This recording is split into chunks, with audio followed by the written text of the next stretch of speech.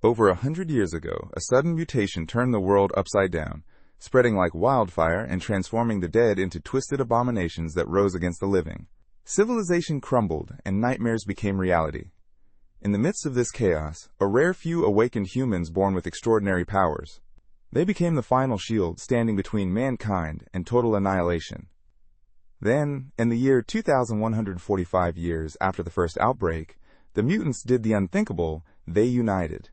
For the first time, they formed a global force so powerful, it pushed humanity back to a single last refuge. And on that final battlefield, the horror reached its peak. Humans were torn apart like shattered blades, lifeless bodies strewn across the war-torn capital of Huaxia. Towering flesh monsters, grotesque with scattered eyes and jagged teeth, marched across the field. To them, humans were nothing more than tiny, fragile dolls. "These things won't stop coming," muttered a third-order mechanical archer, a brown-haired teen standing beside a fellow third-order psychic supporter, a girl with long brown hair. "Most of the first and second order awakened are already down. If this keeps up, even we third orders won't last," shouted a heavy hammer warrior, struggling to hold the front line.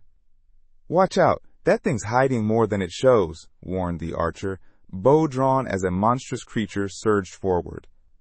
They fought back with everything they had, but it was no use. The beast's tentacles snaked around them, lifting them off the ground like rag dolls.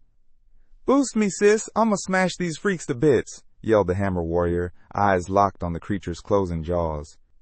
"The mucus on these third-order mutants. It's hiding psychic energy," the support girl warned, voice strained as the tentacles tightened their grip. "This is it. We're done," the archer gasped, heart pounding as panic set in. Then, slivers of golden light tore through the air, slicing clean through the creature and shredding the tentacles into countless pieces. "What was that?" they gasped as they dropped to the ground, surrounded by steaming chunks of what had just held them captive. They turned, eyes wide, blood streaked across their faces, and saw him, a young man standing before a blazing light, cape billowing in the wind, sword in hand. One of the divine level awakened. "Lord Yi Ning!" they cried out in awe. Black hair, brown eyes. He stepped forward and said calmly, "Don't throw your lives away." The trio rushed to his side. "Sir, you couldn't have come at a better time," said the archer. "Thank you for saving us, Lord Yi Ning," the support girl added. But Yi Ning's eyes sharpened. Something was wrong. The archer felt it too. He raised his weapon, shouting, "Above you, Lord Yi Ning." "There's still one more. It's a type we've never seen before." Hovering above was a nightmare made real. Multiple arms and twisting tentacles, a gaping eye surrounded by teeth embedded in its chest, horns jutting from its head, and scarlet eyes glaring down from a face striped in black and white. "How dare you hover over Lord Yi Ning? I'll crush you!" roared the hammer warrior as he launched himself toward the sky, aiming straight for the floating monstrosity. Time seemed to freeze. The creature slowly turned its chest, where an enormous eye was embedded, toward the two squad members closing in. In an instant, everything changed. The archer and warrior convulsed mid-air, blood spewing from their mouths. Their bodies twisted unnaturally, then vanished, erased from existence, as if they had been swallowed by the sky itself. Only their weapons clattered to the ground. The support girl watched in horror, paralyzed, then clenched her fists as a surge of fury ignited flames along her arms. "You monster! I'll burn you to ashes!" she screamed. But before she could even raise her hand to strike, the creature suddenly appeared behind her. One of its massive tentacles whipped forward and was stopped in a flash. Yi Ning stood between them, sword raised, blocking the blow with a clash of sparks. Two third-order attackers taken out in one move. This thing isn't just another mutant, he thought, pushing back with grit. This is no ordinary third-order threat. Keeping the monster at bay, he barked, "Fall back, I'll handle this." She hesitated for a second, then nodded, thoughts racing. "In a battle like this, I'll only hold him back." "Please be careful, Lord Yi Ning," she said, then turned and ran, vanishing into the chaos. The creature recoiled, slipping free from the deadlock. Yi Ning gripped his sword tightly, but then half of it broke away and dropped to the ground, split clean through. "Just one hit destroyed my weapon. This is just like the theoretical mutants from military simulations, the ones we thought didn't exist. This is a fourth order." Flames crackled across the field as he stepped forward, determination etched in every move. If I'm going to win this, I have to give it everything. He surged ahead, the ground erupting beneath him as he charged. The beast responded, stretching out its tentacles like a trap. With a mighty swing, he struck, energy bursting out, rocks blasting into the air as an orange beam shot down from the heavens. It should have been the finishing blow, but something was off. His eyes widened. Right before his blade could land, the creature slipped through his defense, closing the gap in a blink. It was right in front of him. "What?" he gasped, stunned. Then, a violent strike hurled him backwards. Ye Ning crashed to the ground, the sword slipping from his grasp, blood trailing from his mouth. The creature approached, slow and looming. So this is a fourth order. We knew nothing about this kind of power, he thought bitterly. I couldn't protect them. I couldn't save the world. Not like this. Tentacles lunged, spearing through him. As blood poured out and parasitic worms consumed his body, the creature stood victorious. And in the control center, the commander stood frozen, eyes locked on the battlefield feed. Ye Ning, the divine-level talent, our last hope in the Huaxia war zone. Has he truly fallen? He clenched his fists. If someone like him can't survive, how long can the rest of us hold out? If only we had found him sooner, trained him earlier, maybe this nightmare could have been avoided. But now, there was only one path left. Slamming his fist onto the control panel, he shouted, "All lines are down! Mobilize the Third Order Awakened! Arm them with the highest yield nukes!" He grit his teeth, voice unwavering. "If we're going down fighting. Humanity will never stop resisting." The sky filled with the roar of helicopters, each one carrying a devastating payload. One by one, awakened warriors leapt out, no hesitation, no fear, transforming themselves into living bombs so the rest might have a chance to escape. Their comrades saluted as they vanished into fire. It didn't matter if they survived. What mattered was that they fought. The world erupted. Blast after blast tore through the land. Flames devoured the ruins of what once was a thriving planet. And then, morning news broadcast. Today marks the 61st year of the Apocalypse calendar, November 6th.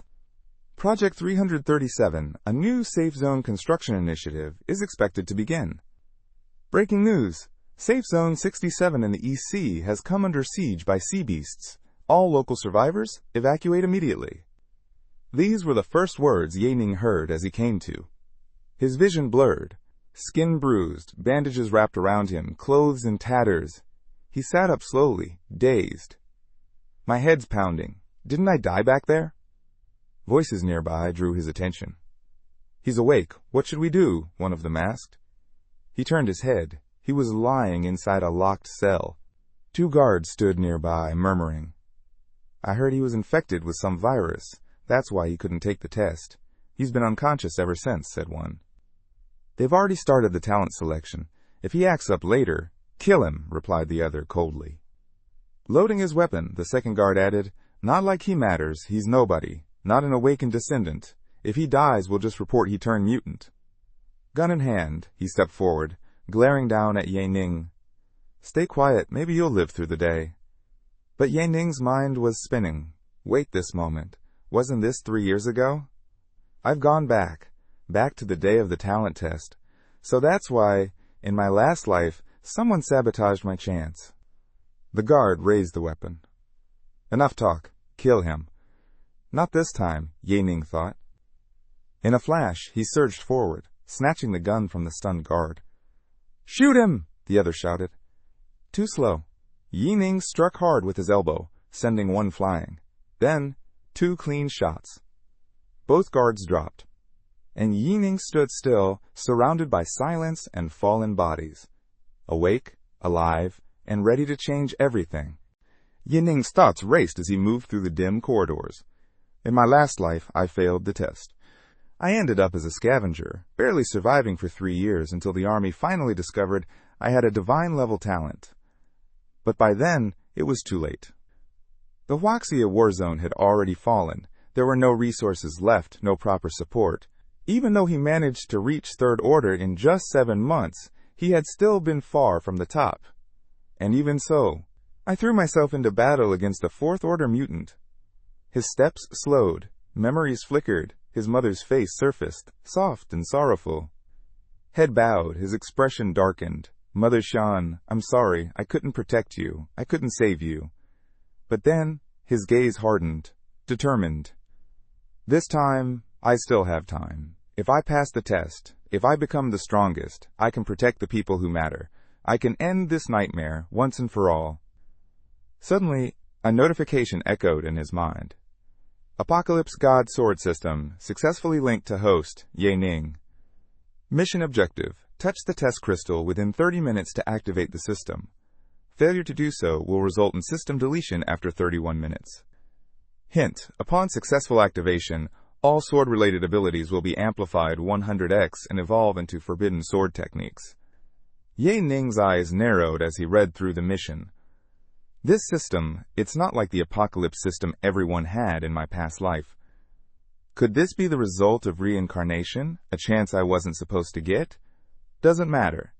Whatever system it is, as long as it makes me stronger, I'll take it. But first, I need to get to that crystal. And fast. The countdown started, 31 minutes. Just then, the sound of boots echoed through the corridor. A patrol rounded the corner. There, one shouted. Raise your weapon! An infect has escaped.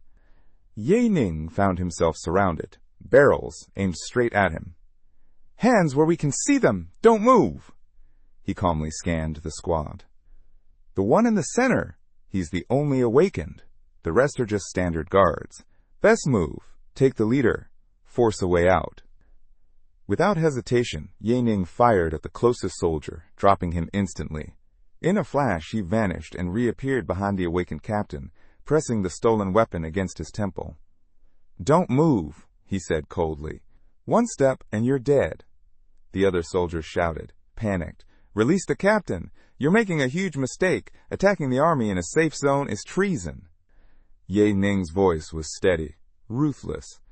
Take me to the testing square. You've got 3 seconds, or he dies. Shock rippled through the group. What is this kid thinking? Is he insane? The captain swallowed hard, sweat dripping down his face. What are you doing? You're just a civilian. You want to take the test? He stammered, desperately trying to defuse the situation. Wait, let's talk this through. Maybe this is all just a misunderstanding. Ye Ning didn't wait for any more talk. Move, he ordered flatly. With the cold barrel still pressed to his head, the captain walked forward, hands raised, muttering under his breath, You're risking everything on one test, kid. Even if you awaken, you won't make it out alive. Meanwhile, in an open-air arena surrounded by towering concrete walls, a large crowd had gathered. A voice rang through the speakers. 100 years ago, in 2042, the apocalypse descended. The world was plunged into chaos. Billions perished. Fewer than 1 in 10 survived. It was then that the first awakened rose, joining forces with the military to defend Huaxia. Today, you stand here to see if you hold that same spark. Pass the test, and you'll become a combat-class awakened defenders of this territory. Fail, and you'll return to the world as an ordinary civilian. The speaker, Liao Tian, a stern brown-haired officer in his 40s and a high-ranking representative of the Tianfeng safe zone, stood at the podium as testing officially began, starting with the descendants of awakened individuals. In one of the side corridors, a voice crackled through a guard's radio. Alert! Infected intruder has taken a hostage and entered the testing grounds. The guards snapped to attention, weapons raised as they turned to face the disturbance. But before they could act, boom! They were slammed to the ground. Ye Ning emerged from the corridor, calm and collected, the gun still pressed to the captain's head. The guards hesitated, surrounding him cautiously. From the stage, Liao Tian took the mic again. Drop your weapon and surrender, now. Any further resistance, and you'll be executed on the spot. The guards took aim, ready for the order to fire. The captain's face was drenched in sweat. Still, Ye Ning didn't flinch. I'm not infected, he said coolly. I'm not here to disrupt the awakening ceremony. I'm here to take the test. Enough, Liao barked. Arrest him. The guards moved in. Without resistance, Ye Ning let the gun fall from his hand. Under Article 137 of the Safe Zone Regulations, he said, voice steady, awakened individuals possess special rights. Disobeying military orders is punishable, yes, but any significant contributions made afterward can overturn such penalties. He raised his hands in surrender, not moving an inch. The moment the gun hit the ground, the captain turned on him with rage. "You think being awakened makes you special?" he spat, slamming his fist into Ye Ning's face.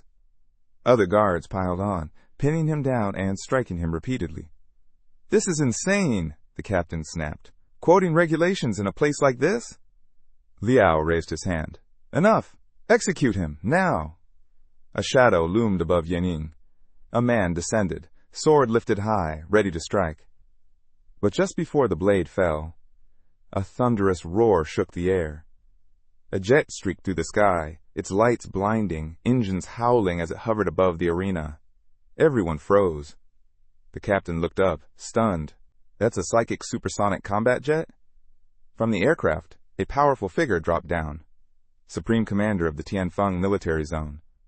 Second Order awakened. Grand Marshal Xiao Hai. The moment the man in the overcoat landed, the impact was enough to shake the ground. One of the guards, stunned, could only think, "That pressure, the test hasn't even begun. Why is the Grand Marshal here?" Standing tall, Xiao Hai stepped forward, blue flames flickering around him, a mechanical arm gleaming in the light. He spoke coldly. "The military zone is in desperate need of high-level awakened. Since he's ready to stake his life, let's see what he's got. If he fails to awaken, execute him." Still pinned to the ground, Ye Ning looked up with a calm smile and said, "Start the test. I'm ready." Xiao Hai waved his hand. "Everyone else, clear out." Ye Ning slowly rose to his feet. Around him, whispers buzzed. "They're actually letting him take the test? As if a lowborn could awaken. Ridiculous. Ugh, it's pathetic how these commoners always think they're special." But Ye Ning wasn't listening. In his mind, a vow echoed. "Last time, I was used. I failed the test, stumbled every step of the way. Not this time. This life, I start fresh. I take control." He stepped up, reached out, and placed his palm on the test pillar. In an instant, it lit up. A pulse of deep, purple energy exploded from him. The organizers looked on, stunned. The other candidates, terrified. The pillar surged with light, shooting skyward. Spiritual energy, that sensation. "I remember this. Let's go." The wind roared as the classification began. Testing talent, current level, D. Testing talent, current level, C. Testing talent, current level, B. Watching closely, Liao's eyes widened. His level is still rising. Could this kid actually have real talent? Testing talent, current level, A. Energy surged harder. Lightning cracked from the pillar as Ye Ning felt it coursing through his organs. "Unbelievable. It's filling every part of me." He smiled. His eyes snapped open, glowing neon purple. This test crystal can take more. With that, he pushed even more energy into the pillar. A new wave erupted. Liao stared in disbelief. "A commoner? With level of talent? That's nearly impossible. Not even 1 in 10 million. Xiao narrowed his eyes. "The final result hasn't shown. Could it be even higher?" The energy spiked again. The pillar trembled. Light poured into the sky. Yennery Slate had gone all in. Every ounce of strength, every shred of focus, right here. People watched in shock. No one could believe what was happening. Ye Ning shouted, "One last surge," and the crystal blazed. Testing talent, current level, S. The candidates scrambled for cover. The force was overwhelming. Xiao stared, frozen. No, something's not right. But the crystal didn't stop glowing. No final result. No confirmation. That could only mean one thing. The test wasn't over. Everyone's eyes locked onto Ye Ning. S-rank talent. Third Order awakened potential? In a moment like this? Without hesitation, Xiao Hai grabbed his military strategy tablet and started issuing rapid orders. Deploy ground armor units. Lock down the perimeter. Mutant attacks are still a threat. Get psychic combat jets in the air on full patrol. No civilians near the square. Seal the upper airspace now. Above them, the test pillar blazed higher and hotter than ever, a beam of energy cutting through the sky. Ye Ning was still channeling, still screaming, pouring everything he had into the crystal. The force was shaking the entire area. This wasn't just rare. This was unprecedented. Then, silence. He stopped. Ye Ning remained standing, palms still on the pillar, as purple flames and thick smoke curled around him. Everyone held their breath. Then, finally, the system spoke. Test complete. No one moved. No one said a word. Just the sound of wind rushing through the air. And then, the result. Xiao Hai took a slow step forward, barely able to get the words out. He's actually... His eyes locked on Yining. A pure blood. An SS rank level. And as if on cue, the system confirmed it. Talent level, SS rank. Zhao's thoughts spun wildly. If S rank potential means third order awakened, then sulfur mono sulfide rank? Without question, he can become one. No, he will become one. Tianfeng is about to change forever. Then suddenly, Xiao burst into laughter. Amazing! Absolutely incredible! Ha ha! Tianfeng's safe zone has birthed a true monster. Meanwhile, Liao stood frozen beside him, face stiff, trying to forget he'd just ordered Ye Ning's execution minutes earlier. Did you hear that? Someone shouted from the crowd. The Grand Marshal himself praised him. Another gasped. This is insane, I'm jealous. A third scoffed. Weren't you the one calling him nauseating before? Someone else muttered. Watch your mouth. That man might be our commander one day. Ye Ning glanced at his hands, still pulsing with the remnants of raw power. SS rank, and yet the crystal didn't even go beyond that. He knew the truth. This talent of mine, it's beyond the human limit, an SSS ranked potential. Even so, SS was more than enough, for now. What really matters is the Sword God system. He opened his interface. His dashboard appeared before him. He exhaled. Mission complete. Then his eyes caught something else. Wait, in my past life, even with the nation's full support, we only reached 2 S-rank skills and 1 A-rank. But now, can this system push me all the way to SSS? His current mission lit up. Sword Skill Acquisition Mission. Objective, learn as many skills as possible. Reward, +4 attribute points. Warning, disclosing system details is forbidden. Violation equals elimination. Ye Ning's lips curled into a grin. Interesting. I've got just the test in mind for this system. But just then, a voice broke his focus. Xiao stepped up beside him and said with a grin, Student Ye Ning, congratulations on your sulfur mono sulfide ranked awakening. So, what reward do you want? Just name it. Uncle Xiao will make it happen. Ye Ning didn't respond. His eyes stayed locked on the system interface. Not even a flicker of emotion. Xiao waited. Nothing. Liao leaned in, unsure. Student Ye Ning? Still no answer. Xiao gave a small laugh, trying to play it off. No response? Well, it's probably just the shock of awakening. It's a lot to process at once. Shaking his head, he stepped closer, smiled warmly, and placed a hand on Ye Ning's shoulder. Come on now, don't be shy. Let's have a chat in my office. With a light chuckle, he motioned for Liao to follow as they guided Ye Ning inside. Once in the room, Zhao began laying everything out while a young woman quietly set down snacks, and a guard stood nearby on standby.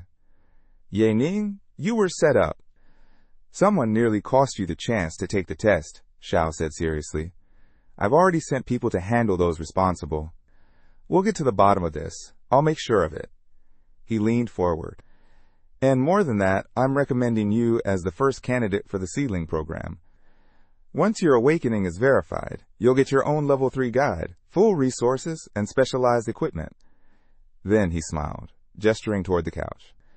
But first, let's talk talent, whatever your plans are. Uncle Xiao's here to help. Ye Ning sat in the armchair across from him, thoughts racing. I can't mention the system. I'll just stick to my cover.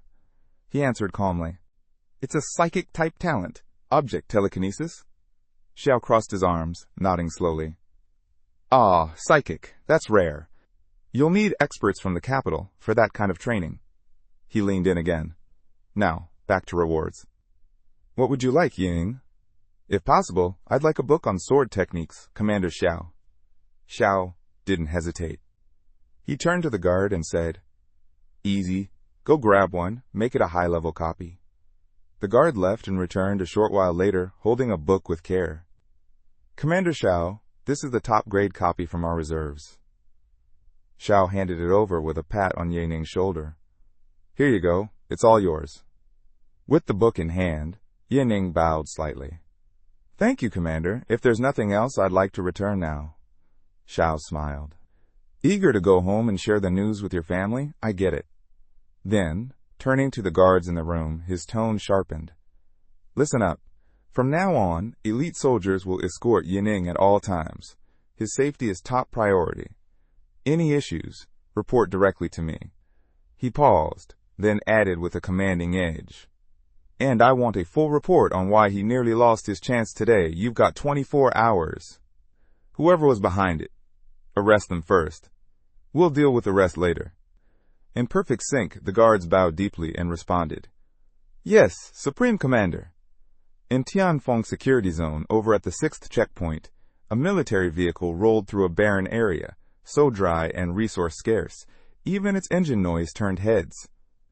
Inside, with his bag slung over his shoulder, Ye Ning looked at the guards and said, "You can drop me off here. I'll head home on my own." The soldiers nodded and waved him on.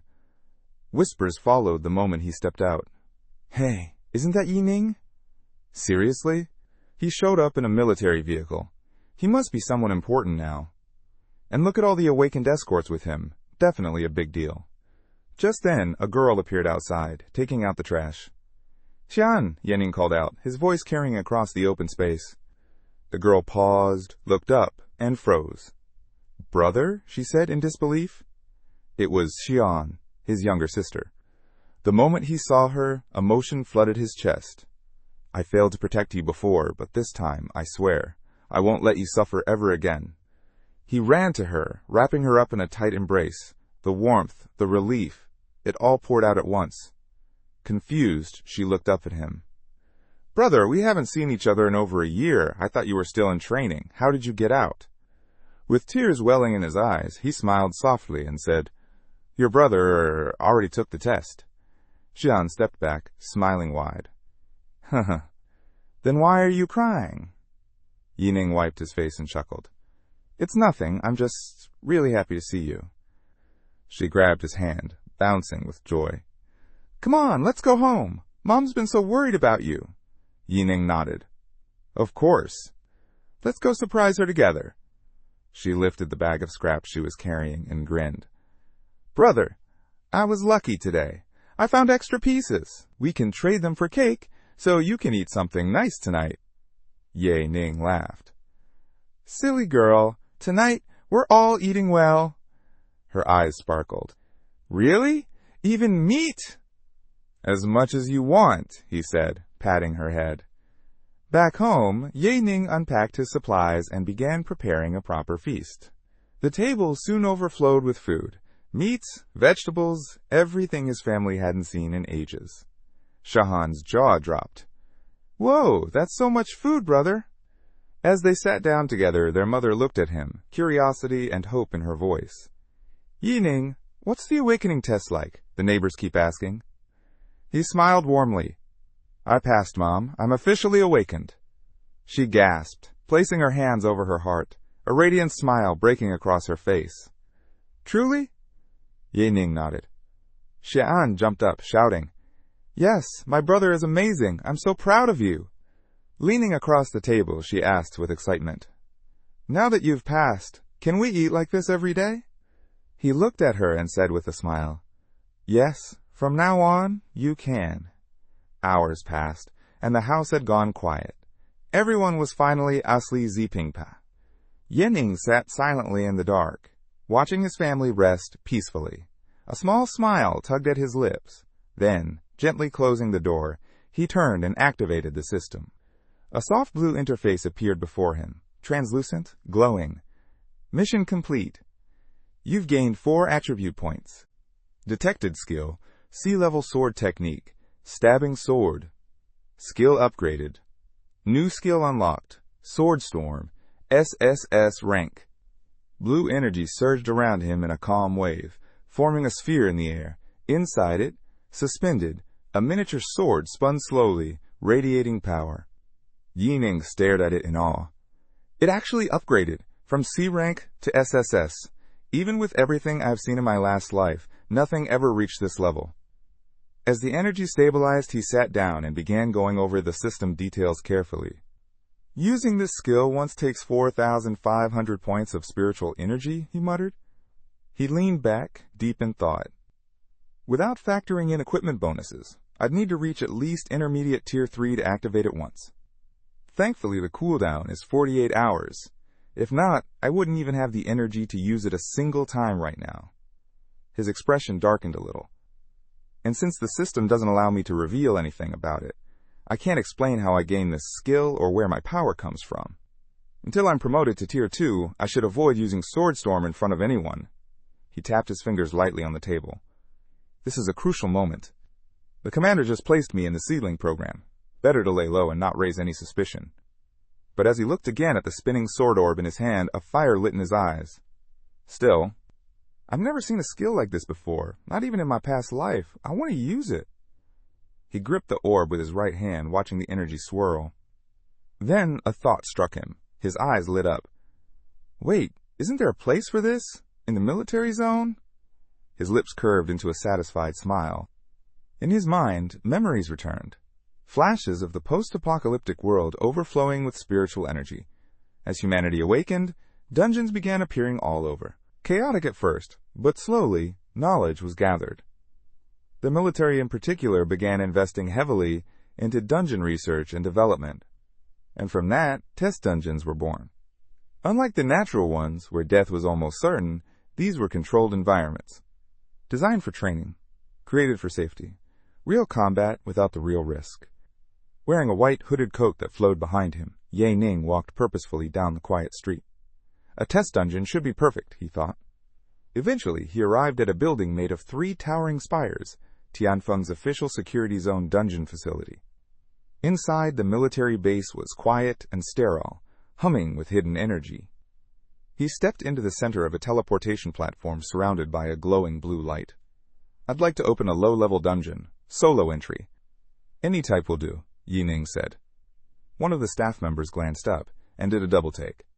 That's Yining, the one with the SSS ranked awakening? The commander looked at the request, then spoke with concern. We can open a dungeon for him, sure, but solo? He frowned. With your current strength, going in alone is dangerous. Wouldn't it be safer to have backup? Yining already held the activation device in his hand. I'm just doing a quick test. I'll be right out, he said calmly. And with that, he pressed the trigger. The blue light enveloped him. His body began to fade, becoming translucent, merging with the light, until he was gone. He materialized inside the test dungeon. The system's interface appeared. Danger level, low. Looking around, he realized the environment was a replica of a city, desolate, crumbling. This must have been modeled after the early days of the apocalypse, he thought. And judging by that, the only weapon available here is probably a dagger. Off to the side, he spotted a glowing blue rectangle, an equipment station. He stepped toward it and placed his hand on the panel. A soft vibration pulsed through his palm. A dagger formed within the light. He pulled it free, a small grin forming on his face. Hand in pocket, he looked it over. Perfect. The weaker the weapon, the better I can test my skill. That's when he sensed it, something watching him from nearby. He spun around just in time to catch a shape darting from behind a wall. It leaped toward him. A grotesque creature lunged, a mass of twitching meat, rows of jagged teeth, and a giant eye on its head. You came alone? Yining thought with a smirk. He sidestepped the attack with ease and muttered, Give me points. In one swift motion, he drove the dagger into the creature's eye. The monster screeched before collapsing in a heap, dead. He stood, blade shining faintly in the dim light. Not bad. Time to hunt. Moving deeper into the dungeon, Ye Ning kept his eyes sharp. He pushed open the next door slowly and came face to face with another abomination. This one had 4 beady eyes and twin rows of lower teeth. It charged, drooling, hunger in its gaze. With precise timing, Ye Ning slammed a punch into its head, then followed up with a powerful kick. The monster flew back, crashing to the ground as black blood spilled out. Even though my body's not at its best, the combat skills I kept from my past life make this easy. But if I really want to push my limits, I'll need something more challenging. He paused, spotting an escalator nearby. Let's take the stairs, he muttered, and headed up. After weaving through a few abandoned shops, he glanced toward the square ahead. The boss should be over there. But suddenly groans echoed behind him. Then more and more. A swarm of zombies had picked up his trail. Great, he muttered. They're multiplying fast. He sprinted through the ruined streets, but no matter how fast he moved, more creatures emerged, drawn to him like moths to flame. A shame, really. No matter how many of these low-level things I kill, it won't raise my spiritual energy at all. They chased him for nearly an hour. Finally, he climbed up onto a fire truck, the undead swarming beneath. He looked down at them, calm but firm. I still need to find the boss, he said. But first, I've got to clear you all out. He ran fast, vaulting, over wall after wall, until a sharp system alert cut through the silence. Boss region detected. Warning, boss region detected. In the heart of the main square, he came to a stop. Not a single lesser zombie dared approach. Their fear was clear. Only wind and dust moved around him. Then, a thunderous roar ripped through the air, and the system chimed again. Maximum level 1 mutant, corpse chewer incoming. Spinning around, Yi Ning saw it. A hulking, crab-like monster slamming into the ground with bone-shaking force. Despite its size, it was alarmingly quick. He didn't hesitate. Sprinting forward, he muttered to himself, "If your skills fall short." In one fluid motion, he leapt onto the creature's shell, flipped high into the air, and aimed his dagger downward. As energy charged at the tip, he finished his sentence. You can always ditch the dungeon, no shame in that. The dagger blazed with glowing blue light. The system prompted, "Skill ready." Without missing a beat, Ye Ning unleashed it. A piercing beam of energy exploded from the dagger, crashing into the mutant with terrifying force. The sky lit up as the beam drilled into the monster, its massive shell melting away. A violent explosion tore through the square, kicking up clouds of dust and leaving a crater where the boss once stood. This was the storm of swords. One strike. That was all it took.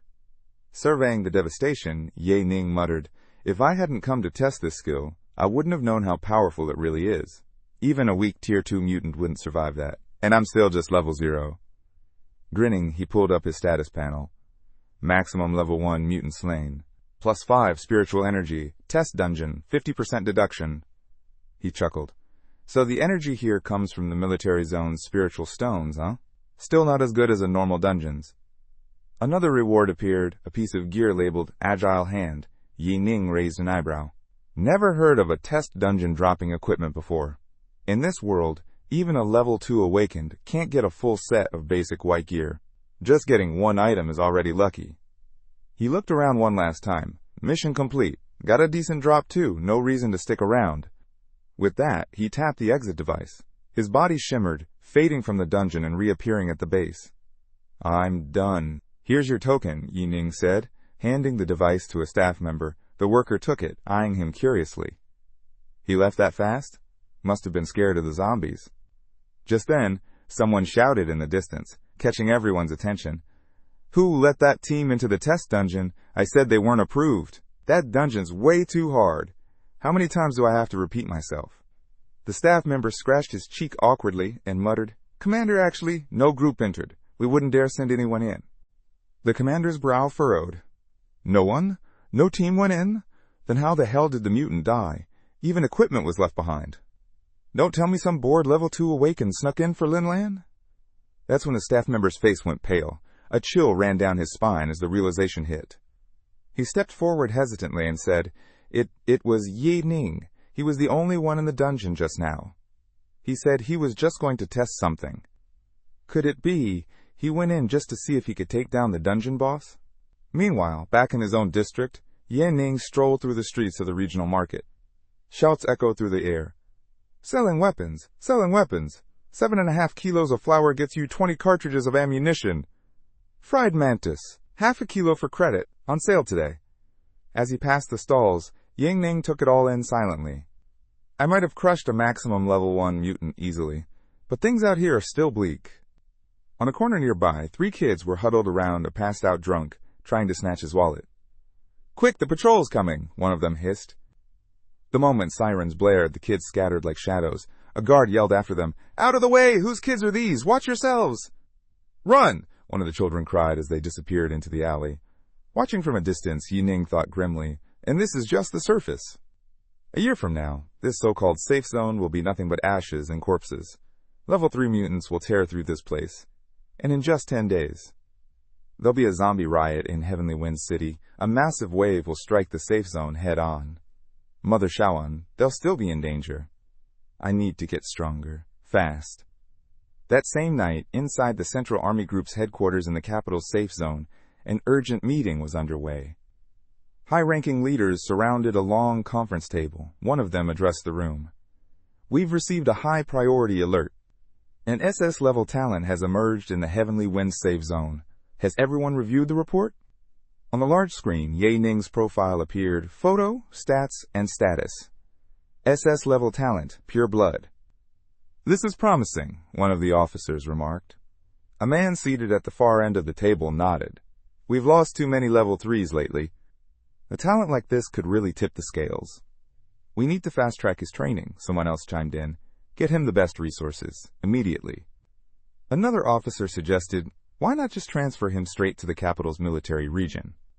Assign him a top-level instructor, maybe even someone from the Commander-in-Chief's team.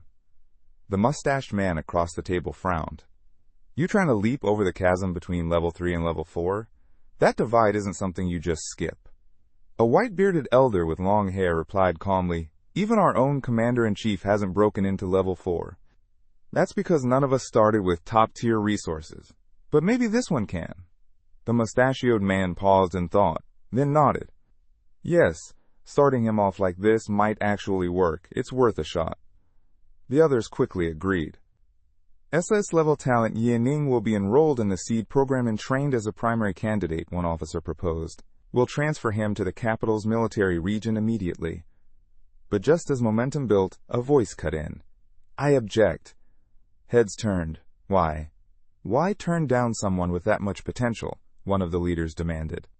A third official muttered under his breath, "Ugh, is the 4th military region starting trouble again?" The man who'd objected, wearing glasses and gloves, calmly stood and stated his reasoning. "Did none of you read the last paragraph of the urgent report? Ye Ning awakened a psychic system." The room fell silent. In 70 years of records, there hasn't been a single psychic who reached level 3. Their physical stats are the lowest. They're support types, not fighters. Without others backing them up, they're sitting ducks. He continued, "Promotion missions from level 1 to 2 depend on sheer luck. And from maximum level 2 to level 3, 0 success rate. Not one has made it." The tension in the room thickened. No one spoke. Then the chief commander leaned forward and made it official. "He's right. Let's not overhype this. Resources are limited. We can't afford to waste them." The next day, Commander Xiao received headquarters response. Yi Ning's candidacy was denied, his value downgraded. "Psychic system users can't reach level 3, the report stated coldly. "His evaluation barely qualifies as A rank, possibly lower." A guard turned to Xiao. "Sir, do we still provide him the support we planned?" Commander Xiao closed Ye Ning's file and set it aside. "Absolutely not. HQ's made it clear. He has no potential. Cancel everything. Pull back the personnel assigned to him." The guard hesitated. "Also, about the investigation into the person who blocked Ye Ning's test, the suspect committed suicide. Should we still pursue it?" Xiao leaned back, eyes narrowed. "I only agreed to that investigation because I thought he had promise. But now, what's the point?" The guard nodded and left the room. In Ye Ning's district, the military vehicle rolled up quietly. A guard stepped out, delivering the message with practiced caution. "Ye Ning," he began, "the final decision is in. Your potential has been assessed as level 2. The SEED program has been canceled. There's no need for further participation. All protocols have been concluded. Take care." Without another word, the guard returned to the vehicle and drove off. Ye Ning stood there, silent, unmoving, eyes fixed on the road. "Level 2? They think my potential stops at level 2? My talent is SSS level. Even if the results show SS, that alone should be proof enough. So, the Heavenly Wind safe zone is already being closed in on, swarmed by mutants. Right now, nobody takes psychic awakening seriously. They're treated like trash, and no one has figured it out yet. The reason awakened ones can't reach level 4 is because their psychic stats are too weak. They've been ignoring the one system they should have been training from the start. I didn't expect such a simple truth to go unnoticed in this world. Even veterans can't see my real value. Should I head to the capital? Tell them I'm an SSS level talent? That psychic awakening is the key to breaking through? Forget it, no one would believe me. First things first, restore my strength. Once I hit level 3 again, everything will change. I've got the Sword God system, I've got the Storm of Swords. Compared to my last life, this beginning is already miles ahead.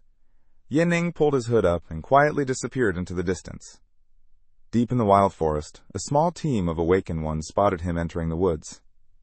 "Hey, you with the shotgun," one of them shouted. "Wanna team up? We're hunting level 1 mutants. Safer in numbers, you'll get some experience too." Yosling turned slightly, shotgun slung across his back. With a small wave of his hand, he declined. "Level 1 mutants barely give any express. With so many of you, there won't be enough to go around. I'll pass."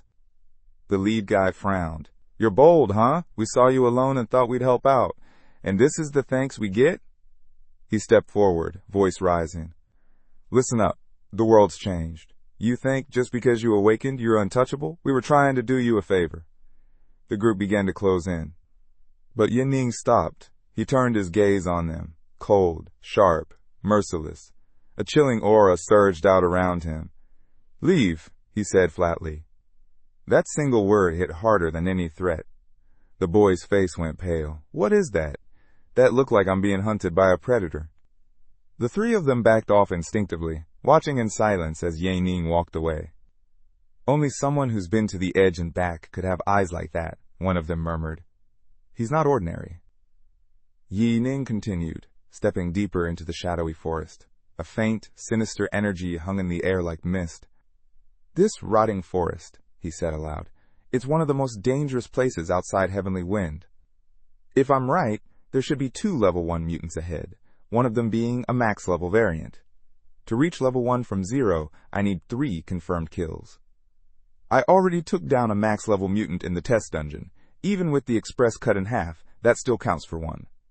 2 more mutants to go, then I level up."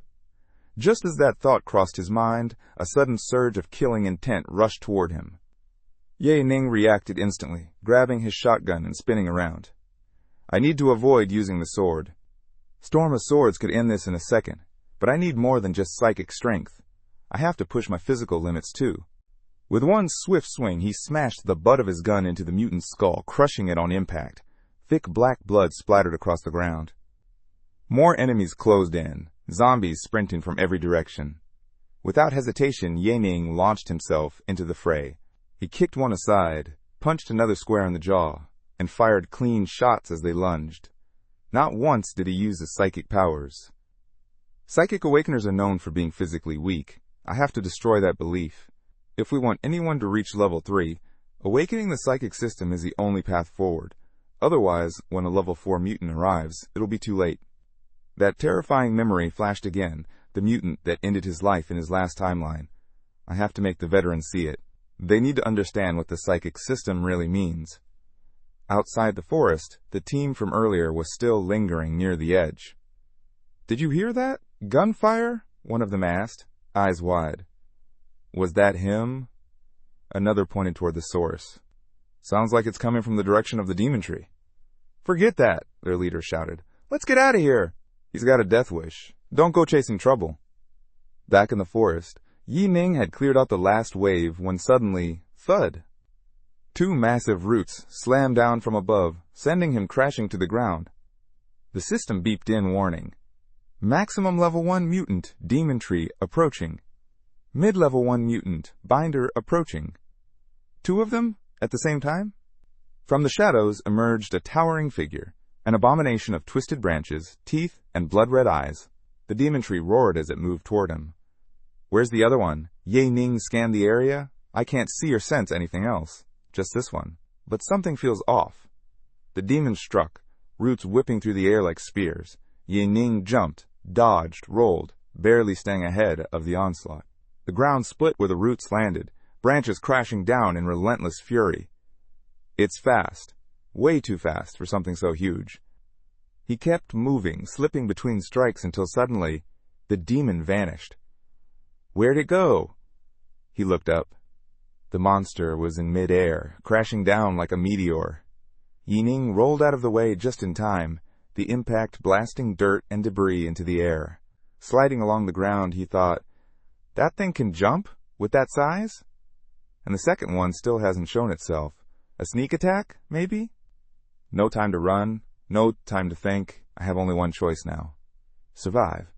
Gripping the shotgun's handle tight, Ye Ning swung it hard, slamming the barrel into the demon's body.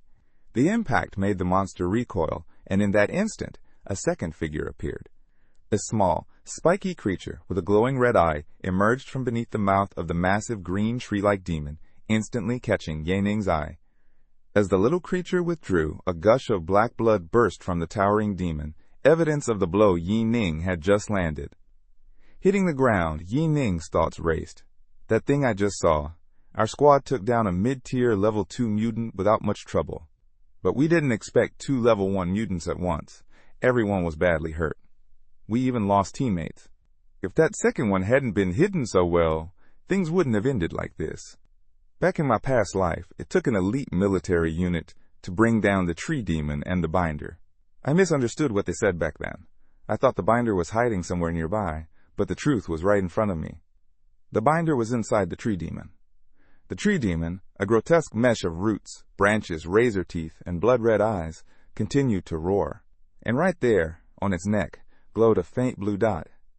Watching closely, Yi Ning pieced it together. So that roar from the binder, it's a power boost for the tree demon. But it doesn't last long. And every time the boost resets, the tree demon steps back.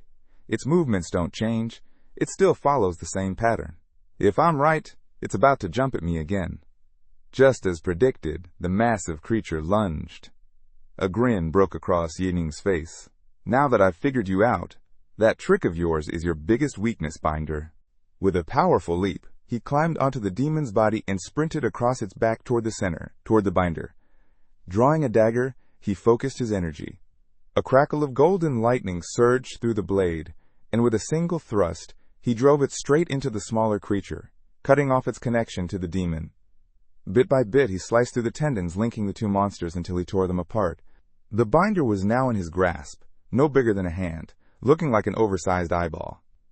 You're nothing without your host, Yi Ning said coldly, clenching his fist and crushing the creature into a pulp. The tree demon let out a furious roar, flinging its roots toward him in a wild attack. Without hesitation, Yi Ning unsheathed his dagger once more, golden energy still blazing from the blade. His eyes locked onto the roots, and with a single swing, he shredded them into 1,000 flying pieces. Calmly walking toward the demon's core, he spoke again. Who would have thought? Without the binder's buff, your power doesn't even reach peak level 1. Sensing its doom, the demon launched itself forward in a desperate final assault, its roots lashing out in one last frenzy. Yi Ning was soaked in the demon's black blood, dripping from his last strike. But he didn't stop. Slash after slash, he kept cutting until the towering monster was reduced to nothing more than a hacked-up tree trunk. Standing before it, he spoke calmly. Enough. It's over. Goodbye, tree demon. With one final, clean strike, he plunged his dagger into the creature's eye. The moment the blade hit, the eye burst, sending out a radiant flash. A system alert followed instantly. You have killed a medium level 1 mutant. Binder. Psychic experience gained. You have killed a maximum level 1 mutant, tree demon. Psychic experience gained. You've obtained white tree demon bark, material, dead tree armor, white equipment, giant claw, white equipment, and a psychic fruit, corpse fruit.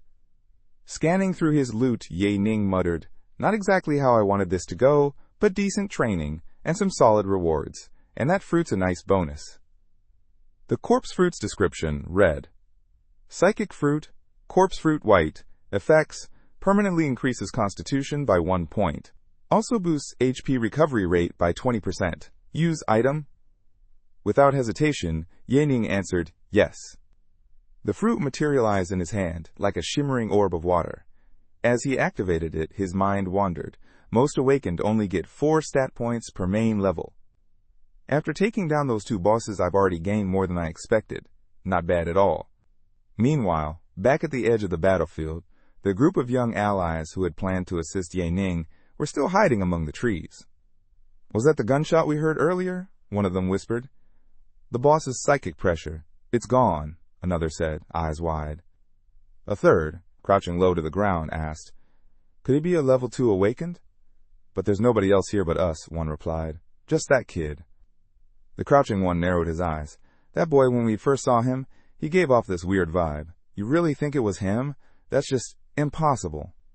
Half an hour later, Yening was already in Celestial City, walking through the wind safety zone, the area where mutant materials were traded. With a packed bag slung over his shoulder, he headed into a shop. Dropping the bag onto the counter, the vendor looked up and asked, are these the materials you'd like to exchange? Take everything. Give me a price, Yening replied. As the shopkeeper started evaluating the contents, Yening thought to himself, sure, I could use the system's trading channel, but at my level, every resource counts. Selling directly like this is just smarter. Another clerk joined them, a blonde woman with pale eyes. After reviewing the materials, she spoke up. Hello? 4 of these items come from a max level 1 mutant. We can use them to craft both armor and offensive gear. The estimated value is around 697 credit points.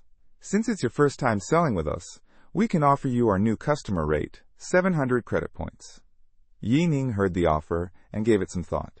In a world like this, 700 credit points was no small amount. That could buy over 200 kilos of meat, or hire 7 to 8 mercenaries.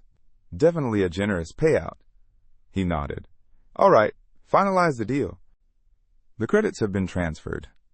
Please check, the merchant replied, handing over a card. Another shop assistant, who had been quietly observing, added, we also deal in weapons, equipment, and firearms. Custom orders too, if you have any special requests. Need anything else, sir? Taking the card, Yening asked, got any skill books, sword techniques? We do, the assistant replied, but they're on the lower end.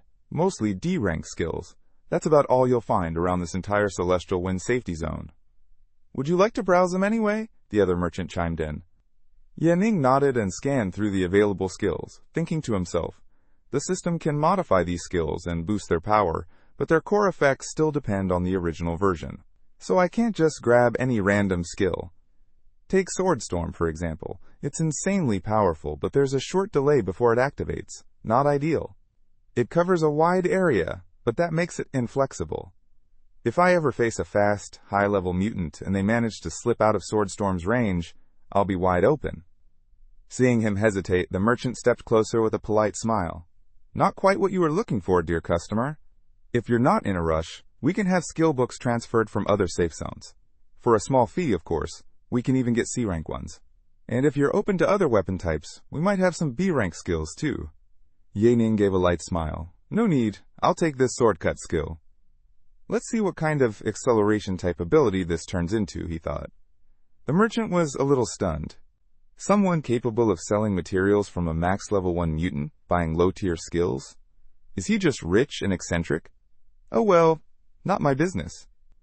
With renewed enthusiasm, the merchant announced, Sword cut skill, 600 credit points, delivering the skill book to our honored customer. He placed the book into a Silly Z Pink gift box and handed it to Yening. Here's your purchase. Thank you. As Yening walked out with his bag slung over his shoulder, the merchants called after him. Take care. Come visit us again. Strolling down the busy streets, he checked his balance. Still got 100 credits left. Let's grab something tasty for Zhawan. His status window hovered faintly in front of him as he made his way home. Back at the shelter, Zhawan's eyes lit up at the sight of the canned goods spread across the table. Brother, why'd you bring back so much yummy food again? She cheered. Yening pulled out even more supplies from his bag and replied with a smile, Didn't I tell you? I'm an awaken now. Things are only going to get better from here. I picked out some snacks just for you, Yening said with a smile. In this post-apocalyptic world, survival alone was hard enough. Snacks had become a rare luxury. Hearing that, Xiaowan's eyes lit up. Wow, brother! I heard only the higher-ups ever get snacks at home. No one around here's even seen them. Beaming with joy, she clutched a can in her hands. Ye Ning gave her a gentle pat on the head. Go on, eat. You'll have plenty more soon, I promise.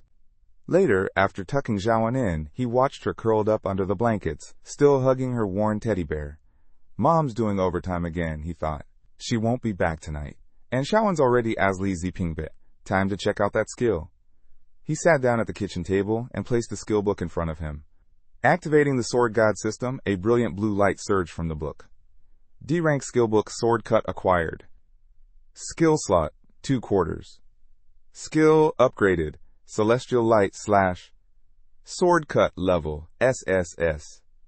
Tiny sparkles of light drifted through the air as the system displayed the skill's details. Yi Ning read through them, nodding to himself.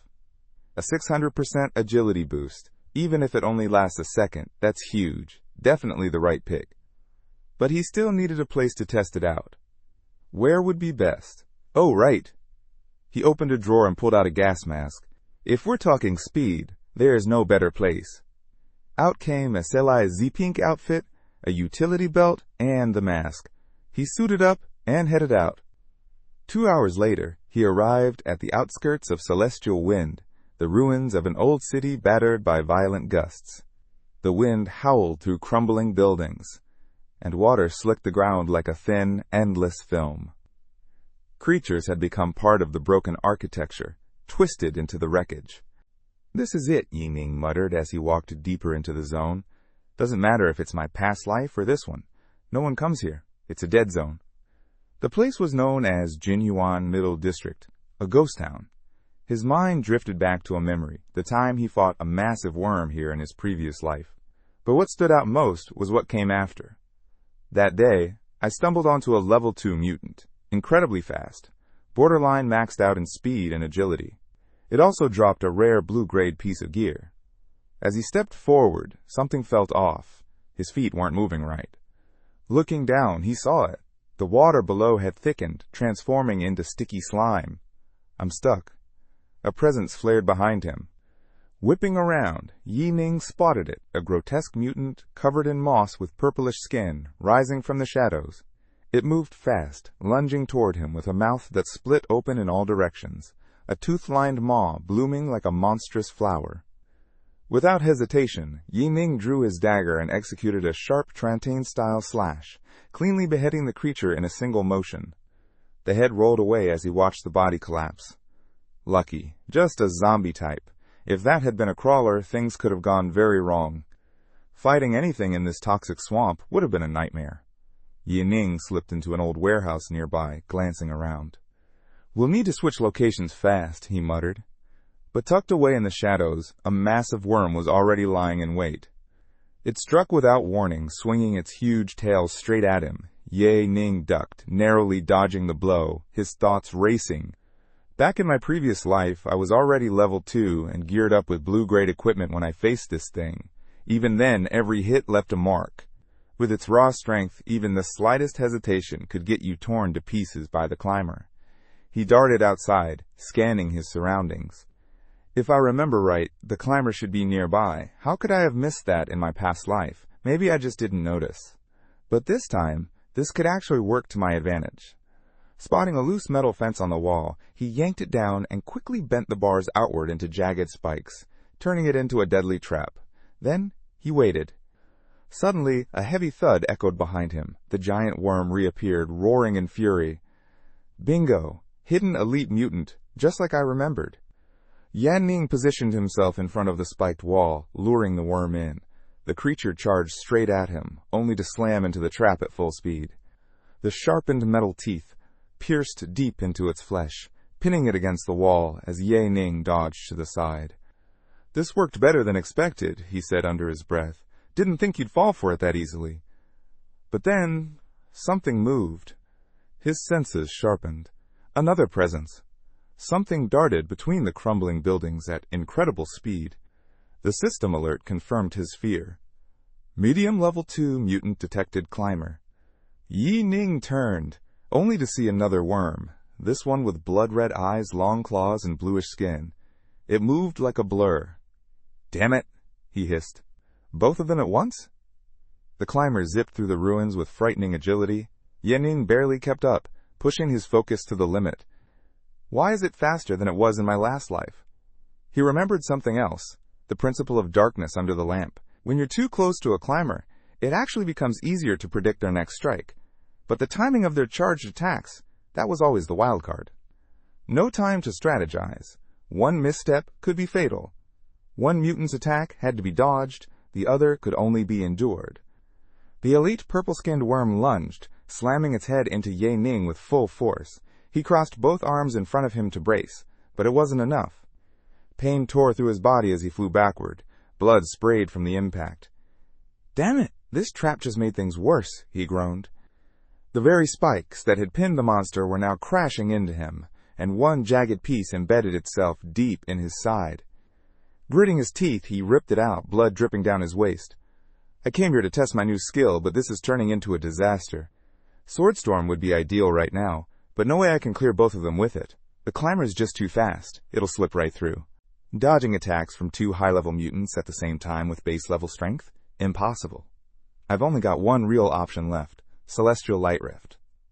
But just like Swordcut, it's single target only." The two beasts let out deafening roars across the battlefield. Then suddenly, something clicked in Yening's mind. Hold on. Didn't the skill description mention that the attack carries the sword's aura? Without hesitation, he took off at full speed, charging straight at the climber. I'm not sure how long the sword aura lasts, he thought, but it's better to assume the shortest possible range. If I add the length of my arm to the minimum reach of the aura, even if it's a single target skill, it might just be enough to hit two mutants at once.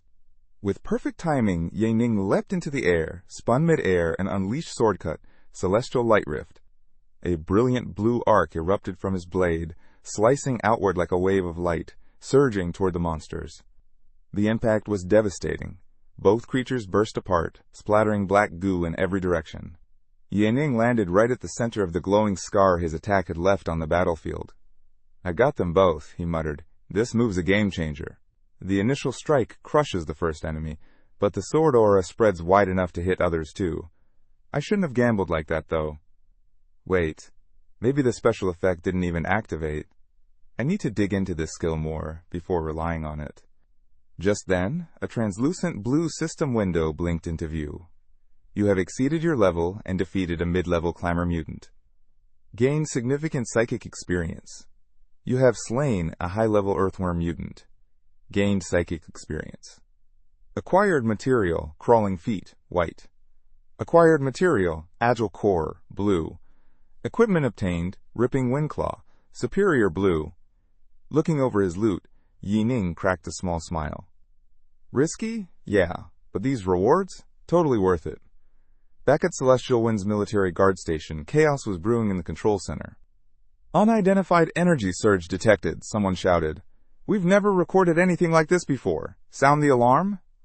Another technician rushed over. "What's going on? Why did the alarm go off?" "Massive energy fluctuations just showed up in the suburbs. Could it be a level 3 awakened out there?" One officer's expression darkened. "None of our level 3s reported leaving base today. This has to be an outsider, either from another military region, or maybe even a covert op from a foreign force. We need boots on the ground immediately." 20 minutes later, a squad in full decontamination suits arrived at the exact location where Ye Ning had fought. Surveying the devastation, one investigator said, "I've never seen battle traces like this." Another added, "There's no one in any nearby regions at level 2 who could pull off a move like that." Just then, one of the investigators collecting samples paused and called out, "Wait, hold on, take a look at this. Based on the residual energy, whoever used this skill unleashed at least 4,000 units of psychic force." The other leaned closer to the monitor. That much power, only a solid mid-level tier 3 awakened could pull that off without dropping to the ground from overload. The first man stood up straight. "This is way beyond our department's clearance. We need to report this straight to the commander." Meanwhile, Ye Ning was making his way through the Celestial Wind security zone. The streets were cluttered with garbage, and passers-by huddled in coats, shielding themselves from the relentless wind. As he checked his stats, he muttered, "With these stats and your build, This gear was the best thing 60,000 credits could buy in my last life. Let's see if I can cash in even better this time around. Night had fallen. Once home, he sat down in front of his computer. It's late. Time to check the marketplace. He logged into a trading forum and posted his item. Barely a second later, a notification popped up. Someone was already interested. That was fast, he thought. This one might sell even better than the last. The message read, "Hi, I want to buy the Ripping Windclaw. Can you give me a good price?" Yin-Ning didn't waste words. 60,000 credits. No bargaining. But the buyer didn't quite get the message. "Friend, can I trade other items? Equipment, skills, maybe food, partial payments?" More messages rolled in.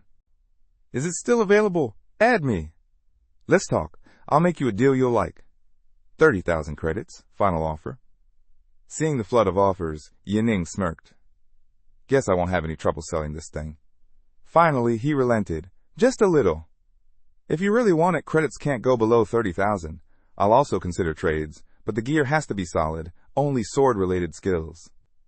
Psychic fruits are the best offers."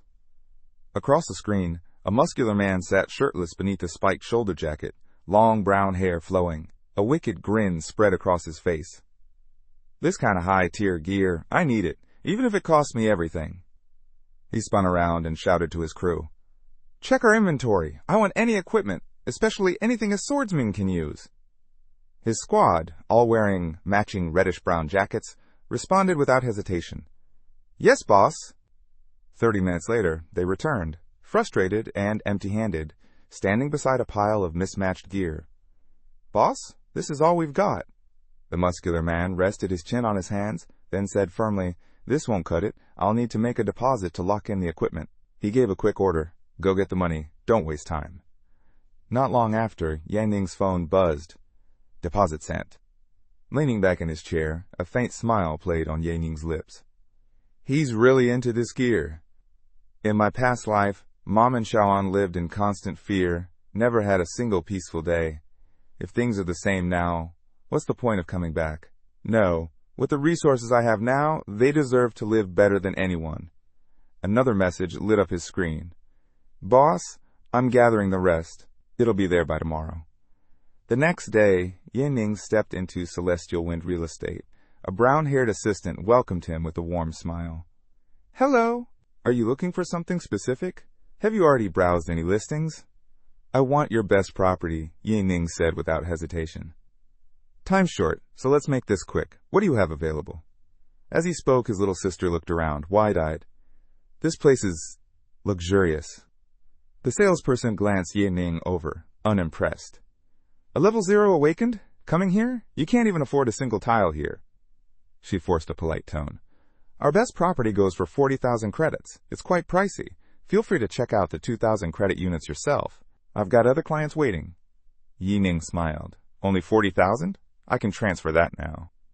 Even his sister was stunned. She'd never heard him speak about money like that. The salesperson narrowed her eyes. "If you're serious, let's do a direct transfer. Ready?" she asked, extending the credit machine toward him, clearly skeptical. "He looks broke, but talks big.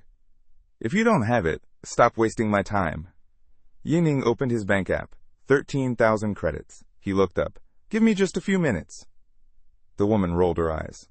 "Really? Don't tell me you're trying to scam me. Like you could pull together tens of thousands in a few minutes." But just then, ding, another message. "Boss, time's tight. I've got 39,375 credits, some equipment, and a few psychic fruits. Can you check if it's enough?" Yin-Ning quickly looked it over. "All white-grade gear, but nearly a full set. That'll do." He nodded, then turned his screen toward the shopkeeper. She glanced at it, and her eyes widened in disbelief. As the notification popped up, "Your 39,375 credits have been sent," Yin-Ning calmly said, "I can pay now." In an instant, the saleswoman's attitude flipped. Her cold demeanor melted into a bright, eager smile. "Oh, big brother, you're truly impressive. So young and already so successful. I was honestly stunned for a second. Are you going to make the transfer now? If not, I'll need to move on to the next client." She leaned in, her tone turning syrupy. "Big brother, whatever you need, I'm here for you. Just say the word." "Please, Come with me to the VIP room. I'll make sure everything meets your expectations. The transaction went through. Yi Ning and his sister stepped into their new home, a palace-like apartment fitted with golden finishes, porcelain decor, elegant archways, and glimmering chandeliers. The place radiated luxury. His sister looked around in awe. "Brother, are we really going to live here now?" "Yes," he replied. "You won't have to dig through trash ever again. Here, take the key. We'll bring Mother here later." As he handed her the key, she hesitated. "But brother, aren't you coming with me?" He gently replied, "There's something I have to take care of. I'll be back soon." Leaping across rooftops, Ye Ning moved swiftly.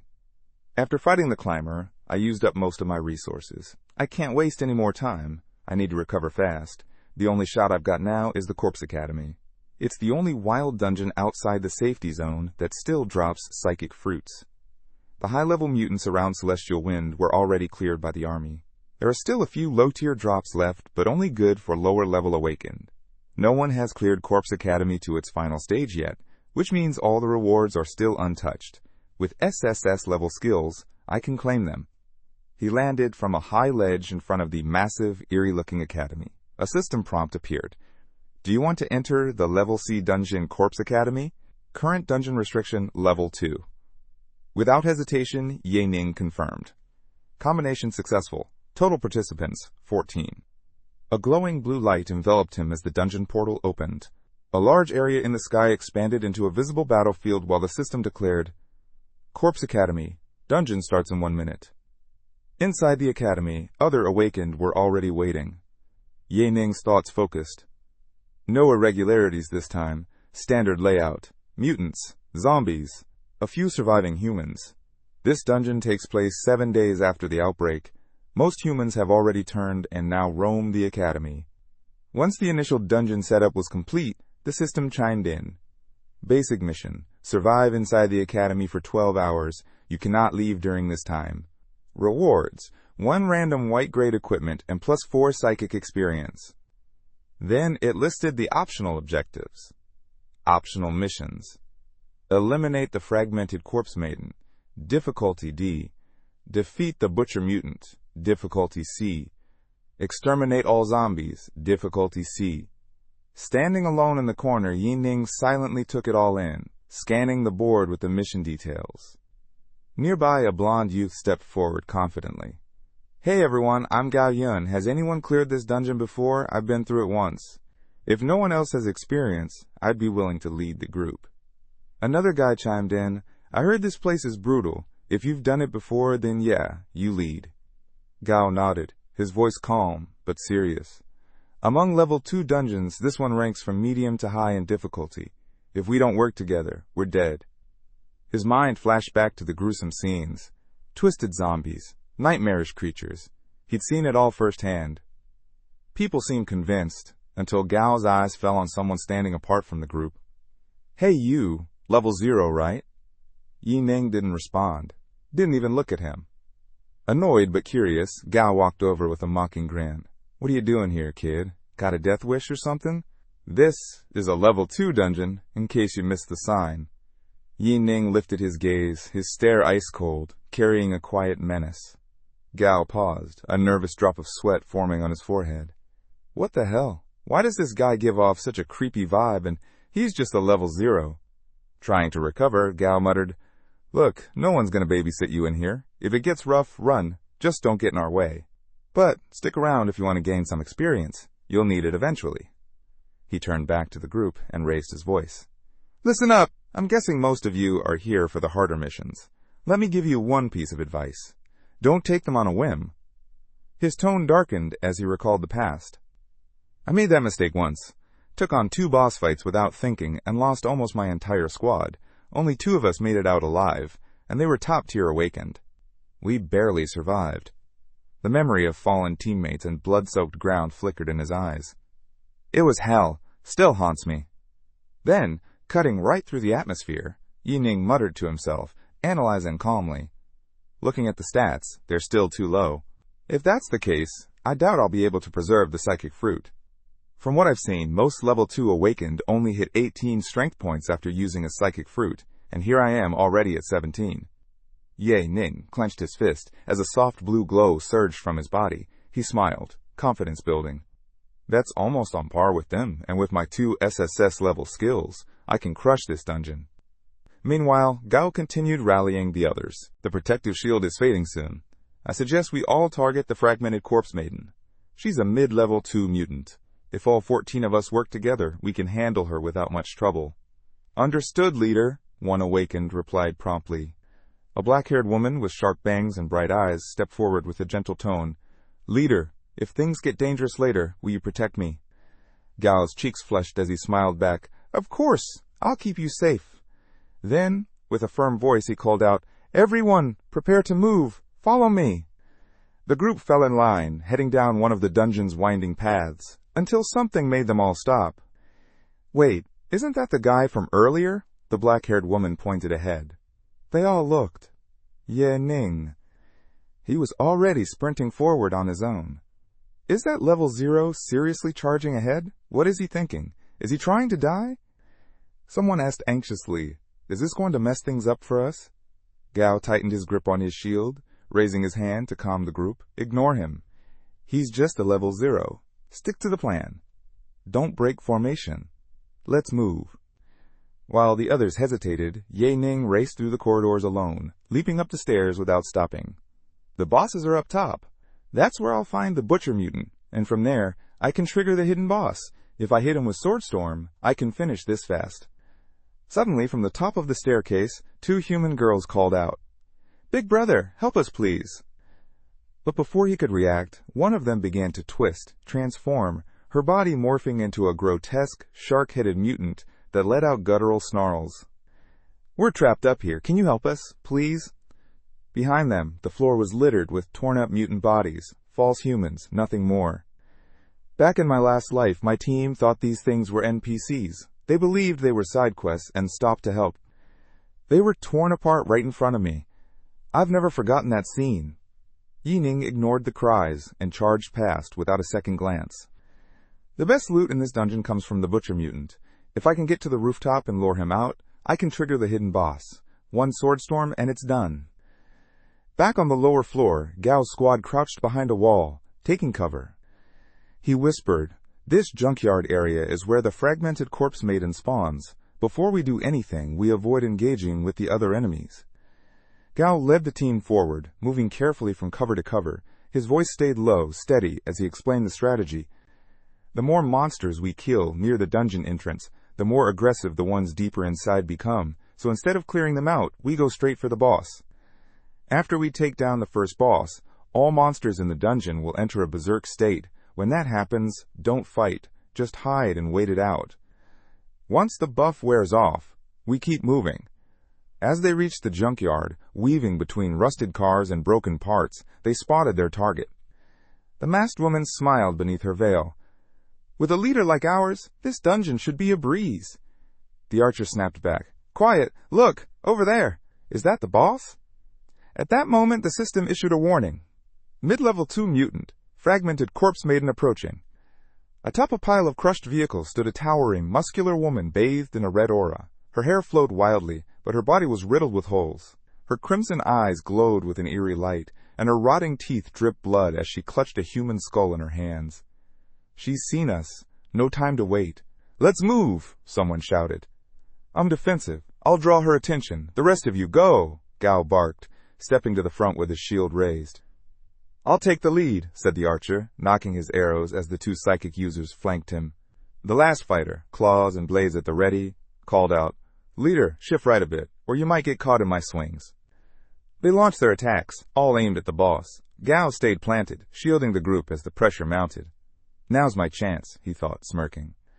He stepped back slightly, then released the ghost. It shot upward, paused in midair, and then dropped like a predator. It landed directly on the archer. Leader, what's happening? Before he could react, the ghost clamped down on his head, devouring it in one savage bite. Why did the boss target us? The others shouted in panic. Feigning innocence, Gao replied, Sorry, I lost control. But the archer was already dead. His twisted body collapsed in a pool of blood. Gao stood firm again, raising his shield as if nothing had happened. All right, everything's under control. Keep attacking. Meanwhile, atop the academy roof, Ye Ning scanned the area. The butcher mutant should be here, so where is he? He checked the mission log and froze. Wait, the butcher mutant mission? It's gone? I didn't accept it. So who did? Back in the junkyard, a series of explosions rocked the battlefield. From the smoke, something emerged, its sword dragging across the ground, sending sparks flying. Everyone stared in horror as a monstrous figure stepped into view, a towering mutant, dragging a giant blade, its head shaped like a jagged pyramid of steel. It looked like something straight out of a nightmare. The awakened ones stood frozen, their voices trembling.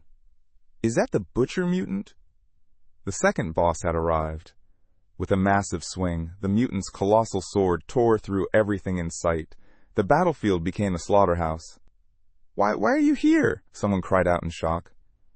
Amidst the chaos, Gao grinned, eyes gleaming with malice. Because I secretly took the mission. As a defensive awakened, I'm never the one dealing heavy damage. It's tough to get good loot through normal clears. But if the others die and the boss is left barely breathing, I can land the final hit. Even with a low score, that's enough for a rare piece of gear. Still standing tall, Gao suddenly pointed and shouted, Who accepted the mission? Was it that level 0 who ran off earlier? He kicked the ghost beside him in frustration. Damn it, that guy's trying to get us killed. Someone cursed, backing away in fear. But Gao pressed forward, running toward the butcher mutant with his shield raised. Aye, Gaoyin won't lose to that brat. Come on, let's go. Channeling energy into his arm, he prepared to launch an attack. He turned back to the group. Don't worry about anything. Just do your best. Still oblivious to his betrayal, the team echoed back. Yes, leader. The black-haired woman flushed slightly, whispering, Leader, you're so kind. From high above, Ye Ning watched the madness unfold from atop the wall. He quickly pieced it all together. So, trying to pin this on me and grab the reward for yourself? Not a bad scheme. Too bad you picked the wrong target. He opened his system panel. There are 2 hidden bosses in this dungeon. Suddenly, 2 additional missions lit up on his screen. He accepted them both. 2 monstrous figures appeared near him, one with a skeletal, demonic form, and another like a massive worm with 3 glaring eyes. Unsheathing his dagger, Ye Ning smiled. What are you waiting for? Come play. The bosses let out a guttural roar and charged at him. With perfect timing, Ye Ning jumped, free-falling from the rooftop. Chasing me in berserk mode, huh? Good. Down in the junkyard, Gao sensed something and looked up, only to see Ye Ning plummeting from the sky with the 2 bosses hot on his trail. The awakened below were being overwhelmed. Tentacles from the hidden monsters wrapped around their limbs and mouths, muffling their screams and snapping bones like twigs. Gao froze. Sweat poured down his face. WH, what is this? A hand landed on his shoulder. He turned. Ye Ning was standing beside him, smiling.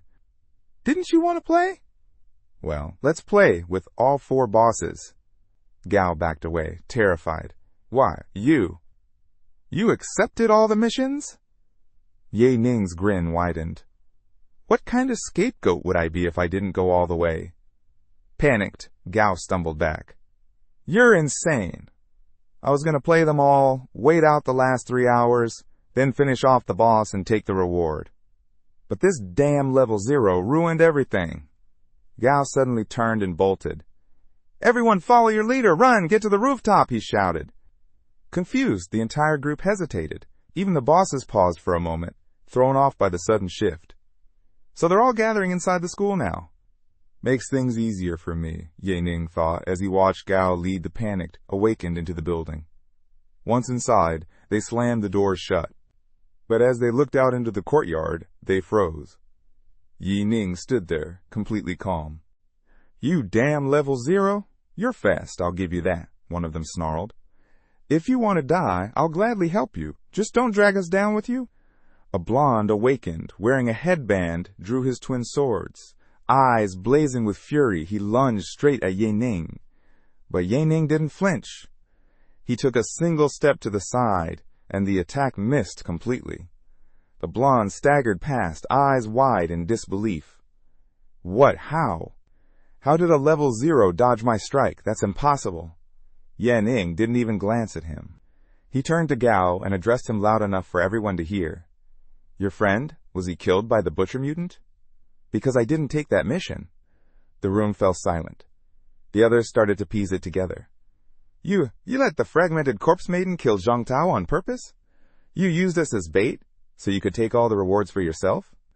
Gao broke into a cold sweat as the group began surrounding him, their expressions filled with anger and betrayal. He tried to regain control. Wait! This isn't the time to fight amongst ourselves. That guy, he accepted all the boss missions. The mutants are coming for us. If we don't defend this building, we're done for. A woman spoke up, eyes wide with panic. Defend? Against 4 level 2 mutants? One of them is the Lord of Corpses. He's already at peak level 2. One of the warriors snapped. Shut it! This building won't go down unless a level 3 shows up.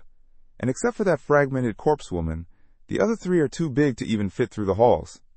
They can only climb from the outside. Outside, the ground trembled. The mutants had started scaling the building, fast. Hammer raised, one of the awakened shouted, We'll split into 2 teams. One holds the windows and rooftops, stop the ranged attacks from the 3 big ones. The other holds the entrance, brace for the corpse maiden and the incoming zombie horde. Suddenly, the doors burst open. Disfigured mutants came flooding in. Spinning his hammer and roaring, the awakened charged forward, his body glowing with energy. If we make it out of this alive, I swear I'm crushing Gao Yun and that damn level 0 with my own hands. Yi Ning, standing calmly behind, turned his head and said, If you want to survive, you'd better hold out to the very end. From above and below, the bosses descended, each unleashing their ultimate moves. Flame explosion! Relentless impact! Ice strike! Balls of fire and shards of ice lit up the battlefield, chaos erupting as their hands glowed with power, and the real battle for survival began. They unleashed everything they had, pouring every ounce of strength into stopping the advancing bosses. The impact rocked the building. Dust exploded into the air. Stones shattered and scattered across the floor. But as the dust settled, the bosses stood tall, unharmed. They're not even scratched, someone whispered, frozen in disbelief. All of us, and we still couldn't stop them? Roars echoed as more grotesque mutants closed in, their jaws gaping, eyes wild. The awakened tried to hold their ground, but one thought kept creeping into their minds. No, my energy's almost gone. I can't hold out. Shield raised, but spirit broken, Gao muttered under his breath. It's over this time. We're really finished. Just then, a voice cut through the chaos. Calm, but full of intent. Yan Ning, standing at the parapet of the building, wind whipping around him, turned with a faint smile. Everything's ready.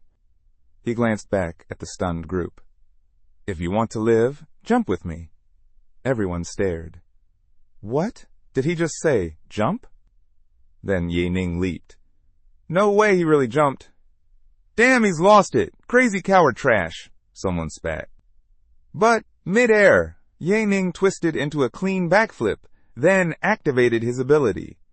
Blue lightning surged around him, crackling through the sky with a deafening hum. A wave of power exploded outward, stopping even the wind for a second. The pressure was overwhelming.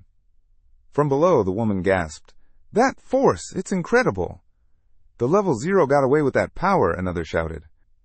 How is this even possible? Gao asked, eyes wide in shock. The one with the hammer suddenly shouted, We're gonna die if we stay here anyway. Let's take a chance. Follow him. Without waiting, he sprinted toward the ledge and leapt. One by one, the awakened followed, diving after Ye Ning. Gao stood frozen, trembling. Thoughts raced through his mind. If I jump, I could die a worse death. But if I stay, maybe I'll survive. I'm defensive. I can take it. From above, Ye Ning looked down at the motionless Gao, now alone in a sea of mutants. You're right not to jump, Gao Yun. He raised his dagger. Sword storm! A massive wave of raw blue lightning burst from the sky, slamming directly into the building. The blast tore through everything. Gao's shield shattered instantly, and the blinding light consumed the air around him. This is, Gao cried out, his voice lost in the storm. Below, the bosses were obliterated one by one, vaporized by the sheer force of the attack. The group barely held on as the ground quaked and the wind roared. Is this really a level 0? One of them muttered, holding on to debris for dear life. As the lightning faded, Yening landed gracefully on the ground, dust settling around him. He gave a small wave. You all okay? The boy with the headband dropped to one knee, bowing deeply. Master, I didn't realize. I spoke to you so rudely before. Please forgive me. The hammer-wielding awakened approached, rubbing the back of his neck awkwardly. About that 0-level dog thing I said earlier. Yeah, that wasn't about you. Yening waved it off casually. Don't worry about it. He looked around, then added, Now, can you handle rounding up the rest of the escaped zombies? Without hesitation, the group bowed. Yes, sir. And with that, Yening turned, leapt from the rubble, and walked away. It's time to go. Everyone watched in stunned silence, especially those who definitely didn't have an active gaydar. The archer's face turned red as he touched his chin, voice soft and hesitant. He's handsome, strong, and young. The girls whipped around, glaring at him in disbelief. Seriously, big brother, that's your type. Let's just go. Meanwhile, Yening landed lightly on the ground, his eyes scanning the area. In my past life, I heard a rumor. The fragmented corpse maiden hides a piece of blue-grade equipment. Her skull, the skull itself. He looked around. The battlefield was huge. Finding it wouldn't be easy. Then, off in the distance, something flickered, a faint glowing blue light. There, he moved toward it. As soon as he touched it, the system spoke. Blue equipment obtained. Skull of resentment. Effect, psychic control, psychic examination. Instructions, place on forehead to activate. Yening smirked. Perfect. This is made for the psychic system. The reason psychics are underestimated is simple. They lack visual, explosive power like the others. He placed the skull on his forehead. But with this buff that's about to change. Soft blue lights danced from his palms. Then suddenly, a surge. A flood of power rushed into his mind, his eyes turning into glowing orbs of deep, light blue. He staggered slightly as the energy poured through his body. Saliva dripped from the corner of his mouth as the raw force overloaded his system. Until finally, he adapted. Raising his head, his gaze now burning with blue fire, he focused. Psychic control. A nearby stone lifted into the air, without a single hand movement, only his eyes. Next, he tested the infamous cursed speech technique. Break. The stone shattered into 1,000 shards. He lifted a hand. Hold. The fragments froze mid-air, each one suspended exactly where it had broken. Then, advance. The shards launched downward in a deadly barrage, piercing the ground below and leaving a cratered impact zone. Yening observed quietly. Not bad, and this is just the beginning. Once I level up, the psychic system will show its true power. He touched his forehead with 2 glowing fingers, channeling his next skill. Psychic examination. His eyes closed as a pulse of blue fire circled his head. Then, data appeared before him, nearby awakened, their positions, outlines, even images, clear and detailed. Looks like the current range is around 29 meters. That'll do for now. Just then, a final system announcement arrived. All zombies in the Academy of the Dead have been eliminated. All dungeon missions complete. Exit unlocked. Upon exit, rewards will be calculated based on overall performance. Yening stepped through the gate and was transported out. More notifications followed. Dungeon completed by Yening. Completion rate 100%. Dungeon rank SSS. Looking through the list of rewards, he nodded in approval. Not bad, the rewards are generous, and I can flip all the white gear online for a solid profit. And then, the moment finally arrived. The system notification popped up. You've reached peak level 1. Please select your level up mission immediately. Yening didn't waste a second. Before picking the mission, let's see what this blue gear gives me. A swirling black vortex materialized in front of him. From it, he pulled out the thunder boots. Inspecting them closely, he muttered, 10 more points to agility, Am I becoming an agility type awakened? Alright then, boots on. Let's get moving to the level 2 mission. Yaning wasn't the type to waste time Esli Jiping. Without delay, he headed straight into the next phase. The Celestial Wind mission, Central District, night. At the central building, he was greeted by a receptionist. Welcome, what mission are you here for? Level up mission, he said flatly. Still yawning, the girl replied. Going from level 0 to 1, right? Yaning opened the mission menu and said, without hesitation, I want all 4 level 2 missions. The receptionist blinked, stunned. Wait, what? All 4? Are you out of your mind, or am I dreaming? Aren't you still level 0? She chuckled awkwardly while checking his profile. Looks like you're the one dreaming. You can't just skip levels like that. And taking all 4 at once? What are you trying to do? Die? Only dual system awakened. Even try that.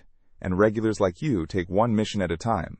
You do know the penalty for failing, right? Without responding, Ye Ning walked over and touched the blue classification sphere. Calmly, he recited, fail a mission and I lose 50% of my main stat points. Fail them all and I'm finished. Maybe even dead. I'll take the risk. He began channeling power into the orb. Boom! A blinding blue burst exploded outward. The girl stumbled back, shielding herself from the shockwave. The sphere cracked. The system confirmed. Peak level 1 achieved. Ye Ning stared into her stunned eyes. Can I take them now? Shaken, she nodded. Yes. That's when someone new appeared. Well, if it isn't the famous sulfur monosulfide level talent, Ye Ning. Ye Ning turned around. A man wearing a cap and cape stood before him. Shirtless, muscles on full display. It's late, and you're still here grinding missions? What's the point? No matter how hard you push, your psychic system won't get you far, the man said. It was Huang Xiao, captain of the Celestial Wind Safe Zone's investigation unit. The receptionist flailed her arms nervously. Captain, wait! Senior Yening is actually... Before she could finish, a team of young operatives showed up, standing at attention. Reporting in, sir! All present! Captain Huang Xiao turned to them and barked. Level 3 battle traces have been discovered at the Academy of the Dead. The higher-ups have issued an urgent command. This is an emergency investigation. Stay sharp. Let's move out. After some time, some people reached an abandoned place. Once, this place had been a zoo. Now it was a graveyard crawling with death. Corpses littered the grounds, and overhead, crows and vultures circled, waiting for their next feast. The team moved forward in silence, following the commander as he strode toward the rusted gates. One student finally spoke up. Commander, why aren't we teaming up with Celestial Wind's Safe Zone? Lately they've been dispatching troops everywhere, like they're hunting something. Could they be after the same target as us? The man in front, Hong Zhongbin, a level 3 awakened, didn't slow his pace.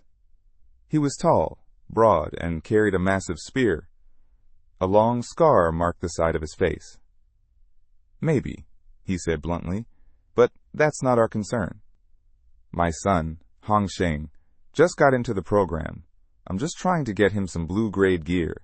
That's all. He paused, then added, Celestial Wind's already been tossed aside by the higher-ups, all because of that sulfur monosulfide rank freak, Yening. A bit of power, and the place started crumbling from the inside. Right now, they're weaker than ever. He glanced at one of his men. Isn't this the perfect time to move? Yes, Commander, the soldier replied with a smirk. Hong Zhongbin looked ahead. But tell me, are we sure about the intel? Is there really a peak level 2 mutant here, about to evolve into level 3? I'm not here for a sightseeing tour. No doubt about it, another soldier replied confidently. The corpse tiger's here, and if we kill it, it should drop blue equipment. Excellent. The commander grinned. Let's go. As they passed through the gates, he gave one clear order. Keep the other monsters away. I'll take the corpse tiger myself. Yes, Commander, the team shouted in unison. From a rooftop nearby, Yening watched silently, analyzing the terrain. 2 of my level-up missions are in this area, he thought. If I play it right, I can handle both at once. He placed 2 fingers on his forehead and activated his psychic vision. His field of view expanded until he spotted the group closing in, led by a powerful presence. Damn, someone else is here, and they've brought a level 3 with them. Suddenly, the commander turned and looked straight in his direction. Yanning froze, then quickly deactivated his ability. Shit. He almost sensed me. This just got a lot harder. If they kill the target first, I'm done. Without wasting another second, he jumped from the building. This can't happen. I have to move. Now. Meanwhile, the students encountered their first threat, two massive beasts standing in their way.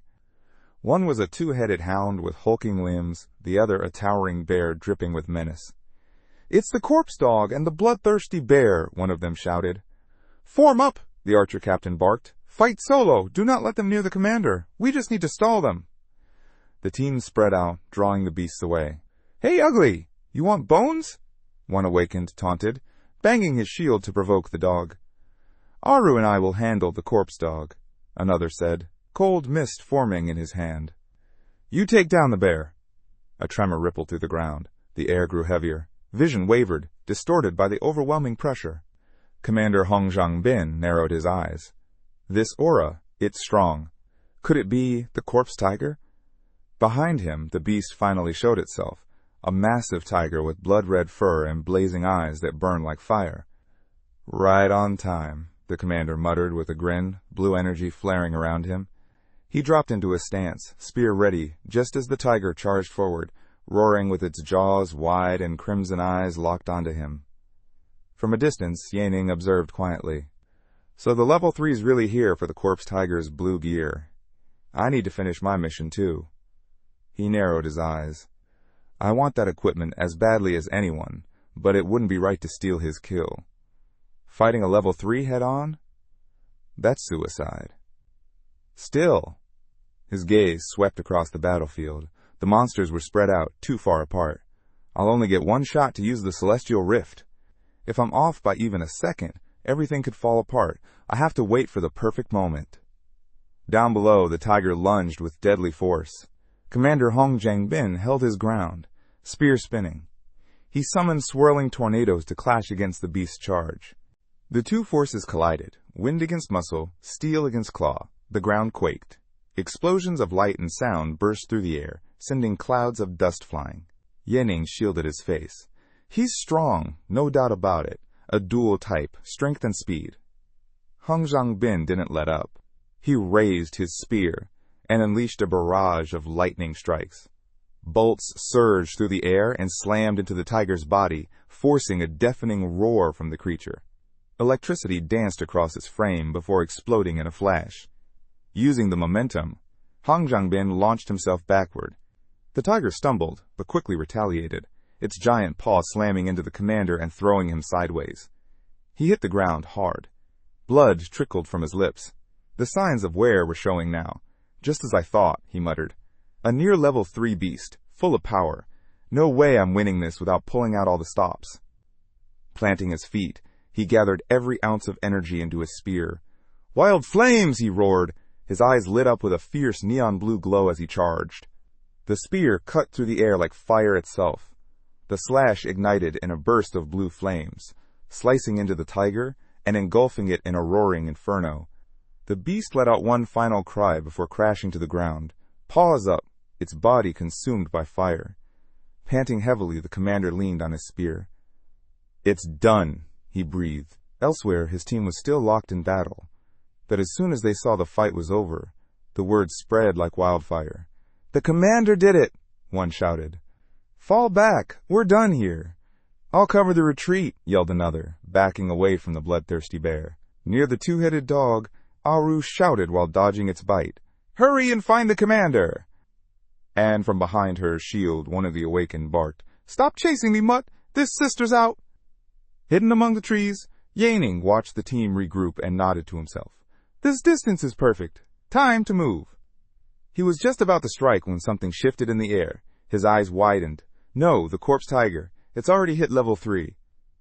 Down on the battlefield, all eyes turned in horror. The massive beast, cloaked in a crimson aura, slowly rose from the ground. Murderous energy pulsed from its body as red dust swirled around it like a storm. The group froze. They're in danger now, Yanning thought grimly, as the surrounding beasts began closing in on the weakened squad. He drew his dagger and whispered, "Celestial Rift." With one swift motion, a brilliant line of light tore through the air. It struck with deadly precision, cutting through multiple monsters in a single slash. Commander Hong Zongbin's eyes widened in disbelief as he saw the wave of power sweep across the battlefield. What kind of ability was that, he thought. This isn't just strong. It's intermediate level 3, high level 3. Right before his eyes, two monstrous creatures collapsed, split cleanly in half. Dust and debris swirled violently, shrouding everything in a haze. Who did that?" someone shouted. As the dust settled, a shocking sight came into view. The corpse tiger's body now lay beside the commander, unmoving. One of Hong Zhangbin's subordinates gasped. "Commander, the corpse tiger! Our corpse tiger!" "Stop yelling!" Hong Zhangbin barked. "I can see it!" His fists clenched, rage bubbling inside him. Someone stole my kill. Someone stronger than me. I can't take them head on. Not now. I need answers. I'll report to Commander Shao at Celestial Wind. Meanwhile, Yaning silently dropped down from the top of the zoo wall, already making his retreat. He stayed hidden, slipping away without a sound. A chime echoed in his mind. The system had logged his rewards. He opened the panel and checked the new item. Tiger resentment gloves. Landing lightly on the ground, he scanned the stats. "These are incredible," he murmured with a grin. No wonder that level 3 commander wanted them so badly. He slid the gloves on, feeling the energy course through them as they activated. With no time to waste, he continued on his path. Elsewhere, inside the Celestial Wind Safe Zone's investigation unit, Captain Huang Shao leaned back in his chair, yawning. "Damn it. I spent the whole night checking out that corpse academy," he grumbled. "Just like in the wild forest. No sign of this mystery, level 3. Who the hell is this guy?" Suddenly, an assistant burst into the room, clearly panicked. "Captain! Right after our team left the area, we detected 2 level 3 psychic energy spikes in Corpse Paradise." Huang Xiao jumped up and slammed the desk with both hands. 2. Again. Are you telling me we've stumbled onto a level 3 nest? Captain Huang Xiao threw on his cape and began walking briskly, adjusting his cap with a sharp tug. "Sound the alert. Wake everyone up and gather them now," he ordered. "If we don't find something soon, Commander Shao will have our heads when he gets back." "Yes, Captain," his subordinate responded, sprinting off to relay the command. But before they could even act, a shout echoed up from below. "Shao! Get out here!" It was Commander Hong Zhangbin, his massive spear planted firmly on the ground, flanked by 2 of his men. His voice cut through the air like a blade. "Isn't that Commander Hong from Zhenjiang?" someone whispered. As Huang Shao approached, he called out, "Commander Shao is currently at the front lines. Why are you so worked up this early?" Hong Zhangbin scowled. "And who exactly are you supposed to be? Can I even talk to you?" "I'm Huang Zhao," Hong said smoothly, "captain of the Celestial Wind Investigation Unit, one of Commander Zhao's best men. Since he's not here, you can speak to me. I might be able to help if it's within reason." He offered a smug smile, clearly underestimating Hong Zhangbin's fury. Hong Zhangbin stepped forward, voice rising. "This morning, I went to Corpse Paradise to take down the corpse tiger. I fought for it, to get blue gear for my son. But just when I had it, a level 3 from your region swooped in and stole the kill." Hong's expression shifted slightly. "Corpse Paradise?" he thought. "That must be one of the 2 energy signals we detected earlier." Hong Zhangbin jabbed a finger into Hong's face. "I'm telling you, a level 3 from your zone has no manners. They just robbed me like a thief. You get that?" Hong calmly pushed Hong Zhangbin's hand aside, his smirk never leaving. "Commander Hong, surely you're joking. Everyone knows we only have 1 level 3 in Celestial Wind, and that's Commander Shao." Hong Zhangbin scoffed. "I knew talking to you would be useless. I'll take it up with your commander directly at the defense line. Let's move."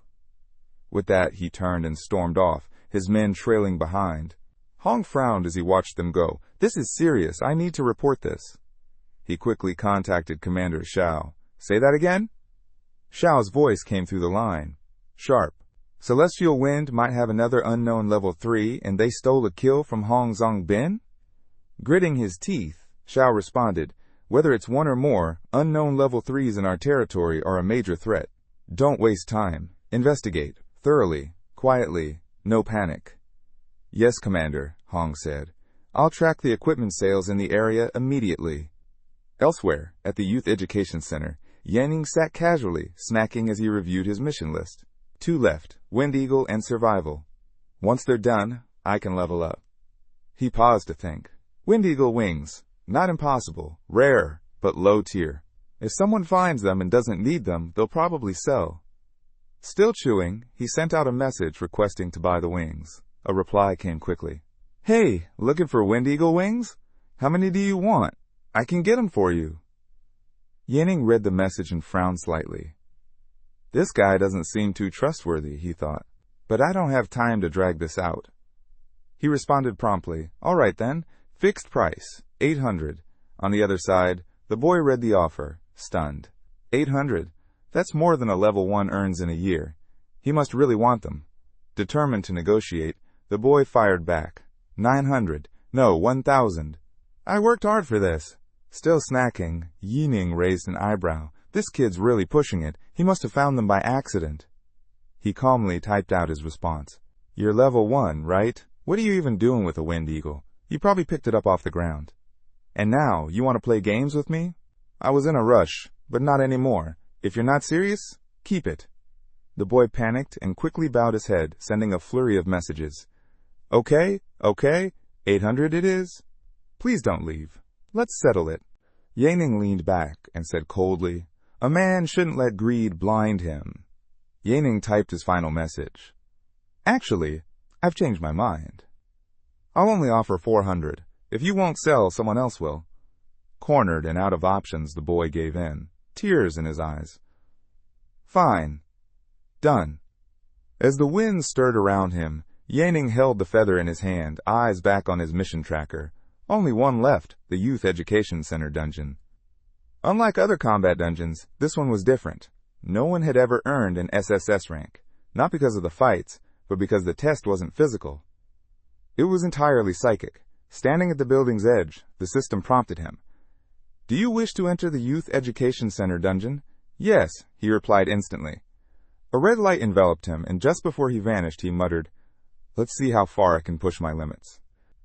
The moment Yanning entered, he noticed the sky had changed. It wasn't blue. It wasn't day or night. It was blood red. As he scanned the eerie landscape, he realized he wasn't alone. All around him, others were slowly trying to get up. Ow! My head, groaned Huang Sha, a girl with light hair and a lilac coat, struggling to sit upright. Nearby, a boy named Fang Yuan quietly pushed himself off the ground. This teleportation feels completely different, commented Liang Tengfei, already standing and shaking off the daze. A middle-aged man adjusted his glasses and stepped forward confidently. Hey everyone, I'm Li Zhiping. I've reached peak level 1 in the willpower system. I assume you're all from the same system. He looked around the group. The air was thick with red mist, giving the place a horror movie vibe, unnerving and unnatural. Big bro, what kind of question is that? Liang replied. Of course we're from the willpower system. No one else would take this kind of leveling mission. Yeah, another chimed in. Our system is practically useless in combat. We couldn't take down a mutant even if we all teamed up. Wang opened his mouth to say something, but Li Ziping cut in, raising his hands with an awkward smile. You're not wrong, kids. We're weak in battle, but this dungeon isn't about strength. It's about willpower. That gives us a real chance here. He adjusted his glasses again, more confident this time. I've been through 2 dungeons like this before. If you're all okay with it, I'll lead the team. Uncle Yanning has experience? That's great news, Huang said enthusiastically. Li Ziping turned, looking at the boy who had remained silent the entire time. And you, the quiet one, any objections? Yanning gave a cool, indifferent smile. None. I'm just in a hurry. Can we start already? The system chimed in. Mission triggered. Find and seal the hidden ghost in Fanghua High School. Mission hints. 1. Identify the ghost's location. 2. Do not believe any lies. 3. If the sealing amulet misses the ghost, the mission will fail and result in instant elimination. Liang trembled. A ghost? Those are real? The others immediately huddled behind him. Li Ziping calmly read the mission details aloud. Don't panic. It's called a ghost, but it's really just a person's willpower contaminated by psychic energy at the moment of death. It's still part of the willpower attribute. These things are dangerous. They can't be harmed physically, and they can control others' willpower. He looked around at the group. Our first step is to search the building for clues. If anyone finds the ghost, don't try to fight it. Run, then call for help. I have a way to seal it. As the group prepared to move out, Huang smiled and added, Uncle Yening really knows his stuff. I'm glad you're here. Yening nodded firmly. We need to check the classroom, the archive, and the teacher's room. Let's split into 3 groups. Miss, you're with me. You're not as strong. Teng Fei, pair up with Fang Yuan. Yening, you go alone. If anyone finds something, share it right away. No secrets. Yening headed straight for the archive. He combed through the room carefully, flashlight in hand. Kneeling on the floor, he muttered, There's barely anything here, just a few scraps of newspaper.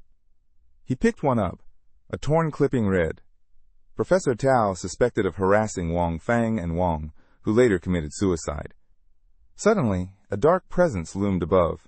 A twisted figure with long black hair and glowing red eyes clung to the ceiling, staring down at him. She lunged, screaming. The room filled with a chilling screech. Yening didn't flinch. He looked up and thought, a female ghost. Could that be Wang Fang? Without hesitation, he crouched again and activated his power. Purple rays burst out, lighting up the room. Complete willpower! Transformation of willpower, he shouted. The energy surrounded him and surged toward the ghost. She fled, vanishing through the window, shattering the glass behind her. Was that a test? Or did she run? Yening thought as he stepped toward the broken window. Then, messages popped up in the mission group chat. Huang Xie typed, Uncle Yening and I found an old report. A fire broke out in the teacher's dorm a year ago. Several teachers died. Liang Tengfei added, There's a contract. Wang Fang's family demanded compensation for psychological trauma. Only their signature is on it. Fang Yuan chimed in. After the fire, Taoist priests were called in. The school had them seal the place with amulets. Yening replied, I found evidence of an assault from a year ago. The victim was Wang Fang. She's believed to have taken her life. The suspect? Professor Dao. Yening, flashlight in hand, stood next to Wang. After reading the updates, he declared, It all adds up. Wang Fang was assaulted. Her family pushed for justice, but got nothing. After her death, she returned as a vengeful spirit. She caused the fire, and priests sealed her afterward. But now, the amulet's seal is broken. Our mission is to find and restore it. Huang Xia, notify everyone. We're regrouping in room 201, the dorm where the fire began. The amulet must be there. Yening paused, eyebrows furrowed. That conclusion a little too neat. How did he know it's room 201? Liang spoke up. Uncle Yening's right. The ghost is Wang Fang. Let's go find her. Behind him, Fang clung to Fei, shaking. Suddenly, he let out a scream. Big bro Fei, something's following us! Liang turned pale. Run! It's Wang Fang! They bolted, yelling, Uncle Yening, help! Back at the dormitory, the others had already arrived. Yening looked around. They're not here yet. I'll wait outside. You two, go search for the amulet. Huang stepped forward. The iron door's jammed. I'll try using my willpower. Before she could act, Yening strode past and kicked the door clean off its hinges. It clattered aside. They exchanged stunned glances. That power, is he from the willpower system? Inside, Yening said flatly, This works better. Hong crouched and picked up a talisman. Smiling, she called out, Uncle Yening, we found the amulet. Yening pointed his flashlight at her, scanning the room carefully. Quietly, he thought to himself, a human-shaped trail. The amulet must have dropped in the teacher's dorm. He turned to Hong. Hey, did any of your clues mention the teacher who died in that room? Hong shook her head. No. Why? Before she could finish, 2 figures burst in, panicked and breathless, screaming, Uncle Yening, help us! The ghost's right behind us! Fang suddenly stumbled. The ghost reached out, brushing his shoulder. He let out a desperate cry as the spirit shrieked with a chilling, tormented sound. Help me, he screamed, then went silent. The ghost surged into him, pouring through his mouth like smoke. Fang Yuan, Liang shouted, watching in horror as his friend transformed. Razor-sharp teeth, claws, double irises, and hollow black eyes. Possessed? Liang gasped, stunned. Fang lunged, sinking his teeth into Liang's shoulder. Chaos erupted. Yening stepped forward, cloaked in a red aura. The ghost's taken over Fang Yuan. I'll handle him. You, get that amulet ready. We need to seal it now. Hong cracked a smile and snapped her fingers. I'm on it. Yening raised the talisman. Amulet, activate! Red chains shot out from Yining's back, wrapping around Fang's body. Willpower restriction, Yining yelled as Fang snarled and thrashed. Hurry! I can't hold him for long, Yining shouted, struggling to keep control. Here goes nothing, Yining said, smirking. Professor Tao! He slapped the talisman onto Yining's back. Blue flames flickered from it. Yining turned, sweat dripping, face twisted in rage. You idiot! You stuck it in the wrong spot. If you waste it now, we're all dead. But Yining stayed calm. Really? Then why is Fang Yuan unconscious on the floor? He asked, pointing at Fang's body. Huang looked over, eyes wide. Fang was lying still, knocked out. Wait! Uncle Yining got sealed and Fang collapsed. Then, she paused, disbelief washing over her. Could Uncle Yining be? Yining stepped forward. Professor Tao, you disguised yourself. Then you used your willpower to mimic a ghost, trying to test our strength and throw us off. You came after me first, but realized I wouldn't go down easily. So you went after Fang Yuan, someone with weaker willpower. You made it look like he was possessed.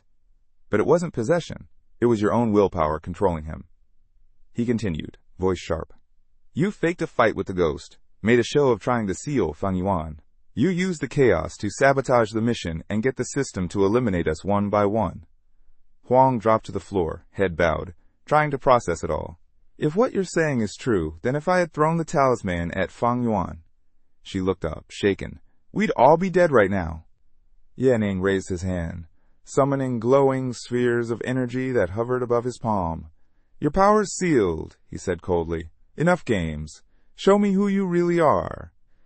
With a flick, the spheres shot forward, slamming into Yining and tearing through him with sharp, precise impact. The old man arched back as a dark aura erupted from his body. His skin blistered, cracked, and melted away, leaving behind a charred husk of what he once was. A voice like grinding rust creaked out of him. My disguise was flawless. How did you see through it? Yining's tone was flat, dismissive. You've been sealed. Mission's done. Why should I explain anything? But the ghost just smiled, darker energy leaking from his form. Heh? You didn't know, did you? There's a hidden mission in this dungeon. Without completing it, forget about that SSS rating. Yining blinked. A hidden mission? The creature's brittle skin stretched as it spoke. That's right. It's why no one's ever scored SSS here. The hidden mission is to make me vanish on my own. It leaned forward, voice low and cunning. Tell me how you figured out I was the ghost, and I'll let you complete it. Yining stood still, arms crossed, thinking it through. Back in the Academy of the Dead dungeon. I wouldn't have found the hidden mission if I didn't know about it from my past life. I was too tied up with military tasks and never got clearance for high-level dungeons like this. He looked at the ghost and said calmly, Maybe I'll believe you. But first, you need to tell me why you even care to know. The creature's eyes glimmered as it replied, Because once you awaken intelligence, everything changes. When the dungeon resets, I keep my memories. Next time, I'll fix my flaws, improve the disguise, and take out even more awakened ones. Wang's face went pale. Intelligence? That doesn't exist in solo-level dungeons.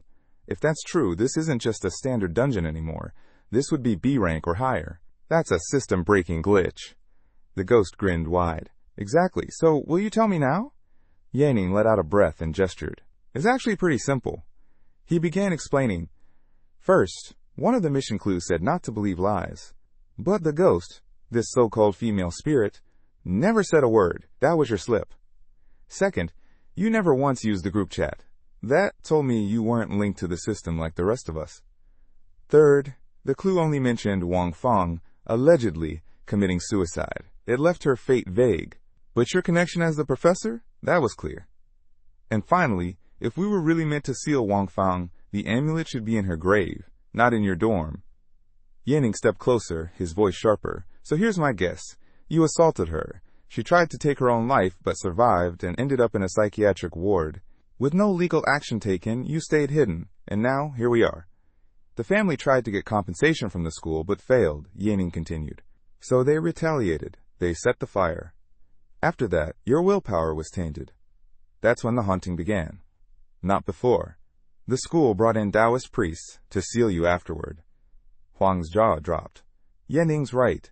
We believed everything Li Jiping told us. Not once did we question him. She thought back. How he remained so calm even after encountering the female ghost. How strong is his willpower? Is he really just first level in the willpower system? With a twisted grin and cracked skin, Tao let out a low laugh. You've got most of it right, but not all. First, the female ghost might not speak until she's sealed. Second, maybe I didn't message the group because I was focused on gathering clues. I even had Huang Xia help me. Third, Wang Feng's suicide and the appearance of the ghost. That was the perfect setup. And lastly, if the dorm is where the harassment happened, of course the ghost would linger there. Yenning smirked. Fair enough. That wouldn't be enough to convince anyone. But like the clue said, we shouldn't believe lies, so I saved the most important part for the end. He raised a hand, gesturing calmly. If you want to know, disappear now. I'll tell you in the last few seconds. The ghost chuckled, entertained. Impressive, Yanning. Fine, I'll vanish. Let's hear it. The spirit began to dissolve, his body fading into the air. Hurry, he muttered, as only his head remained. Yanning stared him down. The most vital thing. Say it, you bastard, the ghost howled, now just a floating mouth. Yanning grinned, voice smooth as ice. The most vital thing is that I was just guessing. The ghost had only a moment to curse his name before vanishing completely. Still in shock, Huang looked at him. I guess you fooled that ghost with a bluff? Yanning turned toward the exit. No time to talk. We're done here. But she wasn't satisfied. Seriously, was it just a guess? Yanning let out a laugh. Of course not. His biggest mistake was saying the talisman was in dormitory 201. No clues ever pointed to that.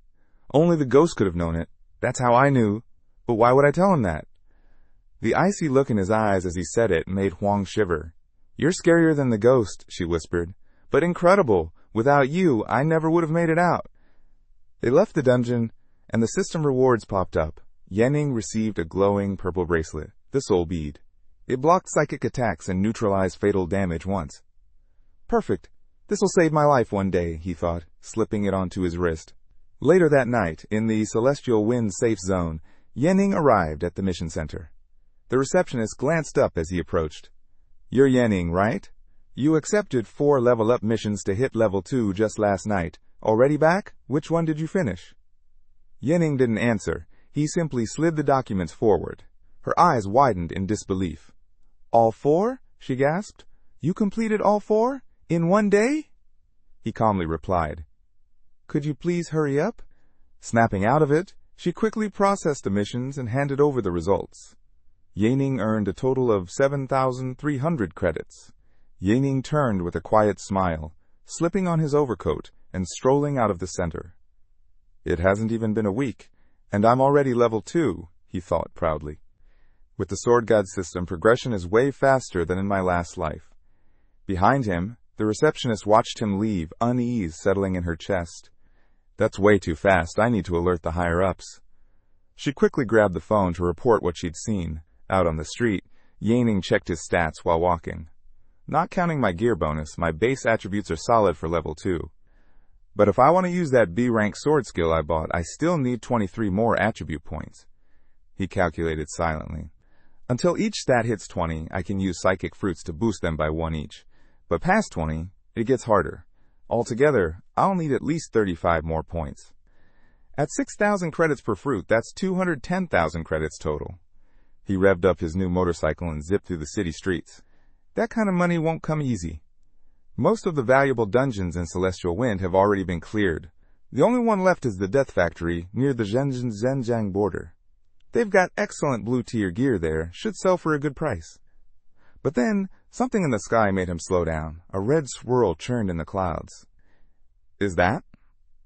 He stopped and stared, eyes narrowing at the crimson vortex above. A zombie wave signal? In his past life, the global zombie outbreak had erupted a year later, but he remembered now, Celestial Wind had suffered a siege even earlier than that. The first wave here, it should hit next week. I have to warn Commander Xiao, there's no time to lose. Without hesitation, Yanning sent a private message to the commander. Somewhere else, Commander Xiao received the alert and paused mid-step, confused as he read.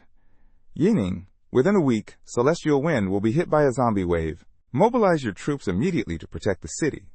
He read it aloud, frowning. Yanning zombies? A second message appeared. Tianfeng will be attacked by a massive swarm of zombies in less than a week. You need to prepare defenses immediately. Zhao stood still, staring at the warning, then waved his hand to close the projection. His tone turned cold. Didn't get an S-class treatment, so now he's trying to grab attention? Or maybe he's just weak and paranoid, jumping at shadows. Arms crossed, he muttered to himself. Since the Great War against the zombies 40 years ago, the world's been calm. Most of those monsters are locked inside dead cities. There's no way they'd get out now. We can't waste our resources on fantasy threats. Our top mission is still uncovering the hidden Third Order in Chenfang. Later, in Tianfeng's safe zone, Xiao barged into a conference room where two men were deep in investigation. Huang Xiao, you said you found leads on the Third Order. Is that true? He asked urgently. The blonde-haired subordinate stood up straight and answered, Yes, Commander. We've identified the most suspicious person, Yanning. Zhao took the tablet from him and scanned through the intel, eyes narrowing. Yanning? That doesn't make any sense. Huang replied, We didn't want to believe it either. But after a full investigation, the timeline of the Third Order's awakening and activity matches him perfectly. Right after Yanning sold the most valuable materials, Huang concluded, and just recently he bought a spiritual residence. That's not something an ordinary person can afford. Commander Xiao listened intently. Are you telling me Yanning is the mysterious Third Order awakened? That's hard to believe. Across the table sat Liao Tian, the representative of the military committee. He looked at Xiao and replied, He only awakened a week ago. Even with an SSS class talent, that kind of progress is unheard of. Take General Zhang, for example. He's a double sulfur monosulfide class in strength and agility. With all the backing and resources he's got, he's only just reached the First Order. Liao Tian stood up, slamming his hand on the table. That tells me someone stronger, likely a Third Order, is backing Yanning. Xiao met his gaze, processing the logic. That does make sense. The army may not support Yanning directly, but other Third Orders could see potential in him. SS-level talents are rare. It's possible someone's quietly grooming him, maybe as part of an experiment. He leaned back in his chair.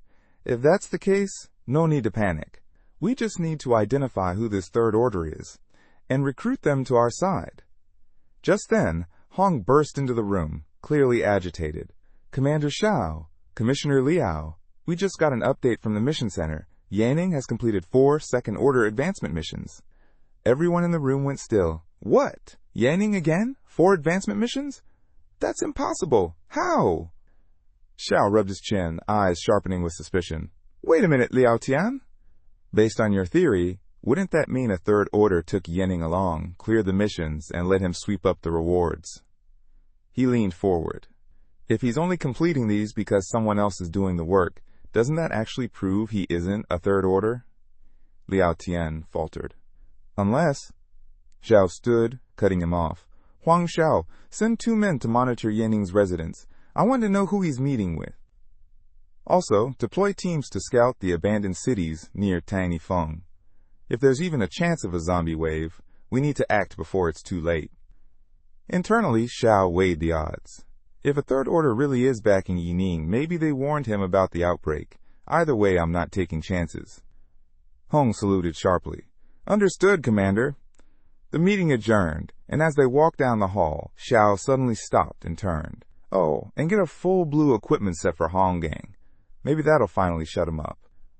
Late that night, at the border between the safe zones of Tianfeng and Zhengzheng, Yanning stood in the shadows of the so-called Death Factory, an abandoned industrial complex shrouded in thick, eerie mist.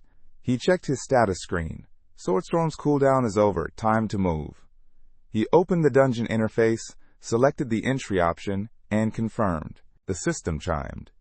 Entering B-rank dungeon Death Factory. Minimum level, Second Order. Participants, 15. Dungeon type War. Objective randomized. The dungeon consists of 7 enemy waves. Rewards are given for surviving each wave. After each wave, a 3-minute vote will allow participants to exit. A 70% majority is required to trigger group exit. If not met, all 7 waves must be completed. Yanning stepped into the fog, ready for battle. The first wave hits in 5 minutes. Get ready.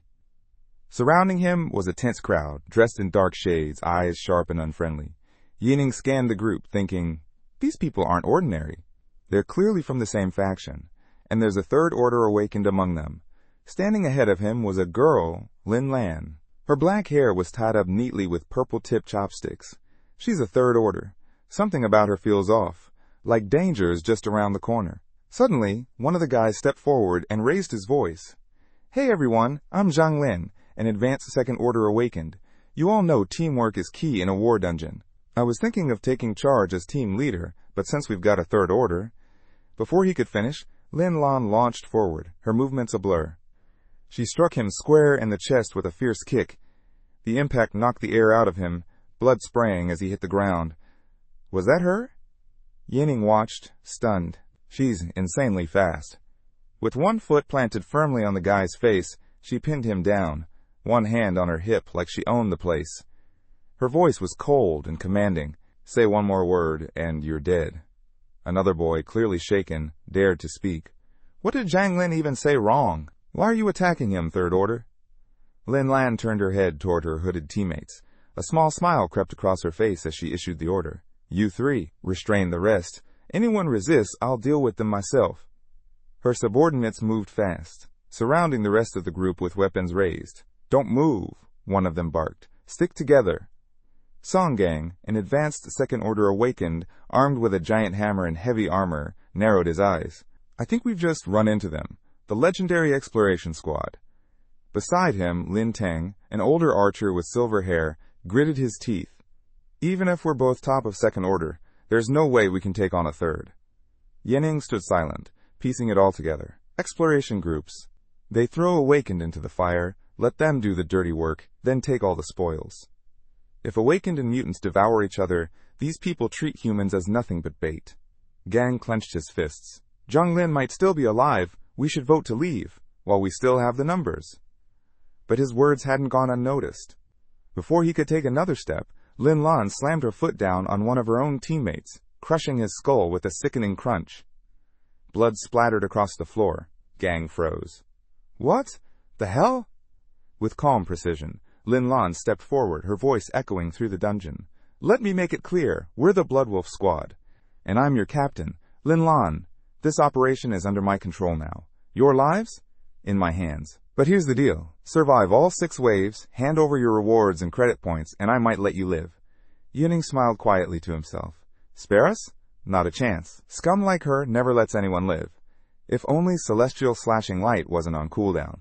With that and Swordstorm combined, I could wipe them out in seconds. But, for now, only Swordstorm is ready. It's strong, sure, but I've got no idea how tough this Third Order really is. And if she's wearing blue-grade gear, if I don't take her out in one hit, I'm the one who'll end up dead. Best play? Lay low. Watch and wait. Just then, Lin Lan called out, taking charge again. The first wave's about to start. Roll call. Name, rank, class, and abilities. I want to know what I'm working with. Gang stepped forward. Song Gang, Second Order Advanced, Physical Class, Close Combat Specialist. Next came his companion, Lin Teng, Second Order Advanced, Agility Class, Ranged Attacker. One by one the others followed. Zhenjiang Tao, Second Order Advanced, Strength Class, Close Quarters. Hong Shao, Second Order Advanced, Agility Class, Ranged. Then it was Yining's turn. Calm and collected, he said, Yining Lin, Second Order Beginner, Willpower Class, Ranged. Lin Lan strutted toward him with a flirtatious grin, lightly brushing her fingers under his chin. A willpower user? In a dungeon like this? That's rare. Shame, though. With a face like that, it's such a waste. Yining just smiled politely, keeping his thoughts to himself. Lin Lan laughed and turned to the others. He's useless. Yining stood quietly, arms crossed, still smiling. Perfect. Let them think I'm dead weight for now. The longer I stay underestimated, the better. Just then, a system alert echoed in their ears. First wave incoming. Enemy count, 100 zombies, 2 first-order mutants. From the shattered walls of the factory, monstrous figures emerged, groaning, snarling, tearing their way into view. The group scrambled into formation. Lin Lan's voice rang out from the rear. Advanced second orders, get ready! I want everything you've got! and if I think any of you are slacking, your skulls will be the first to crack. Gang cursed under his breath. Damn it, they're not even gonna fight. We're the frontline bait, and they're just gonna hang back and watch. Zombies surged forward, while the stronger squad stayed safely behind. Tang moved fast, scaling a crumbling wall for a better vantage point. We don't have a choice, he called out. We fight through these waves or we're dead. Weapons came up, no hesitation. The monsters closed in, grotesque tongues, jagged teeth, claws ripping through the air, mouths wide and ready to feast. Tang readied an arrow, energy crackling at the tip. Gang, you take one mutant. I'll take the other. Everyone else, deal with the horde. Gang slammed his shield into the ground and gripped his war mallet tight. Let's dance, tongue face. See if you like the taste of this hammer. Elsewhere on the battlefield, the long-range awakened began their assault.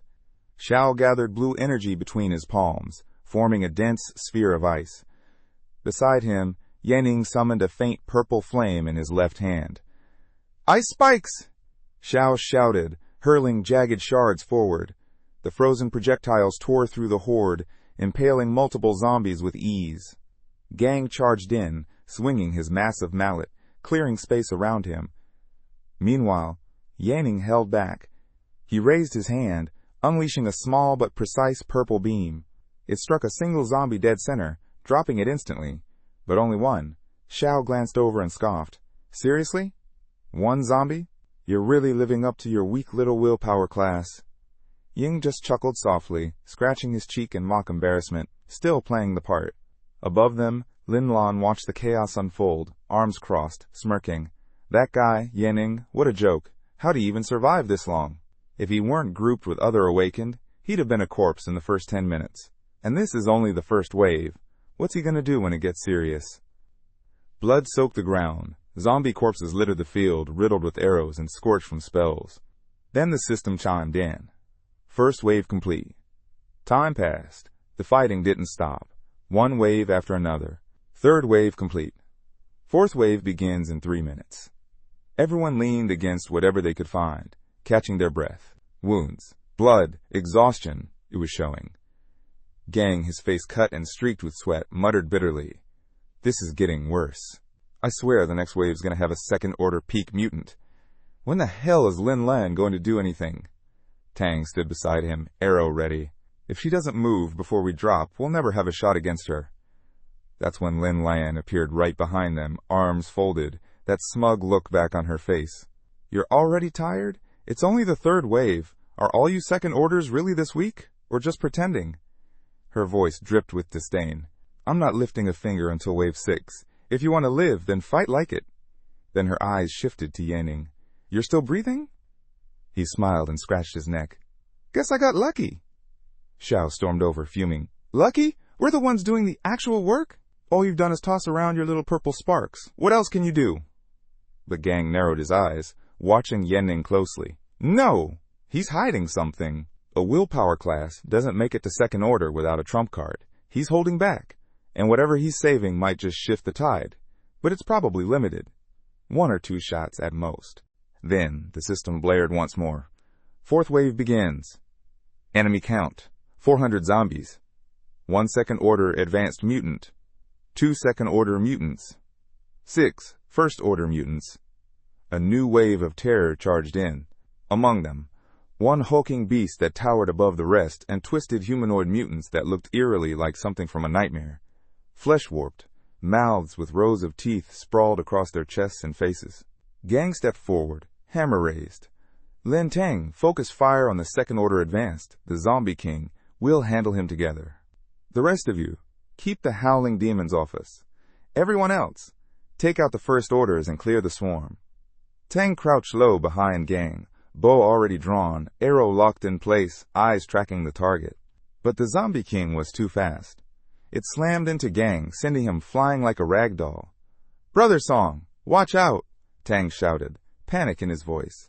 Without missing a beat, he fired an arrow straight at the monster. Nearby, another archer continued firing blindly, unaware of the danger creeping up behind him.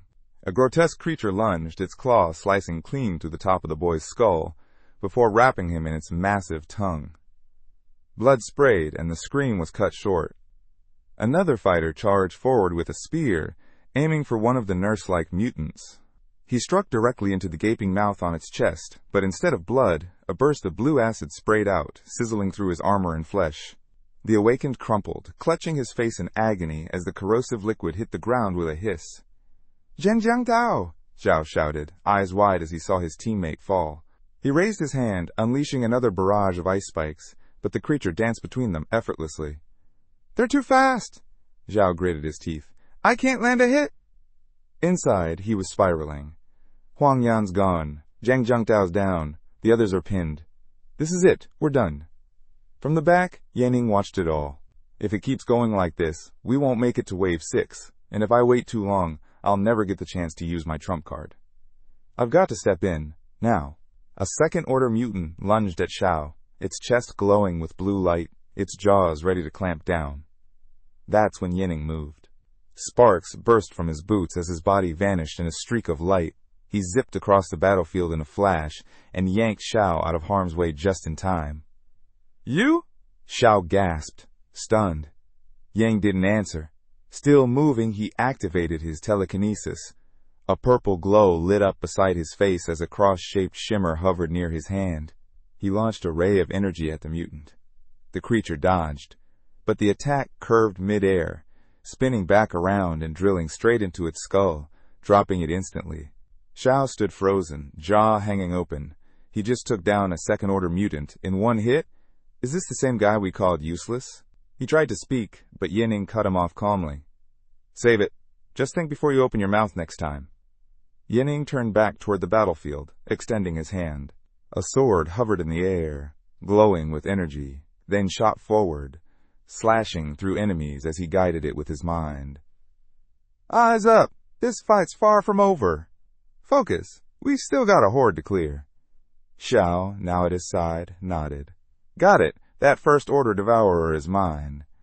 From above, Lin Lan watched with growing interest, one eyebrow raised, a grin spreading across her face. "Well, well, he's been hiding some tricks. That speed, those are blue-grade boots. No wonder he had the nerve to come along." One of her subordinates leaned in with a scowl. "Boss, want me to take him out now?" "Not yet," Lin Lan said coolly. "Don't get ahead of yourself. We're low on numbers. Just keep an eye on him. We'll deal with him in the next round." She gave a faint chuckle. "That little telekinetic burst? Probably everything he had. A willpower awakened like him? Please, I could squash him like a bug." She pointed toward Gang and Tang in the distance. "Those two are the real problem. I can feel it. They're cooking something up. Focus on them." Her men answered in unison. "Yes, boss." Another 30 minutes passed. The battlefield was littered with shattered mutant limbs and burned-out husks. System alert. Fourth wave complete. Next wave begins in 3 minutes. In the middle of the carnage, Gang and Tang stood back to back, weapons at the ready. "We've already lost one melee and one ranged fighter," Gang muttered. "And another melee's barely hanging on. I've only got 2 ultimates left. I'm saving them for Wave 6, if we make it." "Same here," Tang said. "We have to last until the 6th. When Lin Lan moves, that's our window. We strike together."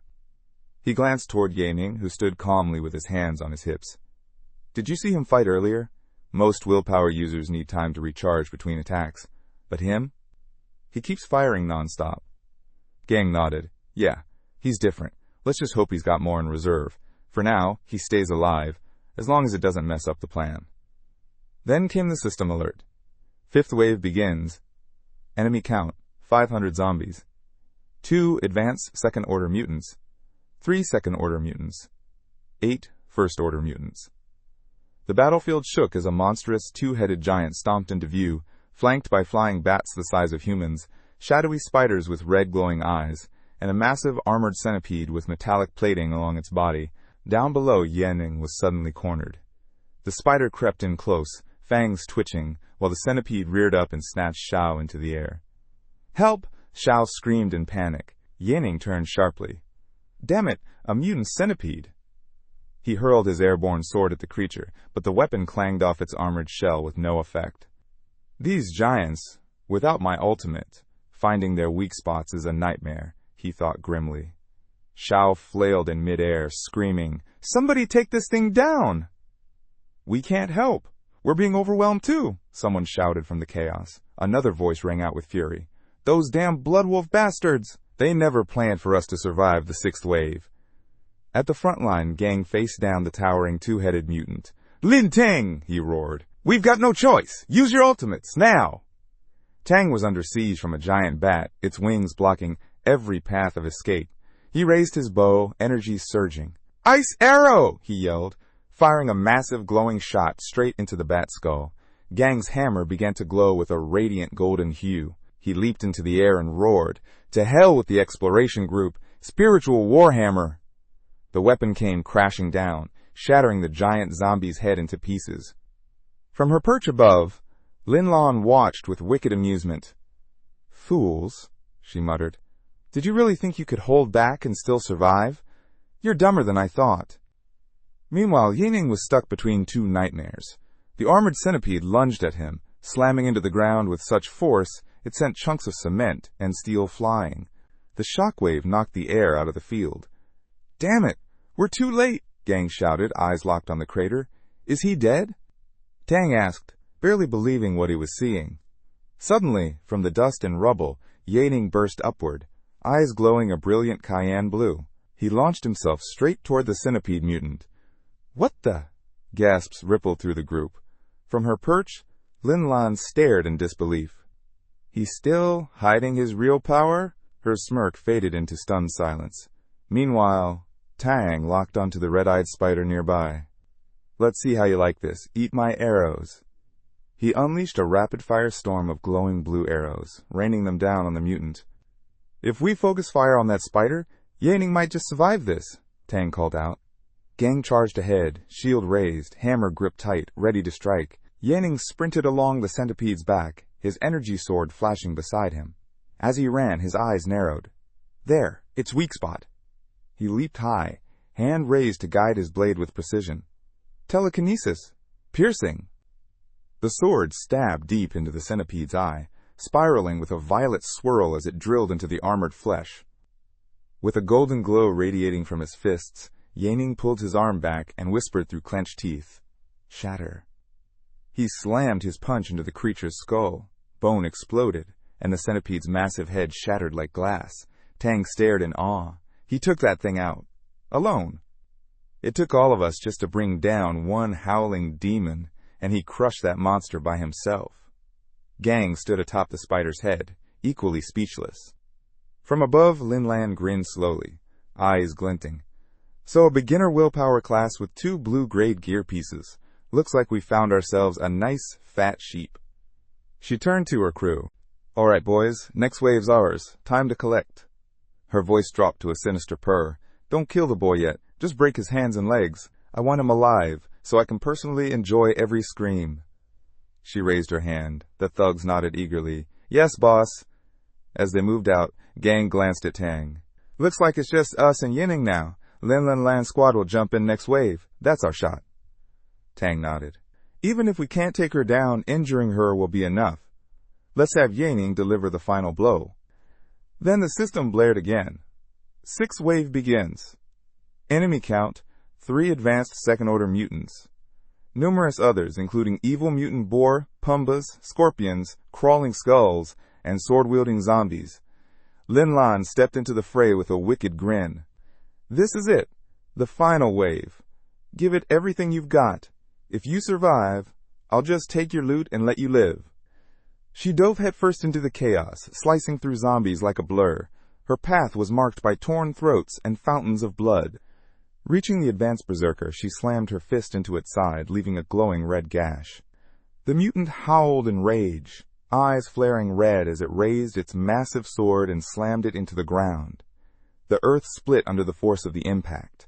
Lin Lan dodged easily, then lifted her leg high and drove it down. Crack! Shattering the berserker's weapon in one clean hit. Another mutant lunged at her from behind, maw wide open, ready to devour her whole. But she turned, smiling coldly. Blood shield. A crimson dome flared to life around her, shielding against the creature's strike as its fangs slammed into the barrier, throwing out a shower of sparks. Yining's energy sword slashed toward the giant scorpion, while he quietly studied Fang's every move. She's dual class, speed and strength. Boosted speed, enhanced damage, rock-solid defense. She's leagues above that Hongang guy from earlier, and that's just what she's shown. Who knows what else she's hiding? Can't afford to rush in blindly this time. Tong kept firing his bow, calling out, "Let's keep this butcher busy! Once Lin Lan drops that berserker, she'll be gunning for our target." Up front, Gang held the line, pinning their target in place. Right. That's our cue to hit them with everything we've got. Lin Lan leapt high, spun mid-air, and finished off the mutant in one swift move. Without slowing down, she sprinted toward Tang and Gang. Tang noticed her closing in and muttered, "Here she comes. Get ready."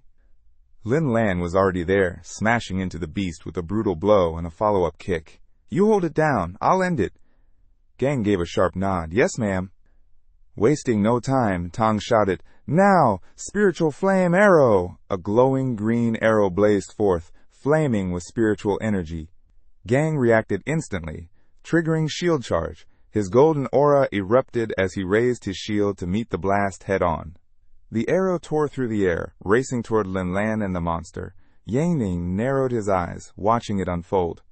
This isn't good. They're making their move. But Lin Lan isn't walking into that trap.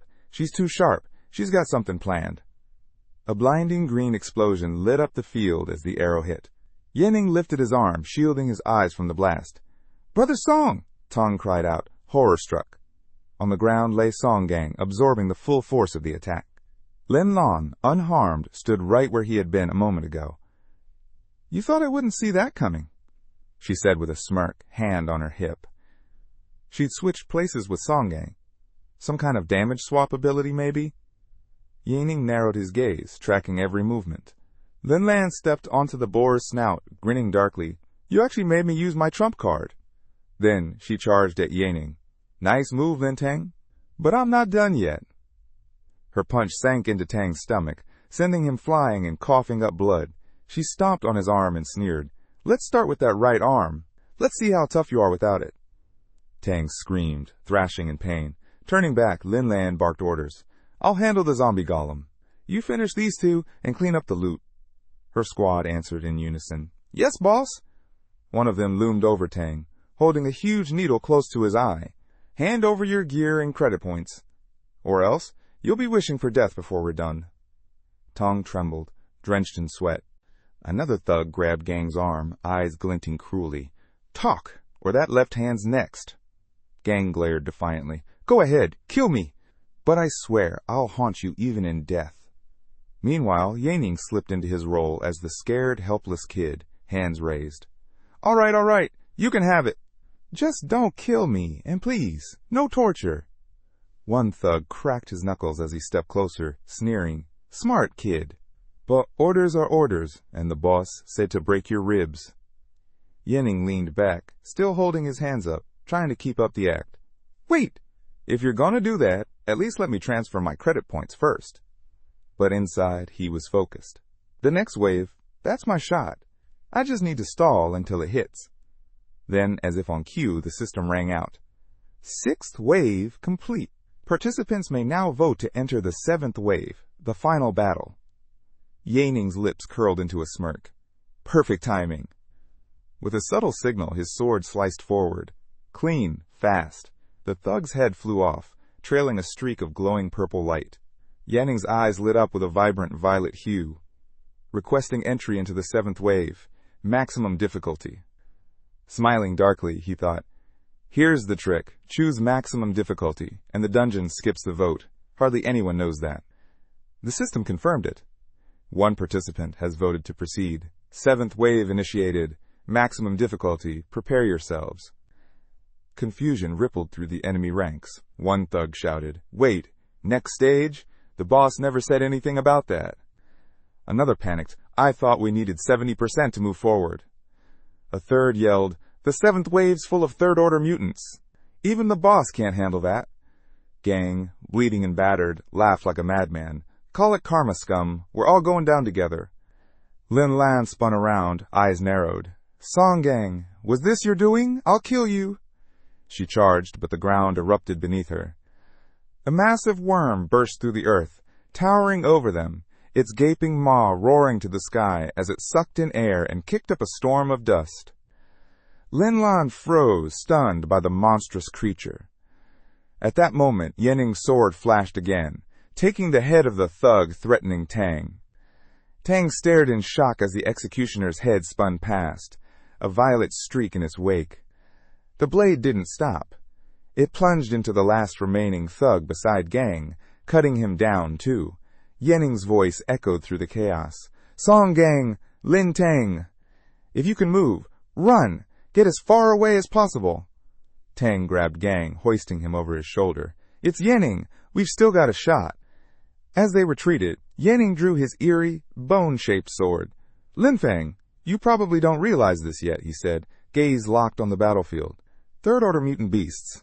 They're intelligent. They hunt awakeners, especially strong ones like you. And when that thing grabs you, I'll be right here to finish you off." His smile sharpened. The worm lunged for Lin Lan. She scrambled, desperate, scanning for a body. Anyone nearby to use. "Position swap," she shouted, vanishing and reappearing, swapping places with her fallen teammates one after another, trying to stay ahead of the beast.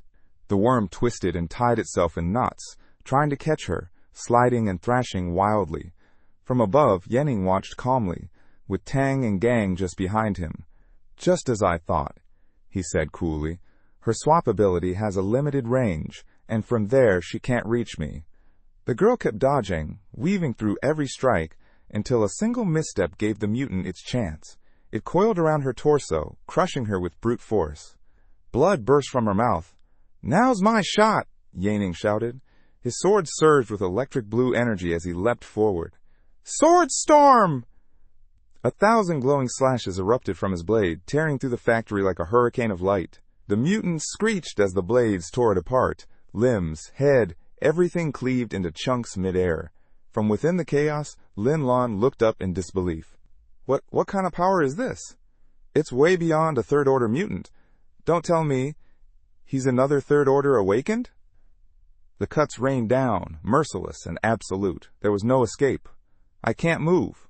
I'm completely surrounded," she realized, frozen among the blades and the dismembered remains of the monster. Then the system spoke. "Death farm cleared. Dungeon exit in 5 minutes." A massive dust cloud rose as the final waves of the sword storm faded. Yening hovered above it all, calmly watching the aftermath. Tang and Gang stood behind him, stunned. Was that a one-shot? He took down a third-order awakened and a third-order mutant, just like that. Is he an intermediate third order? No, maybe even advanced. Yening said nothing, his eyes scanning the ruins below. Then he murmured, "Is there still life down there? Could she have survived?" Raising one hand, his eyes glowed neon purple. "Psychic ability, telekinesis." A dagger wrapped in glowing energy floated into the air and shot toward Lin Lan's body. She lay unmoving, mouth slightly open, surrounded by a faint red aura. Suddenly, her eyes snapped open. That dagger! Could it be? Yin just launched it? Yining's expression didn't change. She's alive, and she's got some sort of defensive gear. Guess I'll have to finish this myself. The dagger dove for her forehead, only to be halted mid-air by the red aura surrounding her. Lin Lan's eyes filled with panic as the blade pressed against the barrier. It pushed. It spun, drilling against the shield. But still, it couldn't break through. Relief washed over her face. "Good thing I used that one-time passive defense item," she thought. Yening narrowed his eyes. "So, telekinesis isn't enough. Fine." He began walking forward, sword in hand. "She's too weak to fight back now. I'll get my hands dirty." Lin Lan sat up slightly as he approached. "Was that blast really yours? Are you a hidden third order?" He swung his sword down hard. Sparks flew, but the barrier held firm. "This thing? Not even that got through?" he thought, frowning at the glowing shell. Lin Lan coughed and glared at him. "Just do it already. If you're going to kill me. Why humiliate me like this?" Yening paused, sword at his side, staring down at her. She's not afraid of dying. She's more afraid of being humiliated, he realized. That's the real weakness. A cold, satisfied smile crept across his face. "I know it's a dirty move," he thought, "but to get what I want, I'll play along." Yening crouched in front of her, lifting Lin Lan's chin with a cold grin. "Want a quick death?" he asked. You should have thought about that before torturing all those awakened. Lin Lan leaned in, cheeks flushed, and snapped, You bastard, what are you trying to pull? He inched closer, smile growing darker. Giving up already? I haven't even shown you what real humiliation looks like. Biting her lip, she glared at him and muttered, Fine. How do I get the quick death? His expression turned cruel. Simple. Just like you used to do. Hand over all your gear, every item, and every last credit point. Then I'll make it fast. Lin Lan hesitated. And how do I know you'll keep your word? Yanning ran his hand up her thigh and smirked. You don't. But you don't have a choice either. Her face turned redder as she looked at the boy she once admired. Fine, I'll give you everything. But if you trick me, you'll regret it. One by one, her equipment vanished into his inventory, along with 13,000 credit points. Damn, Yanning thought as he checked the haul. So many items. Robbery really is the fastest way to get rich. Lin Lan lowered her head in defeat. There, I've given you everything. Now finish it. But Yanning just smiled wider. That's all? You expect me to believe 13,000 is everything you've got? You know what happens if I find out you're lying. He gripped her shoulders tightly. Lin Lan gritted her teeth. I told you, it's all I have. Believe it or not. Yanning locked her down, flipping her onto her back with a harsh glare. Still playing tough, huh? Don't blame me for what's coming next. Lin Lan shot back with fire in her voice. Go on, do it, I dare you. Let's see what kind of monster you really are.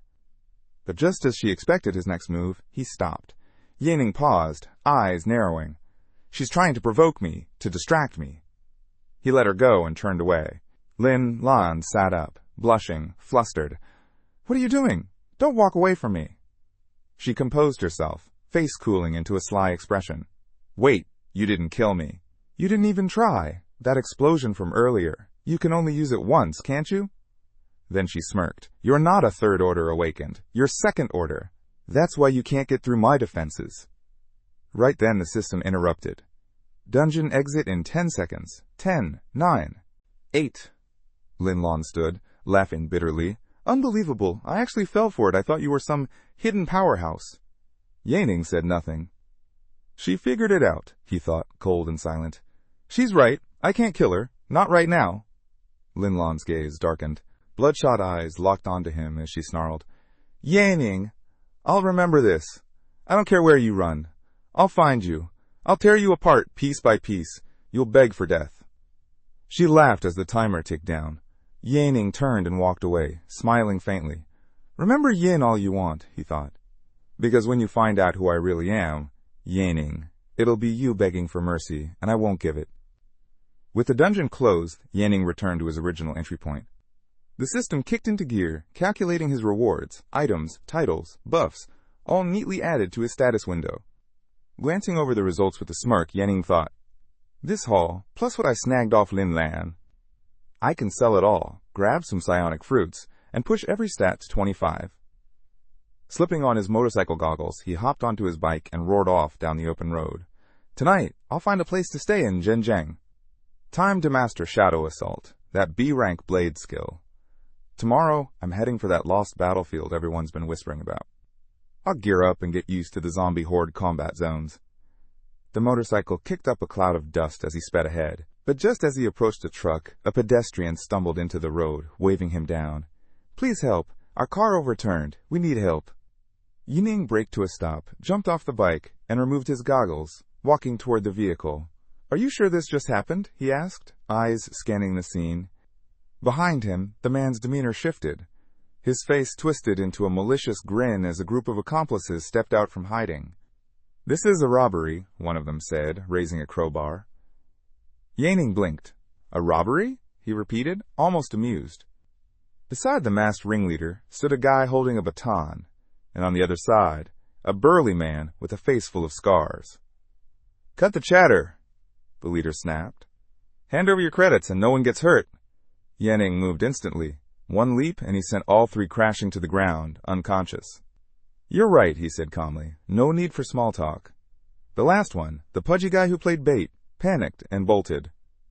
But Yanning turned, tracking him with precision. One left. Think you can run? He muttered. Let's see you get away from this.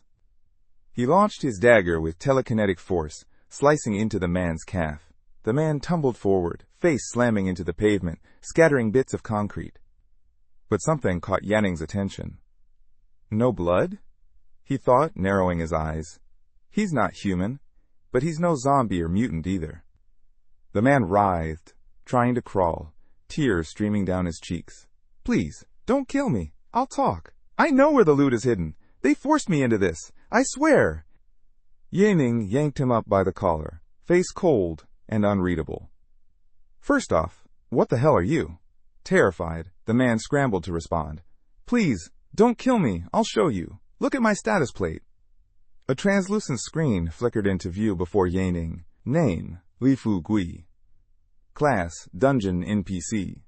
Subphase, Level 0. Talent, Golden Ear. Title, Cheerful Trader, Treasure Explorer. Skills, Expert at identifying rare items. Can locate hidden treasures. Passive buff, increases item prices by 10% during trades. Negotiation effect, decreases chance of refusal by 5% even if the deal is unfair. Yanning scanned the status plate and narrowed his eyes. An NPC. How did you escape the subphase? Have you developed self-awareness? Li Fu Gui looked confused. Honestly, I have no idea. Ever since I woke up, I was just outside. Please, can you let me go now? But Yanning glanced to the side, a spark of ambition flickering in his gaze. 3 negotiation abilities like that. They're basically system exploits. No awakened could ever master skills like those. If I get them on my side, for trades and managing my finances, I won't just save money, I'll make money. He pulled out a scroll and unrolled it in front of Li Fu Gui. Sign this contract, do that, and I guarantee you'll live. Li Fu Gui read the terms aloud. Main contract. Upon signing, any betrayal will be punished instantly. With death? Yanning stepped closer, voice low and firm. If you don't sign, I'll kill you, right here. Terrified, Li Fu Gui jumped up. I'll sign! I'll sign! He pressed his index finger to the scroll. The system interface blinked into view. Li Fu Gui has agreed to sign the contract. Team mode activated. Team leader, Yanning, level 2. Initial team member, Li Fu Gui, NPC. Loyalty, 6100ths. Yanning smiled. From now on, you'll follow me. Let's call it a partnership. Li Fu Gui crouched, groaning miserably. A partnership? This is blatant coercion. I'm always getting stuck with tyrants or lunatics. Yanning waved a hand. Go recover the commissioner's stash. You can have all of it. Eyes lighting up like stars, the small man latched onto Yanning's leg. Really? Thank you, Master. You're the most generous master in the world. The system chimed in. Li Fu Gui's loyalty has increased. Yanning nodded. This level of loyalty will do. Now, sell all the equipment, except the blood armor and chain destroyer. Use the funds to buy spiritual fruits in a larger storage space. That'll be your office. You'll live there and manage my finances. Yanning straightened with enthusiasm. Yes, Master, leave it all to me. Back at his luxurious residence, Yanning lounged on a sofa surrounded by piles of spiritual fruits, small green orbs gleaming in the light. He devoured them casually, one after another. Yanning's hologram flickered into view. Master, I've never seen anyone eat spiritual fruits like this. Most awakened can't afford a single one their entire lives, yet you're snacking on them. Yanning gave him a light shove. Stop talking and come settle the accounts. His strength, constitution, and agility rose steadily until they each hit 25. Stretching, Yanning rubbed his stomach and burped. Finally, all stats capped at 25. Time to train Shadow, my B-level sword technique. The system brought up the skill tab. Without hesitation, Yanning upgraded it. Skill upgrade, Shadow right pointing arrow SSS level. New skill, Dimensional Cut. Effect, unleashes a spatial rift. Upon entry, gain 1 second invulnerability. Ignores all defenses. Yanning read it with interest. Dimensional Cut, spatial rift, and invulnerability. This is insane. Tomorrow, I'll test it in the War Ruins dungeon. The next day, he stood at the entrance to a war-torn battlefield filled with towering ruins.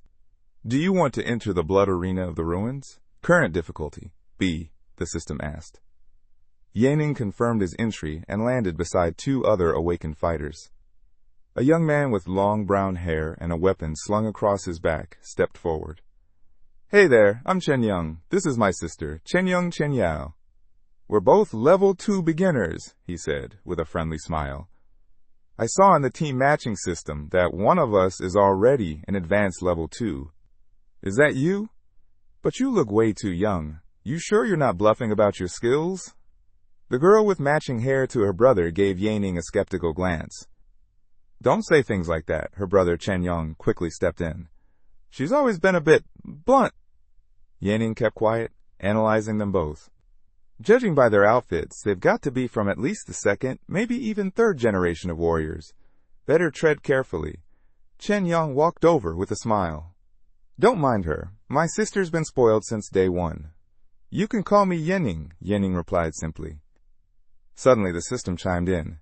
"Next round starts in 3 minutes. Monster wave incoming. Prepare yourselves." Yening's eyes narrowed. "A special event?" "I've only dealt with spiritual and simulated ones in the main 3 categories. Never seen anything like this before." Chen Young gave a reassuring nod. "Don't stress, Brother Yening. Special events are all about supernatural power surges. But compared to others, the battlefield in these ruins is considered one of the safer ones. No mission limits. You can pull out any time. The whole event just loops the chaos from the final days. The enemies are your basic zombies and mutants." "I see," Yanning replied. Right on cue, a wave of zombies charged in, led by 2 hulking mutants. The trio moved to the building's edge for a better view. Gripping his spear, Chen Yong grinned. "Let's head down and handle the big ones." But Yanning was already ahead. "Chen Yao is up there," he muttered before launching himself off the edge.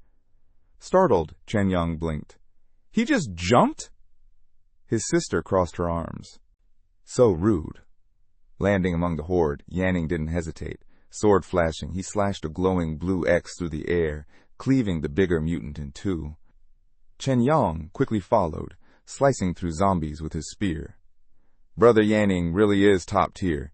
That was quick. But we're not exactly pushovers either. Let's hold out as long as we can, and if things get hairy, I'll summon the spirits of fallen soldiers to keep us in the fight. Maximize our gains." Yanning narrowed his eyes. Summoning the dead? I'd only ever heard whispers of that tech in my past life. Never thought it actually existed. Chen Yong leaned in, speaking low. "Top military secret, by the way. Let's keep this between us." "Yeah, just casually spilling government secrets to a stranger." Suddenly, Yanning flung a dagger. "Behind you." The blade whistled through the air and embedded itself in a creature lunging at Chen Yong's back, its head bursting after several precise hits. Eyes wide, Chen Yong stared, controlling a weapon in mid-air. That's no rookie move. That's expert-level precision. A moment later, the system voice returned. "Preliminary battle complete. Major conflict phase begins in 3 minutes." With the short break, Chen Yong pulled out a cigarette, lighting one casually before offering the pack to Yanning. "Want one? Special military supply. And, hey, thanks for saving me back there." Yanning waved off the cigarette with a polite nod. "I don't smoke. Thanks, though. But cigarettes like those are a rare sight these days. You must come from a pretty impressive background." Chen Yong grinned, puffing lightly. "Well, to be honest, my grandfather's the deputy commander of the North China War Zone. My dad leads the 191st Security Zone. Both of them are at 3rd level strength. I'm building up my own force now." He gave Yening a meaningful look. "I noticed you're alone. No faction, right? So how about it?" But Yening cut him off. "Sorry, I prefer working solo." Chen Yong nearly dropped his cigarette in surprise. "Wait, what? I haven't even finished." "Listen, if you join me as my assistant, you'll start with the benefits of a regimental commander. That's 3,000 credits a month, plus a 1,000 credit bonus. I can even get you a top-grade blue weapon for free. And if you've got any family, they'll get positions in the military too." His sister stepped in, placing a hand on his shoulder. "Brother, are you serious? No matter how skilled he is, this is overkill." But Yanning didn't even look back. He turned, leapt from the terrace, and said over his shoulder, "Not interested. Worry about the incoming zombie wave instead." As he disappeared into the distance, Yanning thought to himself, "Trying to recruit me? Wait until I hit 3rd level. Then I'll be the one doing the recruiting." Chen Yong watched him go, looking deflated. That was the best offer I've made, and he turned it down just like that. I've refused so many others. His sister scowled. Ungrateful, who does he think he is? There are tons of advanced levels out there, and plenty stronger than him. 30 minutes later, Chen Yong was in the thick of battle, clashing head-on with a massive mutant, spear in hand. Brother Yaning, I'm almost at my limit. As soon as the soldiers are up, we retreat. Meanwhile, Yaning crushed a zombie's skull with a glowing blow, leaving a trail of neon blue. Hold on! Lure the monster toward me! Chen Yong nodded. Got it! Everyone, fall back to the wall! As the siblings retreated, Yaning surged forward. His blades swept across the battlefield, a brilliant arc of blue light, cutting through the sea of undead below. The two siblings stood frozen, watching the scene unfold. Wait, he's not just advanced level. That power is on par with a third-level warrior, Chen Yong muttered. Even then, third levels don't take out multiple mutants in a single strike. And there's a level 2 up there too. No wonder he turned me down. His sister was stunned. This technique, it's stronger than anything my father or grandfather can do. Yuning walked up to them, calm and direct. Wake the soldiers, now. Chen Yao frowned. Why? With power like yours, we don't need to call them out until the last second. But Chen Yong lowered his head. Master Ye Ning gave the order. We follow it. She stayed quiet as Chen Yong grabbed her arm and stepped forward. Raising his hands, he began chanting. A blue aura lit up around him as he invoked. Morans, Morans, Morans. One by one, soldier spirits emerged, their bodies burning with jade-green spiritual fire. We hold the line, they shouted. First Artillery Battalion, ready to fire! Kill! Explosions tore across the battlefield as the summoned troops surged forward. The ground shook under the force of their assault. Chen Yong and Chen Yao stood beside Yaning, eyes fixed ahead. From now on, Master Yaning, we'll just follow your lead, Chen Yong said solemnly. But even these spirit soldiers, they won't hold out for long. After mowing down the latest zombie wave, Chen Yong commented, they'll vanish once we clear them. Yaning didn't reply. He simply said, wait here, and headed off on his own.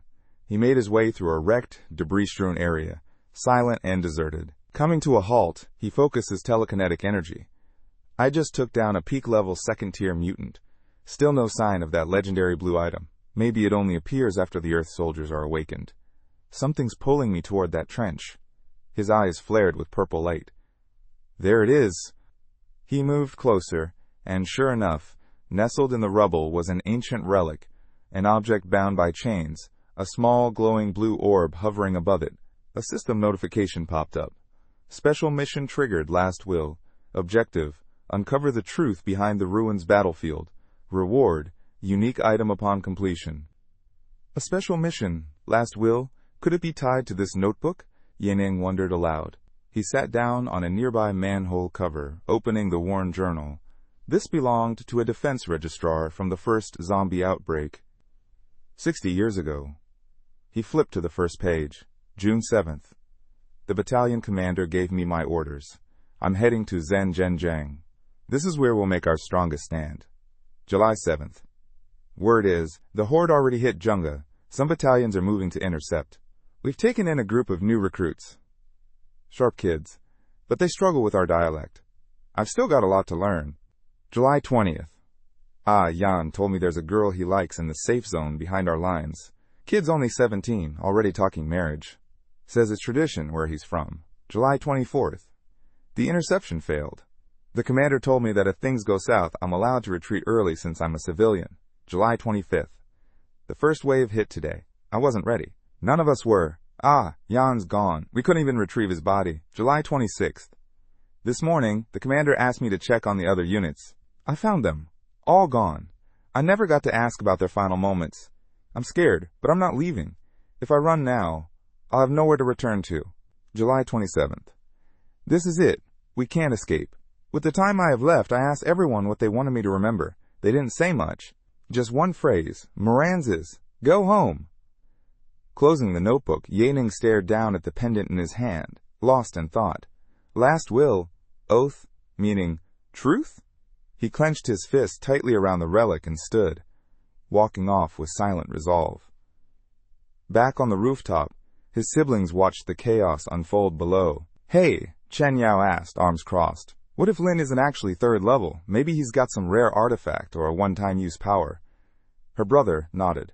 "It's possible, but we've got no proof, and if he's working under someone's orders, we'll never trace it back to this moment."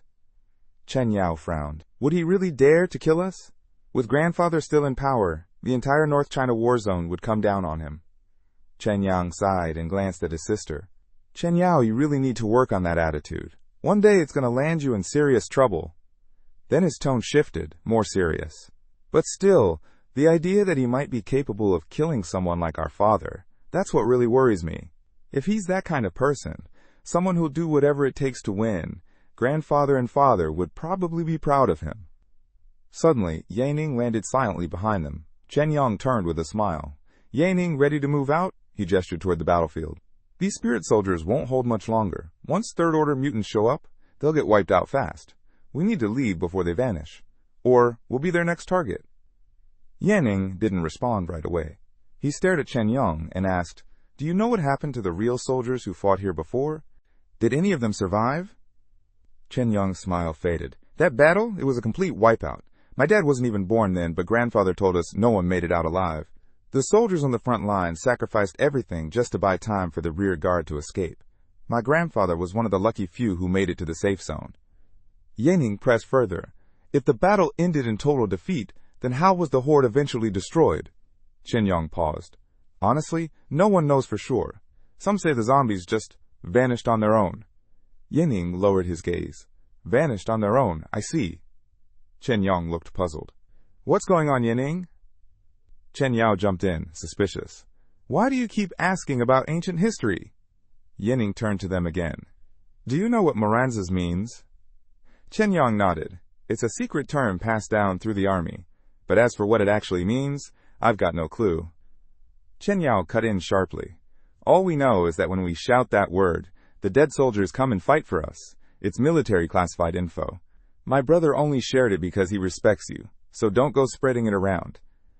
She crossed her arms, her expression stern. Chen Yang quickly tried to defuse the tension. "Sister, stop." Yaning, unfazed, continued his line of questioning. "How many times have you used it?" Chen Yang looked surprised. A few hundred times, probably. Mostly to get items. But each person can only use it once. If someone tries to use it a second time, it doesn't work." Yaning turned his gaze back to the battlefield. "A few hundred times. So you helped these soldiers take down the last waves of mutants?" Chen Yang shook his head. "No, only second-level awakeners ever come here. Third levels don't bother with this battlefield. You're the first third-order awakened person to step foot here." Yaning stepped off the rooftop, leaping down toward the battlefield below. "So that's the truth behind this relic battlefield," he thought as he landed. Chen Yao's voice rang out behind him. "Brother? What's he doing? I thought we were leaving."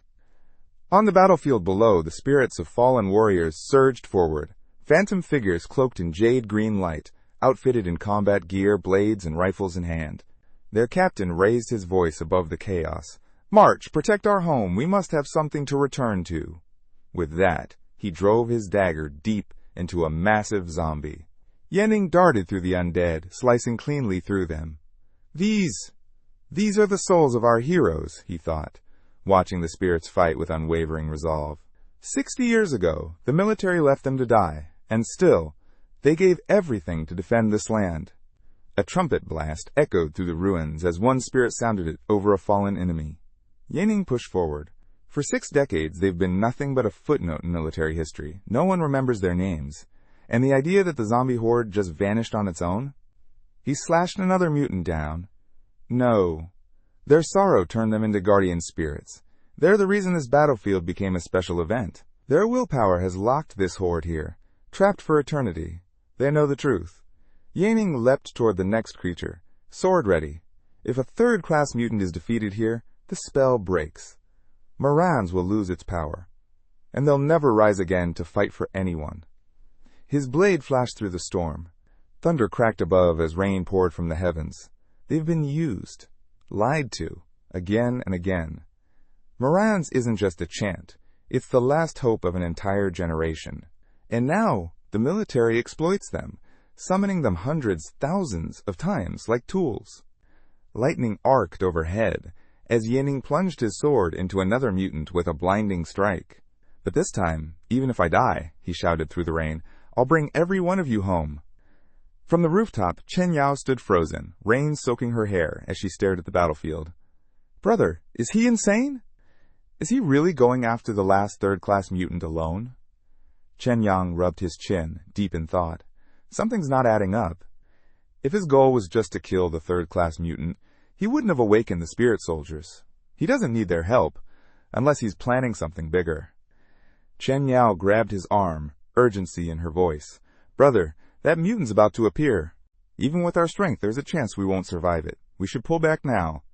He didn't respond immediately. He looked down at her, then out at the battlefield, rain dripping from his brow. Is now really the time to retreat? But if we leave, we lose any chance of winning Yining over. After a pause, he said, Let's wait. We can escape in 10 seconds if we need to. If he can't beat that thing, we'll fall back. Chen Yao glanced at him anxiously but didn't argue. Then, a thunderous rumble rolled across the land. Both of them snapped their heads up at the sound. What is that? In the distance, through the fog and falling rain, a towering figure emerged. Massive, monstrous, its footsteps shaking the earth. A mutant of impossible size was stomping across the battlefield. The third-class mutant? It's here? Chen Yao whispered in disbelief. Chen Yong's eyes widened. That thing, it's enormous. The soldier's spirits barely reached the height of the mutant's foot.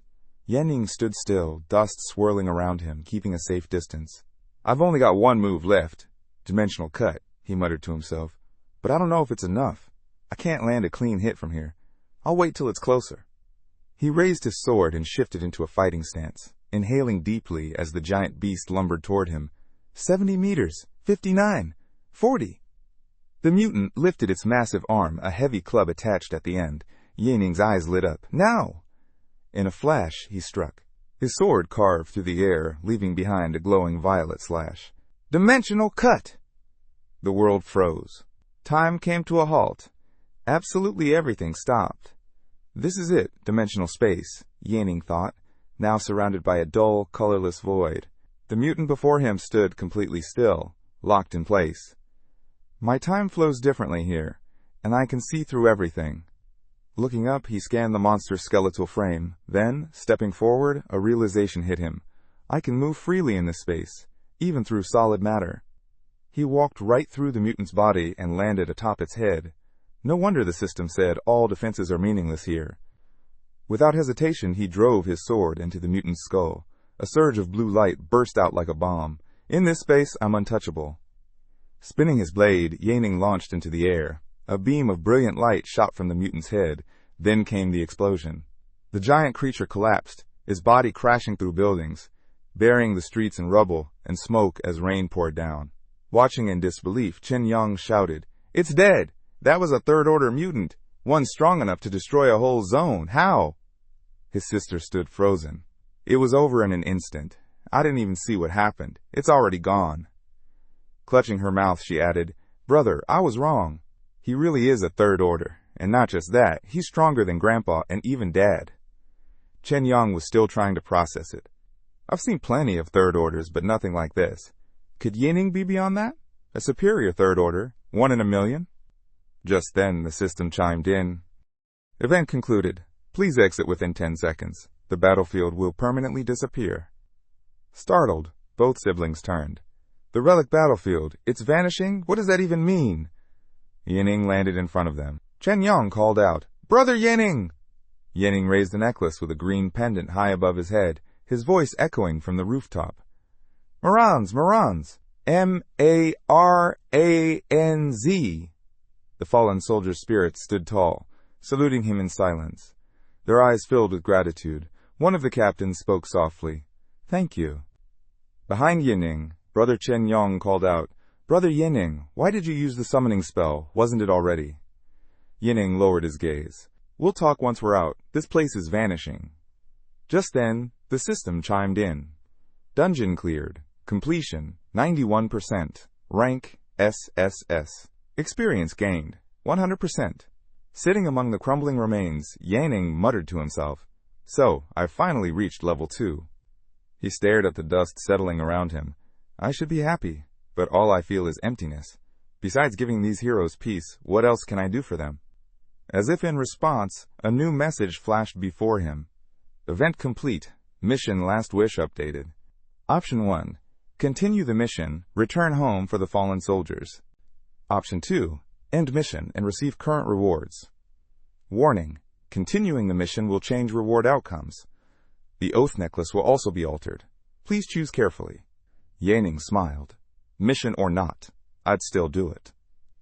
At that moment, the Chen Yong siblings appeared behind him. Chen Yong stepped forward.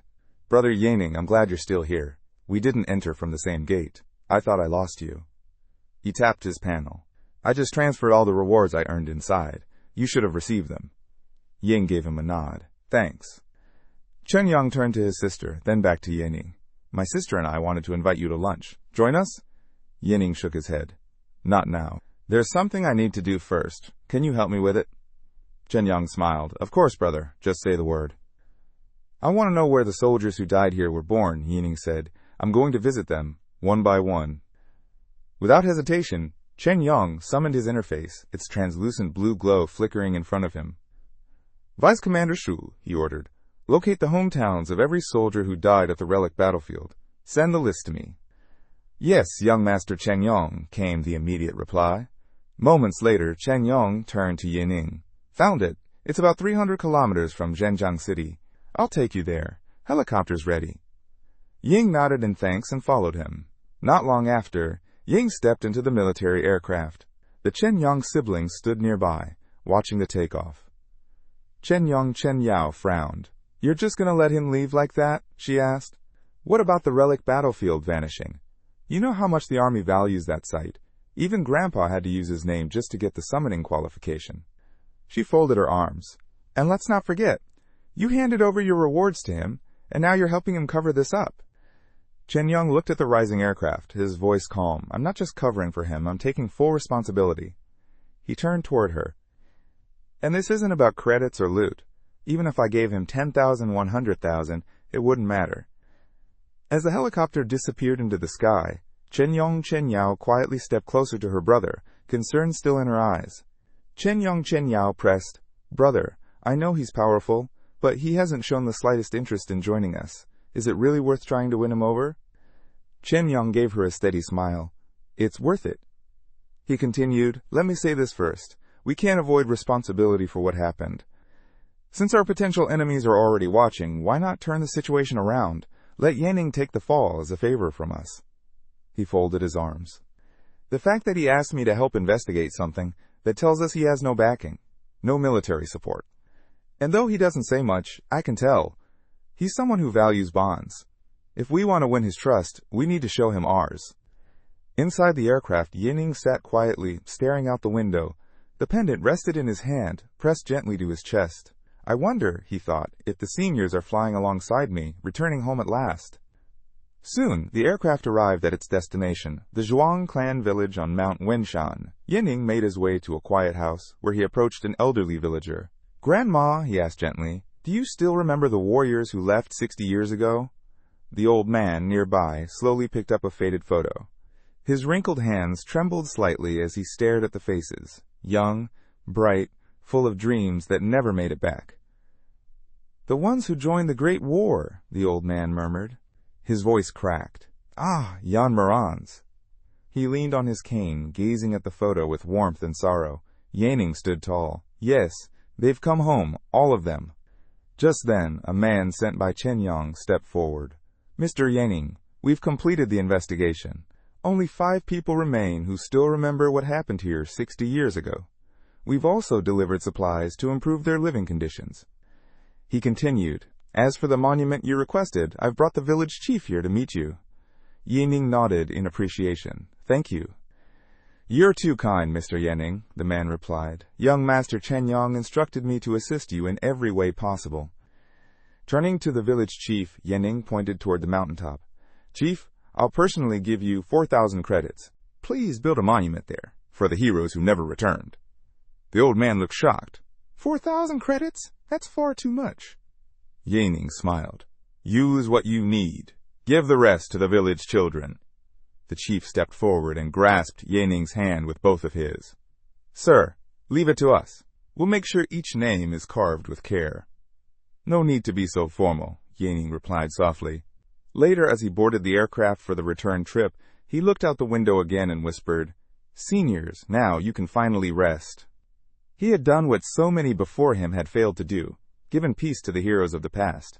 Moments later, the system displayed a new message. Mission Last Wish completed. Rewards obtained. +100 fame. Yaning held up the pendant and said quietly, Thank you for watching over me. I'll wear this until the war ends. Then, looking at the fame reward, he thought, This isn't something money can buy. I'll save it. Might come in handy when I start building an army of my own. His thoughts shifted to Chen Yang. Speaking of factions, maybe he's worth considering. I didn't ask what happened after the dungeon, and yet he accepted every one of my requests without hesitation. He stared out the window again. At first, I didn't trust him, but looking back, he knew nothing about that battlefield. I'll ask him more when I return, and I'll be needing his help again. Soon. Back at Chen Yang's residence, the young man lit up the moment Yaning's face appeared on his comm window. Brother Yaning, you're calling me? He exclaimed with excitement. I need to borrow 2 blue-grade swords, Yaning said with a smile, preferably ones that reduce cooldowns. Chen Yong blinked. Borrow? Yaning raised a brow. That a problem? Frantically waving his hands, Chen Yong laughed. No, that's not what I meant. I'll get them for you myself. No need to borrow a thing. Yaning gave a nod of thanks and ended the call. Meanwhile, Chen Yong couldn't contain his joy. He asked me for help already. That means he trusts me now. He grinned wide. If Father and Grandpa hear about this, they'll be thrilled. Meanwhile, in a quieter corner of the city suburbs, Yaning sat at a ramen shop with a tower of empty bowls in front of him. Chen Yong's pretty direct, he thought, while slurping the last of the broth. I earned 3 free attribute points in the dungeon, not counting what I get from the blue-grade gear. Everything but mental is sitting at 26 already. He leaned back, reflecting. I really don't want to sell my blue-grade items. The stuff I've got now isn't worth much either, and I don't have enough cash to buy spiritual fruits. Finishing his meal, he stood and walked down the street, hands in his pockets. Once I upgrade my skill and get the gear from Chen Yang, I'll try clearing some high-level dungeons. That should bring in decent money. When I reach 3rd rank, I can double my attribute gains. He frowned slightly, recalling the past. In my previous life, I jumped to 3rd rank too early, with only 20 points in each stat. It backfired. I never had the foundation I needed. His footsteps echoed as he made a silent vow. This time, I'll raise every attribute to 31 before I move up. The streets were calm, but then something shifted. His senses snapped to attention. A dark, red-tinged aura slithered out from a nearby alley like smoke. Yaning froze. That's 3rd rank, killing intent. His eyes narrowed as he scanned the area. There, got it. His heart pounded. Damn it. My ultimate skill's still on cooldown. If they attack now, I'm finished. He kept walking, forcing his heartbeat to slow, thinking hard. Who is it? Who's targeting me? This is the inner zone of Zhenjiangbin. Besides Chen Yong, no one here should know who I am. He mentally sifted through the possibilities. Did the Zhenjiangbin leadership expel me? No, unlikely. Chen Yong's trying to bring me in, not wipe me out. And they don't even know I'm the one they're looking for. Then it hit him. The bloodthirsty wolves, could they have tracked me down already? Yaning clenched his fists, keeping his pace steady. No, I have to stay calm. Even if my ultimate is down, I can't panic. His instincts kicked in. Should I use the lightning shoes? No, not yet. If I act now, I'll tip my hand. I still have the element of surprise. He analyzed the situation quickly. They don't know about my cold skill yet. That's my advantage. If I bolt now, I'll only expose myself, and that's a death sentence. His eyes narrowed further. No, best plan is to act casual and look for a weak spot. Yaning came to a stop, scanning the streets. His eyes flicked between the glowing signs and the glimmer of neon. There, he thought, locking on to what he was looking for. The lights danced in his eyes. Found it. Without hesitation, he walked toward a bar. Anyone still drinking in a place like this must be loaded, he mused. Time to drape myself in tiger skin and raise a flag. Inside the upscale bar restaurant, a girl sat with a drink in hand, flanked by 4 bodyguards. A few seats away, at the same bar, Yaning casually sipped from a mug of beer, keeping a low profile. "What's with all the drunk people tonight?" the girl muttered, brown ponytail swaying as she swirled her glass. "Is this place crawling with amateurs?" One of the bodyguards leaned over. "Miss, are you heading home after this drink?" "Relax," she waved him off without even looking. "Back up a little." She turned, and her eyes landed on Yaning. He leaned against the bar, arms crossed, avoiding eye contact. "She doesn't seem that old," Yaning thought, glancing her way. "Dyed hair, bar-hopping textbook, rebellious phase." "Hey, you!" Her voice was slightly slurred, and she stumbled closer. Her red outfit was accented with white and gold, and she wore fine gold jewelry. Yaning noticed the shine. Blue-grade earrings, rings. Those guards must be high rankers or nobles. No one else here dares approach her. She's got status. The 4 bodyguards shot sharp glances at Yaning, their postures stiff, ready for anything. The girl leaned in, resting an elbow on the counter, with an elegant grin. "Alone, are you? Let's have a drink together." Yaning stayed cool, casting a side glance. That third-rank killing intent is still nearby, he thought. Close. He replied casually, Sure, but I'm broke." The girl chuckled, placing a hand over her chest. "Don't worry about that." She flagged the bartender. "2 glasses of not going home tonight. Put it on my tab." Yaning studied her as she ordered. "Apologies for using you tonight," he thought. "But even with 4 high-level bodyguards, if you don't know my level well, I've got to tread carefully, even at 3rd rank." She handed him a glass and smiled mischievously. "So, little brother," she said with a playful tone, "got the guts to get a room with me tonight?" Yaning answered vaguely, still calculating. "She's enjoying herself, so I'll just keep playing along." Behind them, the bodyguards exchanged nervous glances while trailing closely. "Lai really needs to head home now. Should we stop her?" one whispered. "Are you insane?" another replied in a hushed tone. "Did you forget how she humiliated us in front of the boss?" "Then what do we do?" "I don't know, but stay close. Protect the young lady at all costs." The 4 guards quickened their pace, keeping a tight perimeter. Meanwhile, Yaning and the girl strolled down the street, arm in arm. Her expression was light, her steps loose, and her smile utterly carefree. As they entered the hotel, Yaning kept scanning his surroundings, instincts sharp. That killing intent is still close, lurking nearby, he thought, eyes alert behind a calm facade. With her guards around, I can't act just yet.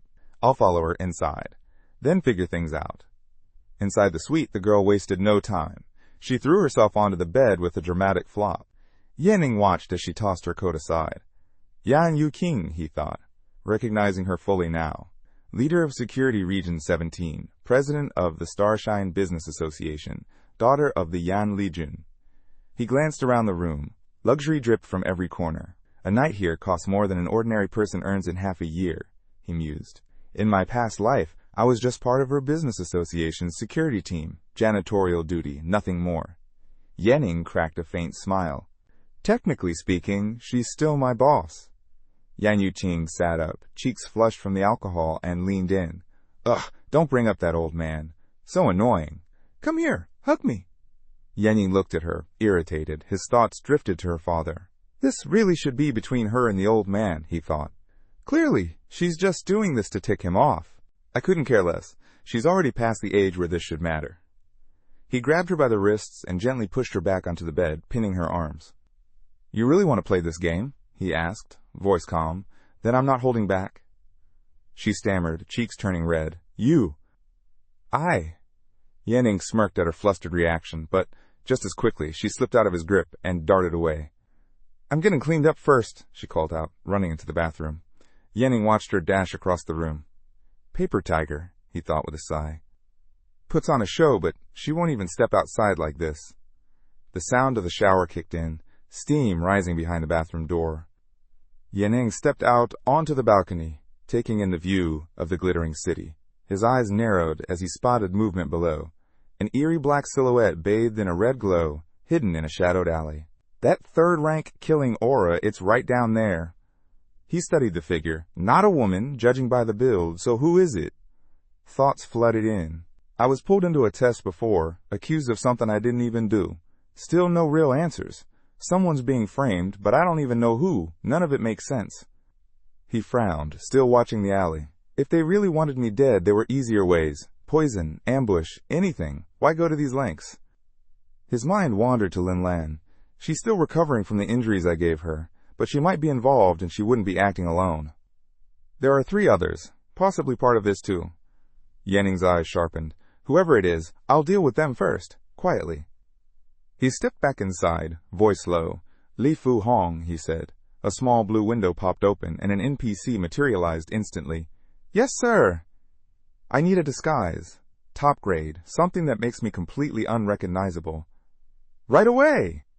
Yanning grabbed his coat, gave one last glance toward the bathroom, then turned and left the room. The security guards watched as Yanning left in a flash, exchanging confused looks. Huh? He's gone already? Yanning tossed a line over his shoulder without stopping. The girl from your house had a bit too much to drink. Keep an eye on her. Don't let anything happen. He entered the elevator, and once inside, opened his command window. Activate assembly tools. Equip disguise. In seconds, his appearance shifted. His features now those of a middle-aged man in a sharp suit and tie. Yanning exited the building and blended into the night. As he walked through the dimly lit streets, he thought to himself, that third-rank assassin couldn't keep up. Looks like the disguise worked. Barely made it out this time. His expression hardened. I need to break into 3rd tier soon. If not, I won't have the power to handle everything coming, hidden threats, and open enemies alike. His thoughts drifted briefly. As for Yan Chen Yao Yan Yuqing, I hope she knows how to take care of herself. Back in the hotel room, Yan Yuqing sat quietly on the bed, reading the small note Yanning had left behind. I don't enter dangerous situations. Thanks for tonight. 2 days later, Yanning stood amidst ancient ruins, wind brushing past broken stone. He tapped into his communicator. Chen Yang, I can't dodge this anymore. This mission's tied to 2nd-gen military elites. Move fast. I've already got the blue outfit. Bring the long fire sword and short fish sword. Top grade gear only. In his hands, he now held the weapons, a red-bladed longsword and a sleek, glowing blue dagger. He raised the red sword, its hilt crowned with a ruby sun emblem. Enchanted Fireblade burns 270 spiritual energy points per second, he muttered. Temperature output, up to 2,000 degrees. With a swing, flames erupted from its edge, cutting the air with searing heat. Then he activated the dagger. Blue light surged from the blade. Fish Magic Blade, 240 spiritual energy points per second. Temperature hits an extreme, approaching the intensity of light itself. He slashed several times, leaving streaks of shimmering blue in the air. After a few controlled cuts, he stopped and checked his inventory. With my current spiritual reserves, this setup should be enough for a small-scale encounter. He reviewed his full kit, the fire and fish swords, lightning boots, blood soul lightning line, lightning armor, the fractured legard blade, and the warning necklace. Not to mention the 3 great cooldown artifacts and the multi-stage Gates of Hell module. This loadout should hold even in the depths.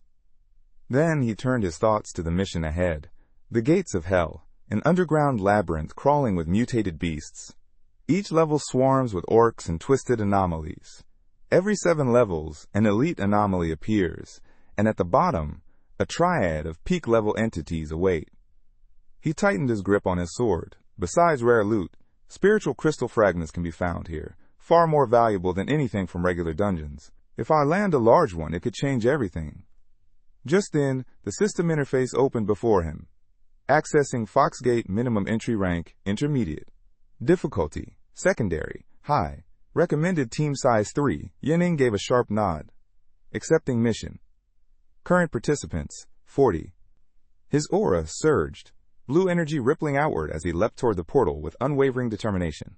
This time, I'll find out whether I can finally raise my attributes to the next stage. Inside the Gate of Hell dungeon, a swarm of awakened ones had gathered. Look at all these spiritual crystals, someone said, chipping away at a crystal-studded wall. No kidding, another replied from nearby. Even a small shard goes for 8,000 credits. A few blocks of this stuff, and you're set for life. Just then, a man in a vest raised his voice. Stop right there. You can't just dig and take these crystals. Inside the Gate of Hell, the only way to claim them is by killing monsters. Yanning stood quietly nearby, arms crossed, saying nothing, just watching. This expedition had brought together 40 awakened ones. The military team alone had 21.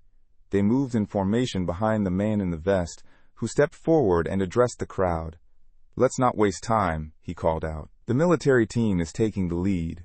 Consider yourselves lucky to be here. I'm Wang Yang-ping, colonel of the Army's 7th Group and a third-degree awakened one." He gestured around. "There are 18 tunnels ahead, all packed with zombies. Survive, and you'll be rewarded. Each team will send 3 members into a different tunnel to increase the haul. The fewer the teammates, the more you earn." He paused. "Once you reach the 7th floor, we regroup and take down the elite mutant together." Wang Yang-ping glanced at his soldiers. "Among us, there are 4 third-degree awakened ones and 2 high-level second-degree awakened ones. Pair up in twos and follow one of our elites. Stick close, and you'll have a better shot at surviving." Someone from the group cheered. "This is great!" "Yeah, we really lucked out," his friend added with a grin, but Wang Yang-ping wasn't done. "Listen carefully," he said. "If you choose to follow a third-degree awakened one, we take 70% of your rewards. Second-degree awakened ones will take 50%. In return, we'll do everything we can to keep you alive. Third-degree awakened ones, step forward. Second-degree, move up as well. The rest stay back." The military moved without hesitation. "Yes, Colonel," they responded in sync. Wang Yang-ping nodded. "Begin choosing." The crowd immediately erupted in chatter. "Teaming up with the Army is smart, but that cut is huge," one of them muttered. "Yeah, I came here to earn, not hand it all over," a blue-haired boy said. "Still, rolling with a third-degree awakened one means better chances of surviving," another pointed out. Suddenly, a young man in a different vest shoved past the blue-haired boy and made his presence known. "I'm Yun Ming, first-class third-degree awakened one from the Demon Hunting Corporation," he declared. "I only take 50%, and I don't accept anyone below high-class third-degree level." Yenning's gaze sharpened. "A civilian third-degree awakened one? From the Demon Hunting Corporation, no less? Didn't expect that." Then another voice rang out. This one carried a red aura. "Huang Kai, first-class third-degree awakened one. My cut's also 50%. Only high-class second-degree awakened ones can join me." Yenning's eyes narrowed. "Huang Kai, that aura, I've felt it before." One awakened one, gripping a hammer and radiating a red aura, paused mid-thought. "Wait, is that Yenning?" Yenning stood calm, eyes locked onto the man, silently sizing him up. That killing intent? Could he be the third-degree awakened one who was tailing me 2 days ago? But why would someone from a cultivation faction show up in a dungeon like this, full of third-degree awakened ones? He's alone. Maybe it's just a coincidence. Either way, it's too late to mask my identity now. Good thing I've got my final move prepped. Running into him here is perfect. I'll just need the right moment to finish him off. Meanwhile, Huang Kai's eyes sharpened as he stared back. "Lin Lan, even though I lost your trail 2 days ago, here you are, right in front of me. I've heard the rumors. Your final move is dangerous. I'll wait for you to use it. Then I strike." Just then, Yenning stepped forward, hand resting casually on his waist, a smile playing on his lips. "Yenning, first level, third degree. I'll take 40%. No level restrictions." The crowd glanced over, murmuring, "He's offering less than the others, but something feels off." "Yeah, he's not wearing any medals, and he doesn't give off that strong third-degree presence. Could he be bluffing?" The blue-haired boy added, "Cheaper deal or not? I'm not sure it's safe going with him." Huang Kai stepped closer, flashing a smug grin. "Yenning, huh? You really expect us to believe you're a third-degree awakened one?" Yenning replied evenly, "Look, faking your level in a dungeon like this? That's suicide." A nearby soldier turned toward their leader. "Colonel, your detection skill is top-notch. Can you read Yenning's level?" Colonel Wang Yang-ping studied Yenning for a moment. "Not yet. His aura is unreadable. But judging by that blue-gray equipment, he's probably the real deal. And he's not wrong. Only an idiot would pretend to be a third degree here." Suddenly, the dungeon system echoed overhead. "Dungeon will begin in 1 minute. Prepare for entry." The commotion rose. Everyone scrambled to finalize their teams. "Mr. Huang Kai, we want to follow you." "I'm with you, Yenning." Others rallied behind the colonel. Groups quickly formed until only 3 remained. Yenning, a young man, and a girl. Yenning looked around, scratched his head, and muttered, "Huh? No one picking me?" Huang Kai couldn't resist, pointing and laughing. "Some third-degree awakened one you are. Not a single taker. Why don't you just join the Army's second degrees, or take those 2 rejects with you? The remaining pair approached. My name's Lee Kay, the light brown-haired girl said. I'm a long-range mage. Mind if I join you? The scruffy guy next to her added, Zhang Bin, I'm a mentalist. Yining smiled gently. Sure, you 2 are with me. Both teammates thanked him at once. Then Colonel Wang Yangping's voice rang out. Now that everyone's teamed up, pick your tunnel and move out. Yining stepped forward. Let's go. We're taking Tunnel 18. As they walked, he asked, Tell me about your abilities. The girl spoke first. I'm a mage. I can cast 3 spells, but they're all from my first year of training, so they're not very strong. The boy revealed a weapon. I'm a mentalist, but I've got this spirit-powered submachine gun. First-class mutants aren't a problem for me. Without turning, Yining said, I see. That's enough for now. Lim Kay looked a little embarrassed. Sorry. Zhang Bin sighed, eyes downcast. We shouldn't even be here. It's only because of a mission. Yining finally turned and offered a reassuring smile. You're not weak, and since I'm taking a cut of your reward, I'll make sure both of you make it out alive. Mr. Yining, they both exclaimed. Suddenly, a sound in the distance caught Yining's attention. He spun around. Get ready, they're coming. A massive horde charged toward them. There are 273 zombies and 2 first-class mutants, Yining said, reaching back for his sword. The 2 stared in shock. How'd he count them so fast? That must be a 3rd-degree awakened ability. Yining dashed forward, sword flashing as he sliced through the oncoming wave. I need to conserve as much spiritual energy as I can, he thought. No ultimate skills. No special gear. Not until the 7th floor. Li Qi watched, eyes wide. He's so fast. Yining's blade plunged into the skull of a mutant, clean and precise. Zhang Bin watched, stunned. Is he not even using spiritual power? Within moments, it was over. 1st floor complete. Proceed to the 2nd floor. The system's announcement echoed. The 2 stared at the scattered bodies, dust still rising around them.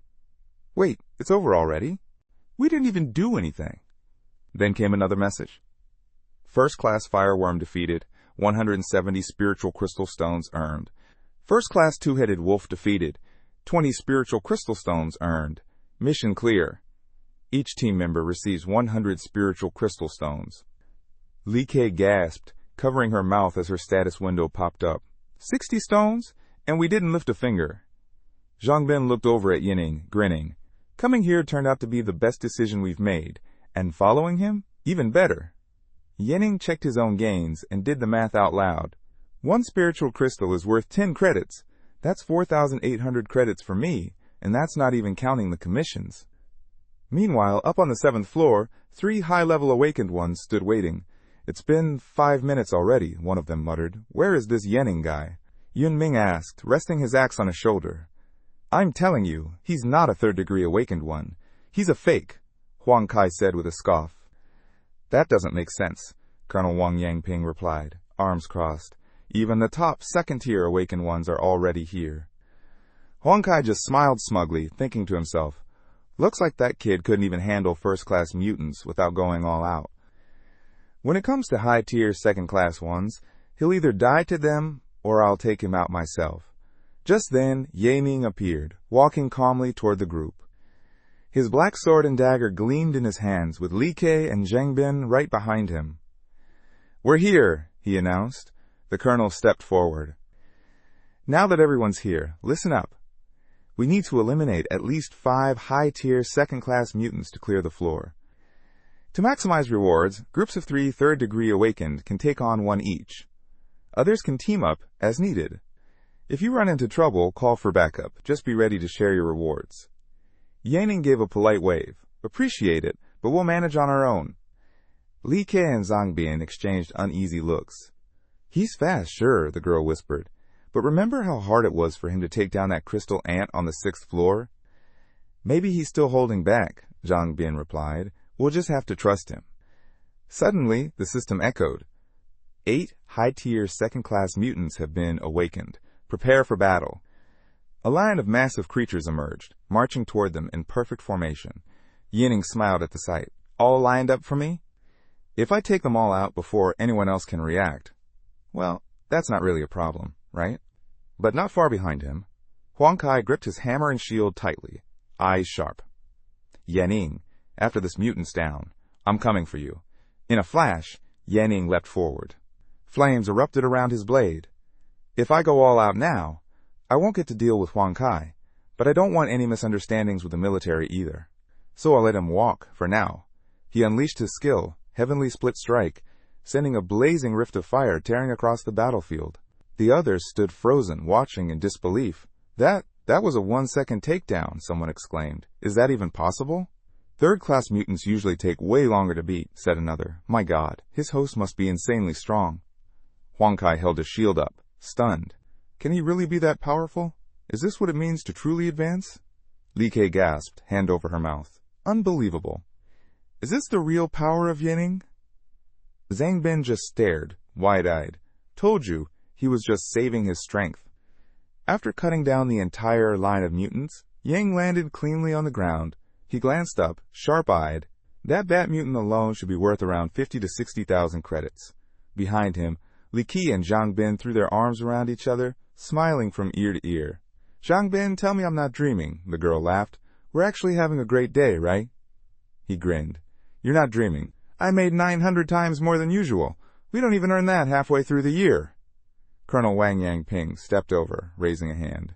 All right, everyone, settle down. Just a small heads up. Yanning turned his way. A small warning, huh? That was unexpected. Are the others getting the same message? Nearby, Huang Kai watched with that same smug expression. Having fun is one thing, but don't get carried away, especially in front of soldiers, he said coolly. Yanning stared him down, keeping his thoughts to himself. He's clearly trying to provoke me. Huang Kai met his gaze, grinning. Your little performance is over. Now the 3rd Division deserves the spotlight. Turning toward the group, Yanning addressed everyone. Let's be real. At this stage, there's no rule stopping us from being excited. But let's make one thing clear. I had nothing to do with whatever monster peak problem you're worried about. If things get out of hand again, don't expect me to step in. That hit a nerve. Huang Kai stepped forward, visibly annoyed. Hey, watch your mouth. Do you even know who you're talking to? Don't forget who our real allies are. But before the tension could spike, Colonel Wang Yangping intervened, his tone sharp and controlled. The battle team's facing the hardest part right now. Having someone like Yang here is a huge advantage. He's right, let's focus and push forward. Huang Kai turned toward the colonel. Sure, but if we don't shore up defenses, we'll need to handle these peak-level threats one at a time. Everyone needs to be ready. He stood firm, hand on his hip, still not backing down. Seeing the back and forth going nowhere, Colonel Wang Yangping turned to Yanning. For the sake of teamwork, Yanning, why not strike again? His talent is unreal, he thought. Let's see how he handles a real challenge. Yanning smirked slightly. Sorry, he replied aloud, while thinking, if I can't get rid of Huang Kai yet, I might as well take on a peak-level mutant to get back in the rhythm. The slicing wind ability should be at least level 14 now. Next time, I'll be more prepared. Suddenly, the system broadcast blared. After the last 8 matches, the transformation system is fully activated. Prepare for battle. From the shadows, new mutants roared to life. Smoke poured across the floor as monstrous figures began advancing. Yanning looked ahead. All right, this time I'll use abilities and gear. This mutant shouldn't be a problem. Maybe I can force Huang Kai to show his hand too. One of the incoming beasts, huge, with a crocodile-like maw, lunged from above, teeth gleaming. Yanning drew his sword and dagger, eyes focused, a tough defensive type. I'll have to meet it head on. Let's do this. The ground shook as the mutant stomped down. Yanning moved fast, slashing an X-shaped mark across its hide. But as the strike landed, he frowned. No way. Even with a direct hit that broke its defenses, it barely took any damage. My power still not enough. As Yanning battled the crocodile mutant, Huang Kai spotted his opening.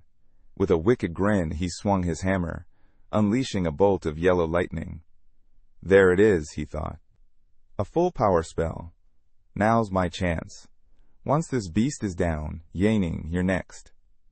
The mutant let out another roar, and Yanning surged forward, crossing his blades in front of him. Fire magic. Fish magic, he chanted in his mind, activating the spells. A streak of blue energy zipped past the crocodile, but all it left was a shallow scratch on its leg. Seriously? That skin's like steel, Yaning muttered. Not even blue armor magic can slice clean through. With a growl, the mutant whipped its heavy, green-scaled tail toward him.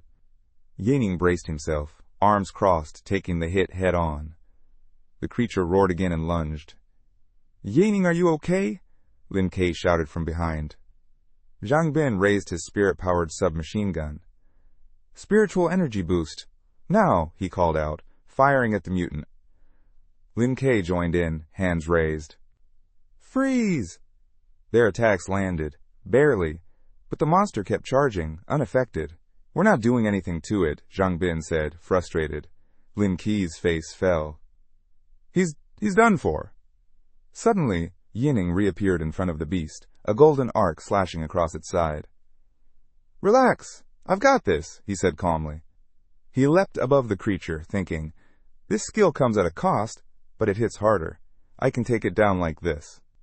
In a flurry, Yining rained strikes on the mutant, not giving it a second to fight back. From across the battlefield, Colonel Wang Yangping destroyed another mutant and muttered, "What a menace!"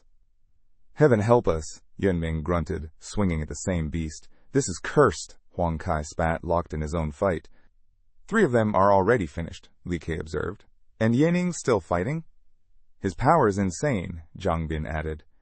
"He can summon 8 creatures at once, and yet this one monster is still holding him back?" The soldiers watched, puzzled. "How's he doing so little damage now?" one asked. "If not for that armor, he'd be unstoppable in this phase. It doesn't add up." Still, Yaning didn't let up. He kept his guard high, not just for the mutant, but also for Huang Kai. The others are done, but Huang Kai is still moving. "I'd better stay alert." Right then, Huang Kai rushed in, calling out, "Yining! Don't hold back so much, I'll help!" Yining spotted him and thought, "Here we go, let's wrap this up." "You're getting impatient, huh?" He slammed his boot into the ground, releasing a surge of blue lightning. "Activate magical gear! Lightning boots!" In a flash, he launched onto the creature's back and raised his blades. "Strike serpent claws!" he shouted. Behind him, Huang Kai jumped, hammer raised to strike the creature's skull. "Golden hammer!" Just before impact, Yining activated his blood helmet defense, forming a red dome of energy around himself. The hammer hit and rebounded off the dome, flinging Huang Kai backward. Then, in one fluid motion, Yining drove both blades deep into the mutant and twisted them outward in a scissor slash.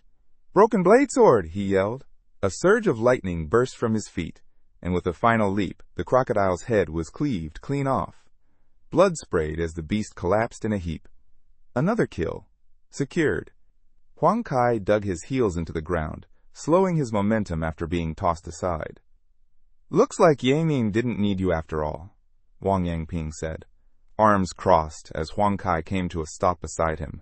Huang shot him a look of annoyance, then turned back to Yining, shifting into a ready stance. "That gear, it's Lin Lan's. There's no way his spiritual energy can keep up with that kind of strain. He won't last much longer in this dungeon. I need to shut him down before he gets out of here." Yaning stepped forward. "Seems like you won't rest until we throw hands today, huh, Huang Kai?" Wang Yangping lightly tapped Huang Kai's shoulder. "Come on, Yaning already handled the monster. Don't get greedy." "Back off, Colonel Wang Yangping," Huang snapped. "This is between me and him." Yaning slung his sword over his back. "No clue what you're worked up about, but if this is personal, why not take it to the 14th floor? No need to waste everyone's time here." Huang Kai frowned, confused by the offer. "Wait, you're just going to walk away?" He narrowed his eyes, studying Yaning carefully. He's used up all his best techniques. Banking on enchanted gear to carry him through the next round, that's a death wish. Either he's a fool, or he's hiding something. Yining stepped up until they were face to face, wearing a smug grin. "Relax, I'm not going anywhere, until the 14th floor. "Fine," Huang Kai replied, refusing to back down. "Let's finish this there, if you survive that long." Wang Yangping's voice rang out across the group. "Enough! Everyone, pick a tunnel! We're moving to the next floor!" "Yes, Colonel Wang Yangping," the group replied in unison. Tunnel 9, 10th floor. Huang Kai sprinted ahead with the team that chose to follow him. Strange creatures peered at them from crater holes in the walls, their eyes gleaming with malice. "Damn it!" Huang cursed under his breath. "It's been non-stop with these claw devils since floor 8. They're everywhere. Stick close, or don't blame me if you die out here." "Yes, Mr. Huang Kai," the boys called back, scrambling to keep up. Suddenly, a claw whipped out from the wall, slashing one boy's arm and sending him crashing to the floor. The creature spun toward the next target, ready to strike. But Huang Kai leaped between them, shield raised. "Damn it! Another one!" With a swing of his hammer, he shattered the creature's claw, sparks flying as it crashed to the ground. "Behind you, sir!" one of the boys shouted. Huang turned. Too late. A second claw lunged straight at him. "Spiritual bullets, fire fast!" the boy yelled, unleashing a barrage of green energy that tore into the monster. Huang wiped his face and glared at the boy. "That thing almost took my eye. I'm calling it 90% of the loot's mine. If you don't like it, go solo." The boy who had just saved him protested. "Sir, with all due respect, if I hadn't stepped in." "Save it." Huang cut him off. "That was your last move, wasn't it? And your backup skill's dead now. All you've got left is me." The boy clenched his fists. "This is betrayal, plain and simple."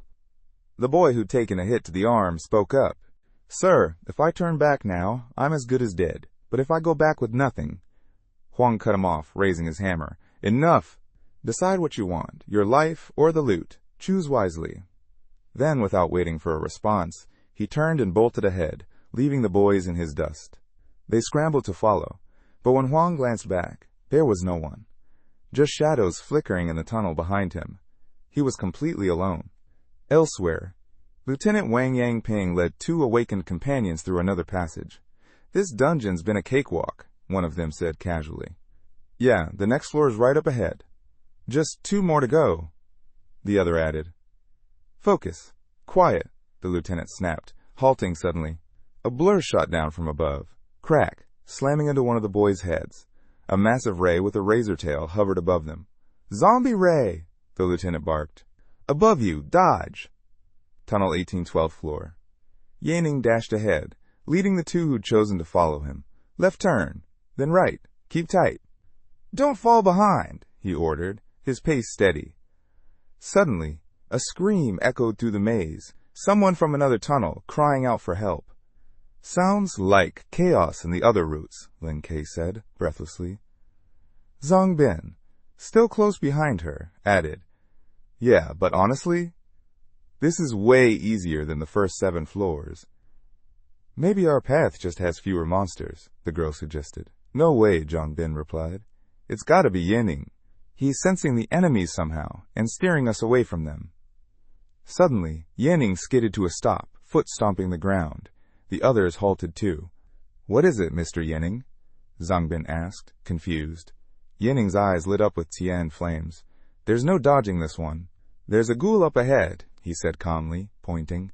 97 degrees. Clinging to the ceiling. We can't sneak past it." He motioned again. "Second tunnel to the left, 16 meters out. Female bloodsucker waiting in ambush. And to the right, a bone rodent's heading straight for us." Both followers froze in shock. "No way! He's not sensing them," Zhang Bin whispered. "He's seeing everything." Li Kei's eyes widened. "Oh my god, that kind of skill actually exists?" Yaning took off again. "I'll take the ghoul first. Follow me in 3 seconds." He didn't slow down. "I'll draw the bone rodent away. Meet me at the 3rd fork to the right in 30 seconds. As he reached the ceiling-bound creature, his twin swords ignited, red and blue light, slashing in an X. He roared, sword blazing. "Go! Move! No matter what you hear, don't look back." The 2 trailing behind Yining took off without hesitation. "Yes, Mr. Yining," they called out in unison. 14th floor, meeting point. The awakened teams were regrouping.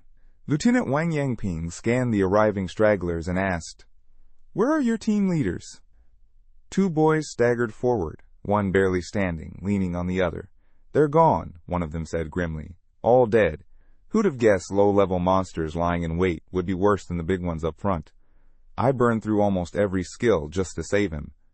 He glanced over. "Anyone here from the Agile class?" Lieutenant Wang Yangping frowned. "That's not good. The higher-ups are pushing for massive spiritual crystal collections, and from the looks of things, that's not happening. Another soldier beside him muttered, "If we can't collect enough ourselves, we might need to buy from the other third orders." Just then, Huang Kai's squad stumbled in. The three looked battered, barely on their feet. "Hey look, Yun Ming and Huang Kai made it back," someone shouted. "Yun Ming even brought someone. Huang looks beat up though." Huang's face was bloodied and bruised. Gritting his teeth, he muttered, "Damn this dungeon. Where the hell did those filthy worms even come from?" Lieutenant Wang Yangping stepped to the mouth of Tunnel 18. "Now we just wait for Yenning's group. If he brought a few alive, we might still make up the losses, though honestly, his combat ability's questionable." Huang Kai scoffed and marched up. "Questionable? Don't make me laugh. That guy's a fraud. Just a rich kid flashing fancy gear and acting like he's third order. That monster slaughter he pulled? A one-time trick. I'd bet my face they didn't make it." Right on cue, Yenning's team walked in, perfectly intact, not a scratch. With a smug smile, Yenning said, "Oh, sounds like you're about to lose that ugly face of yours." Huang's eyes widened. "You're still alive?" Behind him, Lieutenant Wang Yangping blinked in disbelief. "Not just alive, he's completely uninjured." Someone asked, "Wait, how? Didn't you run into any monsters?" Zhang Bin grinned and shrugged. "Why do you all look so beat up? Didn't you dodge them like we did?" Lin Qi chimed in. "Yining helped us avoid most of the mutants. Wasn't too hard if you followed his lead." As Yining walked toward Huang, a heavy silence fell. The others looked down, their earlier pride deflated. Yining suddenly pulled out a dagger and held it near Huang's face. "So who was it that said they'd bet their life on wiping out my team?" He narrowed his eyes. "You must have been through this dungeon before. Memorizing the route is cheating." Lieutenant Wang Yangping stepped closer. "That's impossible. Every generation of this hell dungeon randomizes the layout. No one can memorize it." He's got some kind of evasion skill, Wang Yangping thought to himself. If I could get him into the army, he'd be a major asset. Huang Kai stepped back, jaw clenched, mind racing. He's not cheating, so this is his real strength? Then, Lin Lan's report was all wrong. I can't rush this. I'll watch him when the third-degree mutants show up. Yenning gave a mocking smirk. What's wrong, Brother Huang? Backing out now? Lieutenant Wang Yangping stepped between them. Yenning, save it. Let's focus on the third-degree mutants. We'll handle everything else later. Yenning turned to Lieutenant Wang Yangping. Since you said so, I'll follow your lead, for now. Wang Yangping crossed his arms as all the awakened fighters quieted down to listen. There are 2 first-level, third-degree mutants on this floor, he announced. The army will take on one. The rest of you will handle the second. Once we finish, we're out of this dungeon. But Huang Kai immediately objected. I don't agree with the team setup. The army has 4 third-degree awakened, and 6 high-level second-degree awakened. Our team? Only 3 third-degree awakened, and one of them might even be fake. Plus, we've got 2 deadweight second degrees in the group of 5. Lieutenant Wang Yangping responded calmly, the one you're calling a fake third degree? He took down 8 second-degree mutants in a single strike. But regardless, if your side can't handle it, the army will step in. This is a commission after all. Yening gave a confident smirk. No problems here, Lieutenant. And if your team needs backup, just say the word. Huang Kai stared at him intently. He really is hiding something. That confidence isn't just for show. Someone else murmured, Yun's real strength. It's impossible to gauge. Then Lieutenant Wang Yangping raised his fist. All right, move out. We've got 2 Tomb Raiders to deal with. The team split, each charging toward one of the massive creatures, enormous centipedes with sharp teeth and sickly green skin. The awakened fighters launched their attack as the beasts roared hungrily. Blows rained down on the monsters' bodies. Huang stepped up, using his shield to slow the advance of one of them. He glanced back. Yangning, you gonna do something or what? I'm on it. Double sword enchantment. Yangning shouted, sprinting toward the beast. Huang leaped onto the creature's head. Spiritual energy battle axe, he roared, slamming the axe into its skull, releasing a burst of golden energy. Yangning's twin sword slashed through the air, red and blue arcs crossing. But the centipede snapped toward him in retaliation. Quickly, he activated his thunder boots, flashing away in a burst of lightning. Landing mid-air, he stepped on Huang's head and shouted, Make some room, Brother Huang. Huang seethed. You trying to get yourself killed, Yanning? But in that split second of distraction, the centipede closed in. Damn it! Huang cursed, turning just in time to raise his shield. The beast slammed into him, wrapping its tail around his body. It struck again, launching him across the battlefield. Yanning turned. You all right, Brother Huang?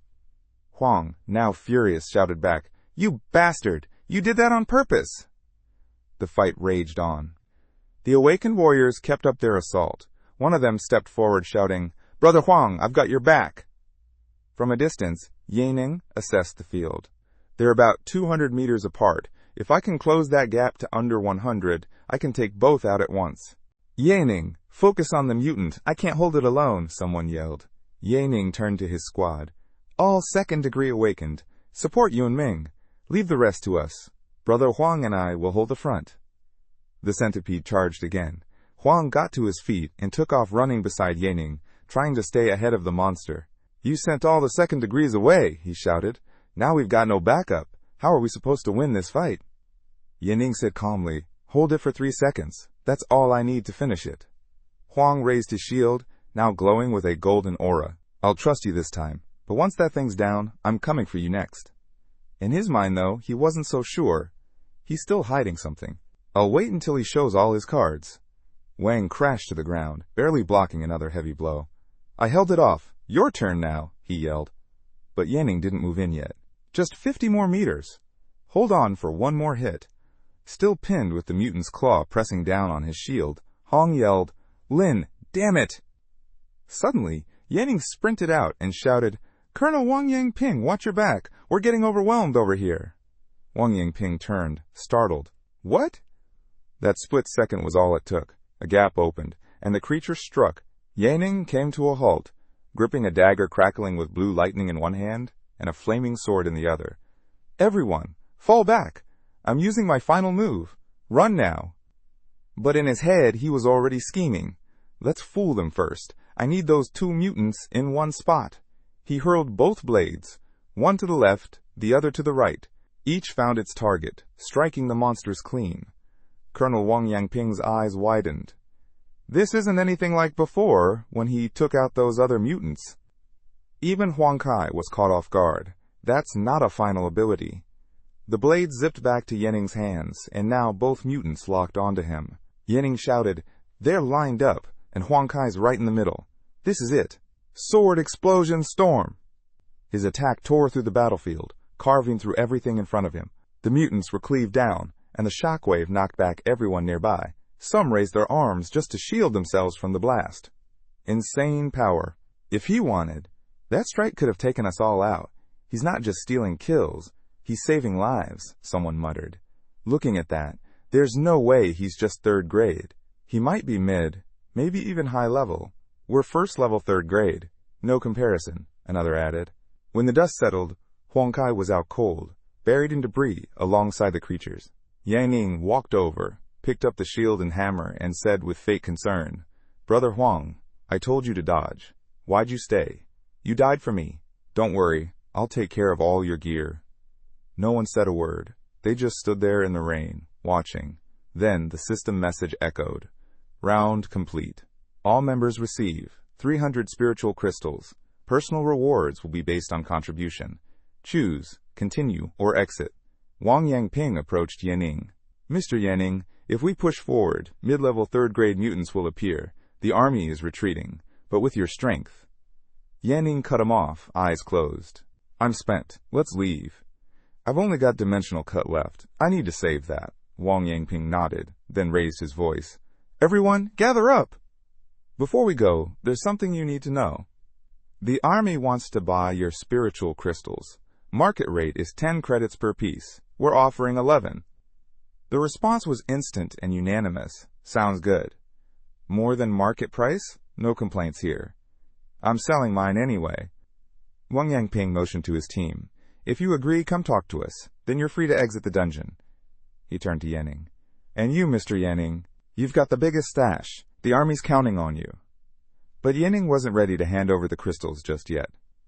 How about you tell me why the army needs so many spiritual crystals in the first place? Wang Yangping nodded. We're launching the Seed Project. It's designed to help low-level awakened rise faster. We've been buying up every crystal on the market, but even that's not enough. Yaning went quiet, lost in thought. Spiritual crystals do boost strength, but the gains aren't linear. A first grade awakened might need 10,000 just to hit mid-level. To push into high-level second grade, we're talking millions in credits, and the army's investing all that into the Seed Project? His thoughts were interrupted. Mr. Yaning? Wang Yangping called out. Yaning rubbed his chin. Hold on. I've got 27,000 spiritual crystals on me. Let's round that up to 300,000 credits, sound fair? Wang Yangping smiled. Sure. Honestly, I'd have rounded up myself, even if you hadn't asked. By the way, any interest in running this dungeon a few more times? Yaning shook his head. No need. Running the same dungeon with the same group reduces the loot and rewards. Not worth it. Still, Wang Yangping pressed. If you're willing to bring in different people each time, it could get General Tang's attention. Truth is, all these crystals, they're for General Tang's second son. He just entered the third sequence and will soon be a third grade awakened. Honestly, I think he might break into fourth. Shut up, Yaning snapped. Finish the deal and get out. Wang Yangping froze, confused by the outburst. But he didn't argue. He simply nodded and stepped away. Yaning exited the dungeon. Soon, he was tearing down the streets on his motorcycle, heading home. I thought I was earning fast enough, he reflected. But compared to what the army's pouring into the Seed Project, my haul's nothing. Those who rely on the Seed Project won't last in a real fight. Their strength is hollow. The army's wasting everything on this. In my last life, I thought I had plenty of resources. But looking back, everything was already scraped clean. Compared to what's still available now, what I used back then was like dust on a mountain. Right now, in the first third sequence, no one's burning through resources faster than me. It's insane. I need to push every attribute to its max, and take the third grade test as soon as possible. Once I make it into the first sequence, I'll finally have the power to change everything. Back at his lavish home, Yaning sat at the dining table, casually picking up a handful of spiritual fruits. Almost all my stats are sitting at 26, except willpower, he muttered while chewing. The higher these numbers get, the more fruits I need just to raise them. Let's see if this batch is enough. He kept eating, one fruit after another. Ugh, I'm stuffed. Just one more. Gotta push it past 30, he said, forcing down the last bite. With a final burp, a message popped up in front of him. Constitution +1. All attributes are now maxed out. Starting gotcha once. A glowing prize roulette appeared with a single button in the center. Yaning raised an eyebrow. So I get a gotcha pull for maxing out my stats? Alright then. Let's hope it's something good. Maybe an epic gear set, or at least a top-tier sword. That'd give my power a serious boost. He hit the button. The wheels spun. When it stopped, the system chimed in. Epic equipment acquired. Ring of Serendipity. Yaning leaned in, eyes narrowing. Just a ring, huh? Not a whole set, but I'll take it. Ring-type gear is rare anyway. He picked it up. A small band with a radiant blue gem. The item description read, Storage feature. Grants infinite cubic storage space. Cannot store living creatures. Yaning gave a short laugh. A storage ring? No added stats, but infinite space? That's insane. I could literally carry hundreds of nukes in this thing. Then, another screen popped up. Equipment maintenance. Willpower conversion activated. You can now convert willpower into any other attribute. Time limit, 3 seconds. His eyes lit up. This is broken. Willpower conversion during battle? I just hit high-level second grade. This will let me adapt in real time. Strength, speed, whatever I need. But just as he celebrated, another message appeared, and it stopped him cold. New grade detected. 5th grade. Beyond 4th grade limit. Wait, what? 5th grade? There's something past 4th? Yaning said, stunned. Could this be the ceiling for humans? Or are there 5th grade mutants out there too? Then another window opened. Item evaluation. Exclusive gear from the world of Serendipity. User will gain adventurer privileges upon entering the world of Serendipity. Warning. Class SS privilege. Use with caution. Holding the glowing ring tightly, Yaning whispered, The world of Serendipity. I've never even heard of it. Not even in the final days before humanity's fall in my last life. Could that be where 5th grade mutants come from? This ring, it's tied to something way bigger. No way I'm selling it. Turning away from the ring, he summoned his NPC, Li Fugi, sell the Warhammer, the Golden Shield, and all the enhancement gear. Use the credits to buy more spiritual fruits. A small figure appeared in the corner of his status window and smiled. Yes, master, right away. Just then, a warning message flashed in front of them, pulling their attention away. Notice, normal spiritual fruits cannot increase attributes beyond 30. Reminder, to raise attributes past 30, high-grade spiritual fruits are required. Yanning turned to his NPC. Li Fugi, use all the credits from the gear sales to buy high-grade spiritual fruits. Yes, master, Li Fugi replied instantly. Leaning back in his chair, Yanning muttered to himself, so close, just one more point to max out the second grade. In his mind, he was already planning ahead. The zombie horde from Tianfeng's safe zone will arrive in 2 days. My skills should reset by then. I'll finish maxing my stats today. Once everyone sees my power, no one will dare question me when I ask for the 3rd grade test. Suddenly, Li Fugi popped back into the status window, this time with a troubled look. Master, there are no high-grade spiritual fruits available on the market. What? Yanning exclaimed. The army bought them all, Li Fugi explained. Yanning touched his chin, his mouth tightening. Should I contact Chen Yong? But he didn't need to. Right then, his notification window lit up. Incoming call, Chen Yong. Yanning accepted, and Chen Yong's cheerful face appeared on screen. Mr. Yanning, it's me, Chen Yong. Do you still remember me? Of course, Yanning replied, thinking, what timing I was just about to call him. Can this guy read minds? Chen Yong quickly got to the point. The Tian Cheng Trading Group found a newly forming supernatural dungeon, Class A. They want me to lead a team to explore it, and I'd like you to join us. Low risk, big rewards. A Class A supernatural dungeon? Yanning echoed, intrigued. Yes, Chen Yong confirmed. Right now, the dungeon only has one edge. Its mission system hasn't fully formed yet. That means it's safer to enter now. Worst case scenario, we just retreat from the border.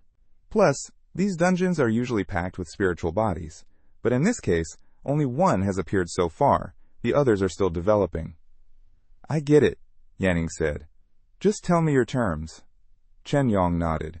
If you agree to come, I'll give you 10,000 credits up front, even if we fail. If we succeed, you'll get 70% of the profit, and the Tiancheng Group will pay you another 30,000 credits. Yanning scratched his chin. That's generous. Let me guess. They want to create a clearing strategy for future use? Chen Yong gave a sheepish smile. Exactly, Mr. Yanning. If you have any other conditions, feel free to say so. Yanning smiled back. In that case, I want 20% of whatever they make from selling the guide, and a few high-grade spiritual fruits too. Later, as the sun dipped behind the mountains, Yanning stared out the car window while the vehicle rumbled through the quiet village of Hay. This view, he thought. The zombie horde outbreak in Zhenjiang is just 2 days away, Yanning thought. My ultimate skill is still on cooldown. I'll use this time to clear a dungeon, one that doesn't rely too much on physical abilities. The car pulled up to a quiet village tucked between the hills. A group was already gathered, waiting for their arrival. We've arrived, Mr. Yanning, Chen Yong said as they stepped out. They approached the group, where a young man in a green jacket stepped forward with a warm smile. You must be Mr. Yanning. I'm Wang Jiang, son of the vice president of Tian Trading Group. It's an honor. I've heard about you, Yanning replied. Chen Yong mentioned you. Wang gestured to a stern-looking man next to him. Let me introduce my team. This is Fang. He's a psychic type awakened with high agility. I brought him in at a premium price. The rest are staff from my company. Fang, he gave a slight nod. I'm just a second-tier awakened. Compared to the great Mr. Yanning, I'm worth nothing. Yanning didn't respond to the jab. Keeping his expression neutral, Wang stepped in quickly, chuckling awkwardly. Please don't mind him, Mr. Yanning. Brother Fang's just blunt, but he's experienced with supernatural dungeons. Now that introductions are done, shall we take a look inside? Yanning nodded. Lead the way. As the group moved deeper into the village, Fang He walked alongside Yanning and said, Once we enter, follow my lead. My system gives me specific instructions when I'm near clues. Ignore them, and you're asking for trouble, even if you're third tier. Don't blame me if something happens. Yanning narrowed his eyes. Instructions, but this dungeon isn't fully formed yet. There aren't supposed to be any system missions. That's my skill, Fang. He replied coolly. When I get close to a clue, I receive guidance directly from the system, like a mission preview. He turned away and kept walking. Yanning watched him, thoughtful. That's a rare ability, like seeing the blueprint of a quest without accepting it. Looks like Chen Yang and Wang Wangjiang really did their homework for this dungeon. As they moved deeper into the village, Wang pointed out the nearby river. This area relies on the river for survival. The villagers usually sell water to the safe zone to make a living. He gestured toward some old bicycles nearby. But look at the wheels, completely rusted. That means they haven't been to the safe zone in a long time. Just ahead, villagers were hunched over, scooping water into a massive barrel already filled to the brim. They don't realize they should stop, Chen Yang commented quietly. It's like they're stuck in a loop, fetching water non-stop, even though the jar's already overflowing. Suddenly a man stormed toward them, his face twisted with anger. Soldiers, where are you from? He demanded. We're from the Safe Zone Army in Zhenjiang, Wang explained. There were reports that the river water here might be contaminated. The man scoffed and looked away, clearly agitated. I knew it. That woman dying in the river is going to be the end of us. Yanning stepped forward. So the river really is polluted? When did it start? What happened? The man recoiled, nervous. No, I was just guessing. The river's clean, really. Yanning's tone sharpened. If you don't explain everything right now, we'll have no choice but to detain you. Cornered, the man finally spoke. 7 days ago, a woman named Zheng Shuiz died, but it wasn't our fault. She stole something, then jumped into the river. There was a storm that day. The current was fast. She was swept away almost instantly. Wang Yangping stepped in, pressing further. She jumped in after stealing something. Did someone force her? The man panicked. No, I swear it had nothing to do with us. Wang Yangping pointed at him, eyes narrowing. Then why are you backing away? Before it escalated, Yanning placed a hand on Wang Yangping's shoulder. Hold on. This guy seems normal, but his hands, they've clearly been soaked in water for a long time. If something is off about him and we act too fast, we'll be at a disadvantage. Just then, Feng, he stepped over with a grin. Didn't expect you to pick up on that so quickly. Turning back to the man, Yanning said calmly, Relax, just take us to the family of the deceased. If you're not involved, you have nothing to worry about. Reluctantly, the man nodded and led them through the quiet village streets. They stopped outside a small, gloomy house. The air was cold, unnaturally so. A lifeless chill clung to the place. He pointed to the doorway. That's the house. Only she and her mother, Li Ru, live here now. It's always this cold. I can't go any farther. They stepped into the yard, where several barrels overflowed with water. The ground was wet, streaked with stains. It's freezing, Wang muttered. Feels like winter. There's definitely something wrong here, Wang Yangping said, scanning the surroundings. Yanning's gaze locked onto the scattered pots and puddles. Why so many containers of water? Something's not right. Suddenly, an old woman stumbled out. Arms and head plunged deep into one of the barrels. Everyone flinched, some cursing under their breath. But he remained calm. Don't worry, she's not a spiritual body, just influenced by the dungeon. The woman turned, drenched, and stared at them. Who are you? She asked, her voice trembling. We're here to investigate your daughter's death, Yanning said gently. Did someone force her into the river? If so, we'll make sure justice is done. She looked down, water dripping from her hair, and began to mutter. My daughter? She's in the water. You must help me find her. In the water. You must help me find her. Wang Yangping sighed. Mr. Yanning, she's lost. There's nothing we can get from her. But Yang wasn't giving up. Grandma, what about your granddaughter? Where is she now? The old woman looked up slowly. My granddaughter. She went to fetch water from the river. She'll be back tonight. Yanning turned to Fang. Any clues from your system yet? Fang shook his head. Not yet. My ability only activates when we're near something critical. But I think the daughter, Li Ru, she's the key. Chen Yang chimed in. Then should we head to the river and find her? But Fang immediately snapped. No. Both Chen Yang and Yanning turned to him, confused. Why not? Fang looked away, clearly uneasy. I mean, it's getting dark. Maybe we should just stay here and wait. Yanning narrowed his eyes. Fang's hiding something. Drowning, a missing body, a mother and daughter fetching water. Are the villagers stuck in some cycle? Repeating the act of drawing water because the mother's ghost is compelling them? Just then, the door creaked open. A young girl walked in, swinging a heavy bucket of water. Everyone turned. "Li Ru, you're back," Fang said quickly. As she ran inside, Yanning instinctively covered his nose. That snow? Blood? Activating his full psychic vision, his eyes lit up with deep purple.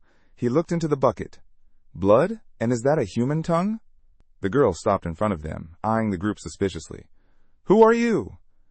Fang turned quickly. "I just got a system hit. Don't make her angry." Yining crouched down to meet her gaze. "We're with the military investigation team from Zhenjiang's safe zone. We're here because someone reported your mother as missing." The girl snapped, "She's not missing. The villagers killed her. They spread lies about her, and it cost her life." Yanning responded gently.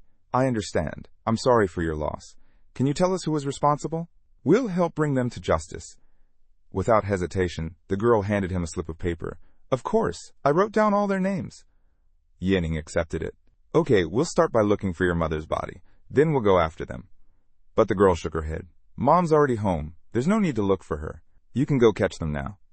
Yanning froze. She's home, but her body was swept away by the river. What does she mean, home? The girl tilted her head and narrowed her eyes. "Are you hesitating? Were you lying about helping me?" Yanning gave her a soft smile, subtly gesturing toward Fang. "We can't provoke her, but jumping straight into arresting people feels reckless." He spoke calmly. "Of course not. We just need to file a bit of paperwork first. I promise, we'll catch them by tomorrow morning." The girl's expression changed in an instant. A dark energy flared around her, her voice turning cold. "Fine, but if you lie to me, I'll kill every last one of you." The entire group flinched. An icy silence fell. Fang quickly said, "Let's stay here in this house tonight. Chen Yang and Wang Zhang will share a room. The rest of us will split up." Chen Yang and Wang nodded in agreement, but Yanning raised an eyebrow. "Split up? In a situation like this?" Fang explained, "Ghosts usually pick either the strongest or the weakest to target first. If one of us gets attacked, we might gain more clues." Yingning glanced at the others, then smirked. "So basically, I'm the bait." Wang Yangping stepped forward.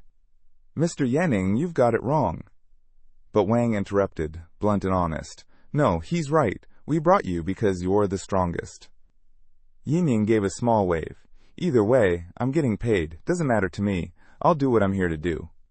The two nodded gratefully, but Fang smirked and added with a mocking tone, "You can say that now. Let's see if you're still around to say it tomorrow." Then he turned serious, addressing the group. "Based on everything we've seen, I'm guessing she became a ghost after being killed by the villagers. But since she's still in her early phase, her abilities only affect her daughter and the villagers who wronged her. It's all about revenge." He continued, "So we've got two objectives. First, find Zhang Shu's body. I'll search Li Ru's house again tonight. If I come up empty, then Yanning, you'll check the river.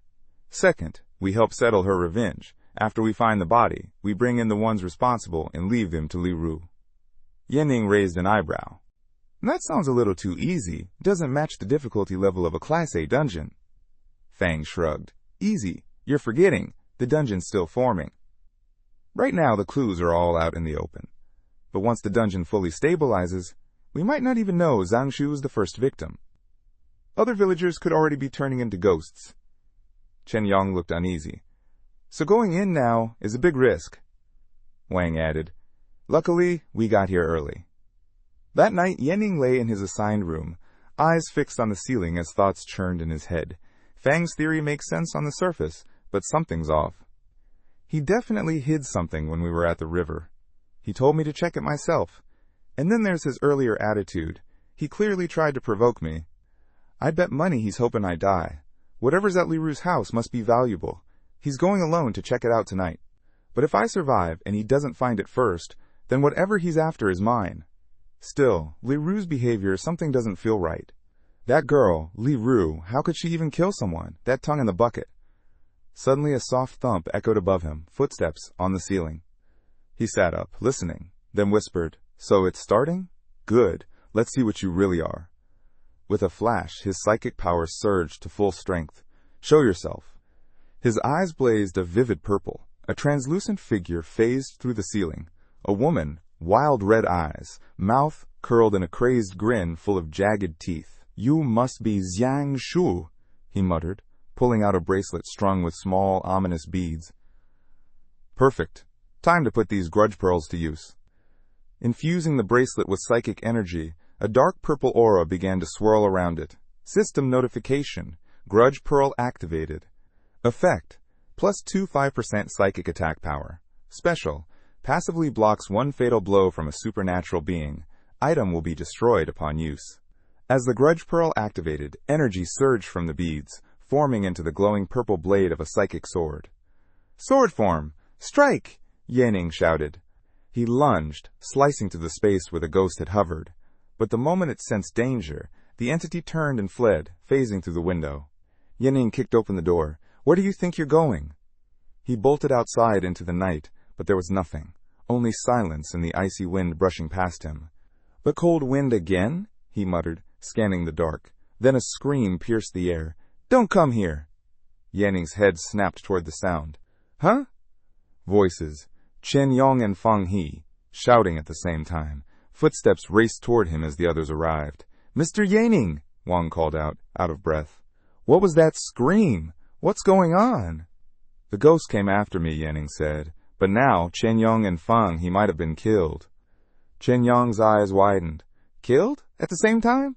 Then the ghost's attack power isn't as weak as we thought. Wang frowned. Or maybe it got stronger after we entered this place. It makes sense for Chen Yong he was the weakest, he added. But how did Feng He die?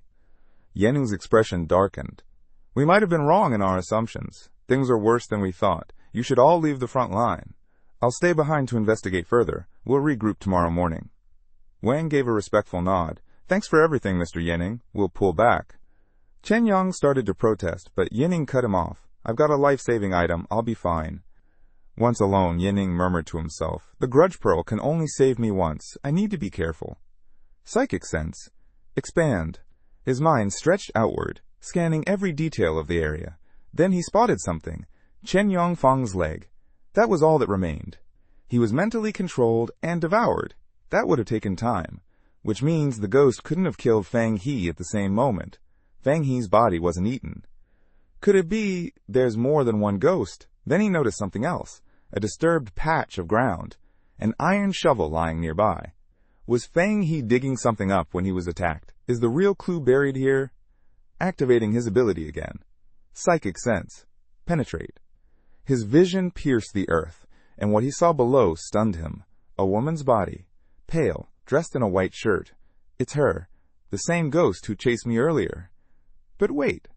6 fingers? That's a hereditary trait. But Li Ru doesn't have 6 fingers. This woman, she isn't Zhang Shu. Then, as if sensing his gaze, the body's eyes opened.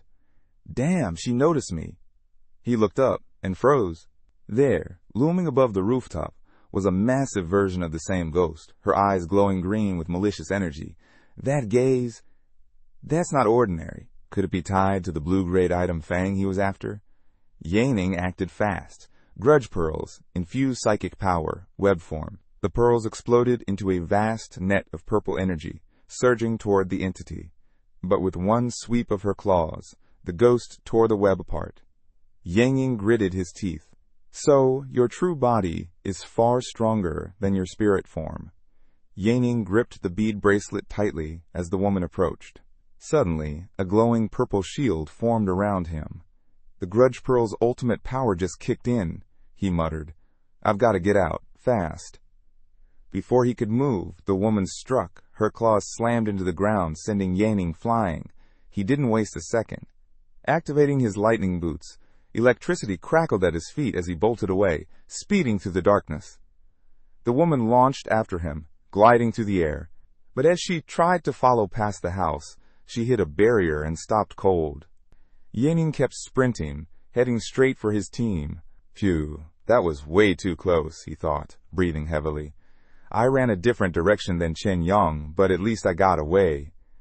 Then it hit him. The woman in the white dress, she's not Jiang Shu. Maybe the storm dragged her here, which means the real Jiang Shu could still be downstream. She might even be alive. He glanced at the horizon. I've got to search downstream before sunrise. Back near the house, Jian Yang looked around, uneasy. Yanning's still not out, he said. Wang shook his head. The barrier's blocking our signals. Maybe we should head in and check. They entered the house. The subordinate searched every corner and returned. Chief, he's gone. No sign of Yenning anywhere. Luss's house is empty too. Wang frowned, stroking his chin. Missing? How could that be? Just then, a little girl appeared at the gate. Uncles, she said sharply, didn't you promise this morning you'd help me catch them? So why are you still standing here? The men exchanged awkward glances. We're going now, Chen Yang replied. The girl's gaze darkened. Take them to the river, she said coldly. I'll make them suffer there. Wang turned to the others. Let's move. This revenge plan is our only lead. Wang added, Thong is already dead. Yinning's vanished. We've got nothing else to go on. They gathered the men from the girl's list and marched them to the river, forcing them to kneel before her. The men began pleading. Zhang Shu took her own life. It had nothing to do with us. We didn't kill her mother. You're with the military, right? You can't just go around doing this. But the girl didn't flinch. She raised a pair of scissors, her voice ice cold. It's your fault. You pushed my mother to her death. Now you'll pay. She plunged the scissors into one man's chest. He gasped, You! She yanked out his tongue. I won't just kill you, she said, grinning. I'll rip out every last tongue. She laughed as she sliced his tongue off. Who's next? The other two broke down. I'm sorry, one cried. I never should have said anything. I swear, I didn't mean it. Xiaoru, I'm Uncle Zhang. I didn't spread any rumors. But she turned her gaze to him. You did. After my mother rejected you, you talked behind her back.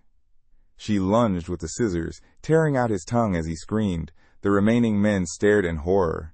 Chen Yang whispered, How can a 10-year-old girl even do this? Wang replied, Let's just hope it all ends after she finishes them. The girl turned to them, blood-stained and smiling. Uncles, they're not dead yet. Can you help me toss them into the river? Wang hesitated.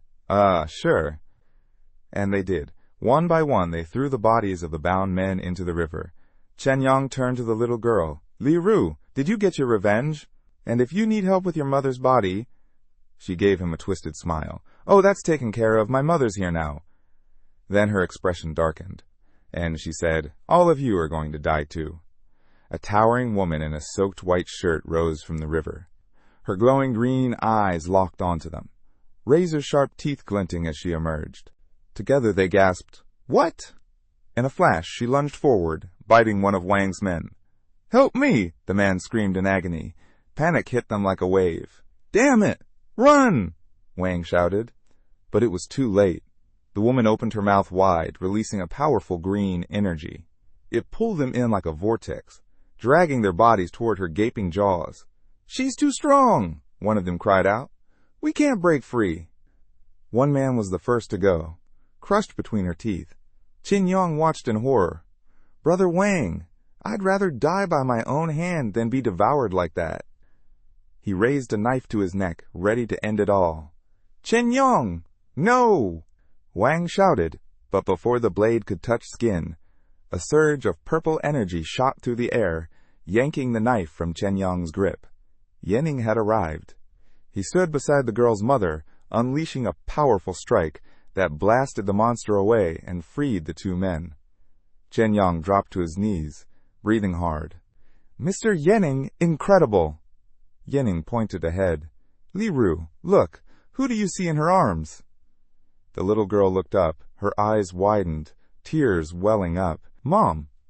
The woman was holding a small, limp body, Li Ru's own. The ghost girl stared in disbelief. Mom, you're alive? Then I'm the one who died. Her mother looked down at her, grief in her voice. Xiaoru, it's all Mommy's fault. Wang Yangping's voice broke the silence. Wang Jiangshu isn't dead? Then who's the ghost in white? Wang's brow furrowed. Li Ru is dead? So Li Ru is just a spirit, too? What's going on here? Yanning stepped forward. It's a long story, but for now, we need to get out of here. This place is still dangerous. Suddenly, the woman in white reappeared. She launched herself into the air, grabbing Li Ru's mother in her jaws. No! Mom! Li Ru screamed. She reached for her own chest, and instantly her entire body was engulfed in a powerful green glow. In a flash, she transformed, her figure massive, ethereal, and shimmering like green mist. Yanning's eyes locked onto her. Leroux's awakened. We're a lot safer now. The ghostly woman held Leroux's mother in her teeth as the girl charged forward, yelling her name. Leroux slammed her fist into the ghost's face, then bit into her throat. The two specters clashed, twisted, and finally exploded into a gust of wild green wind. As the dust settled, Yanning turned to explain. It happened on a stormy day. Wang Zhangshu was swept into the river but survived further downstream. Leroux, desperate to find her mother, drowned, but her spirit stayed behind, unaware of her own death. Her need for revenge poisoned the village.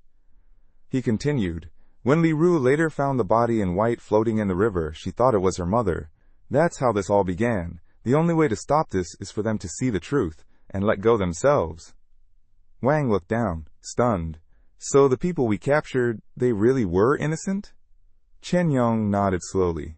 That explains why Fang He and Chen Yong Fang died at the same time.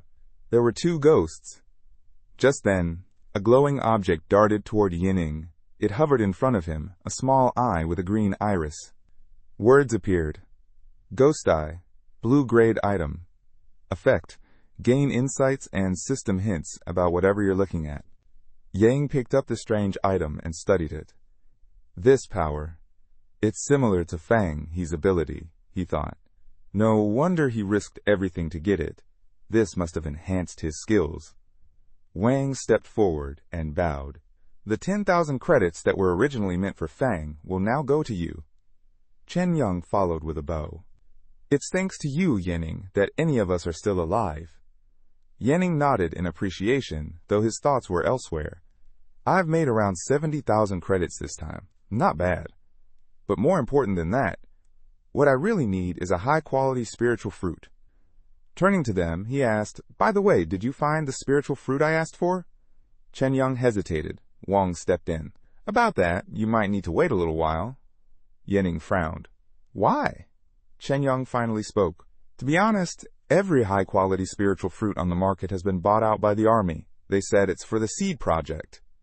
Yanning gave a knowing smile. The seed project again. Looks like if I want one, I'll have to go after it myself. Then he turned to them. Chen Yong, Wang Zhang. Tonight I'm taking you all to see something special. Bring your parents, too. A show? The two asked. He smirked. Exactly. A show about the zombie epidemic. In Safe Zone 119, a flying vehicle landed. Chen Yong stepped off and approached a man in matching military attire.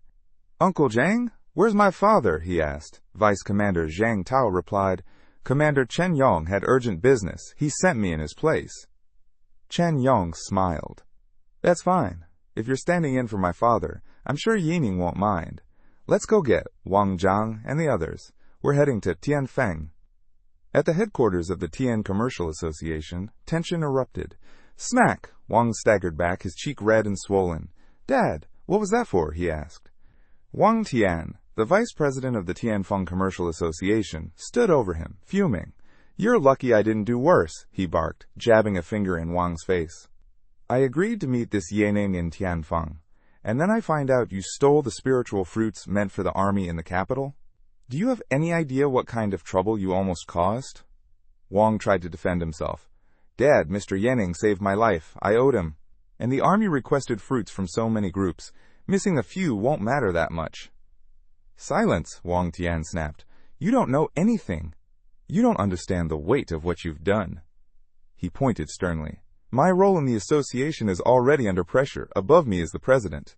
Even without him, we can't afford to offend someone the army values. That could bury us. And don't forget, Yanning was hired by you to protect you. Yes, he saved your life, but that doesn't give you the right to jeopardize ours. He sighed, trying to rein in his anger. We're not refusing to give it to him. He'll get the fruit, just not right now. Wang Tian placed a hand on his son's shoulder, his gaze drifting out the window. All right, Chen Yong's here. I'll head to Tianfeng with you first. We'll talk more after I meet Yanning in person. If he's really as strong as you say, I'll reconsider the matter of the spiritual fruit. Wang's eyes lit up. Seriously? You're not messing with me, right? Meanwhile, over in Tianfeng's safe zone, a new urgent message lit up the screen. From Yining, Tapki, Commander Xiao. The zombie horde will strike tonight. Prepare immediately. Commander Shao narrowed his eyes at the screen. He sent the same warning last week. I mobilized just in case, but nothing happened in the old city. Now he sends it again, with a specific time. Suddenly, a soldier burst into the room. Commander Shao, movement in the old city. The horde's breaking through. They've shattered the seal and are charging straight toward the safe zone. First and second level mutants spotted. We haven't seen any third level ones yet. Commander Shao shot to his feet. Yanning was right. Move. Sound the alert. Get every squad on high alert. Activate all defenses now. Alarms blared across the zone as a broadcast repeated. A zombie horde is approaching.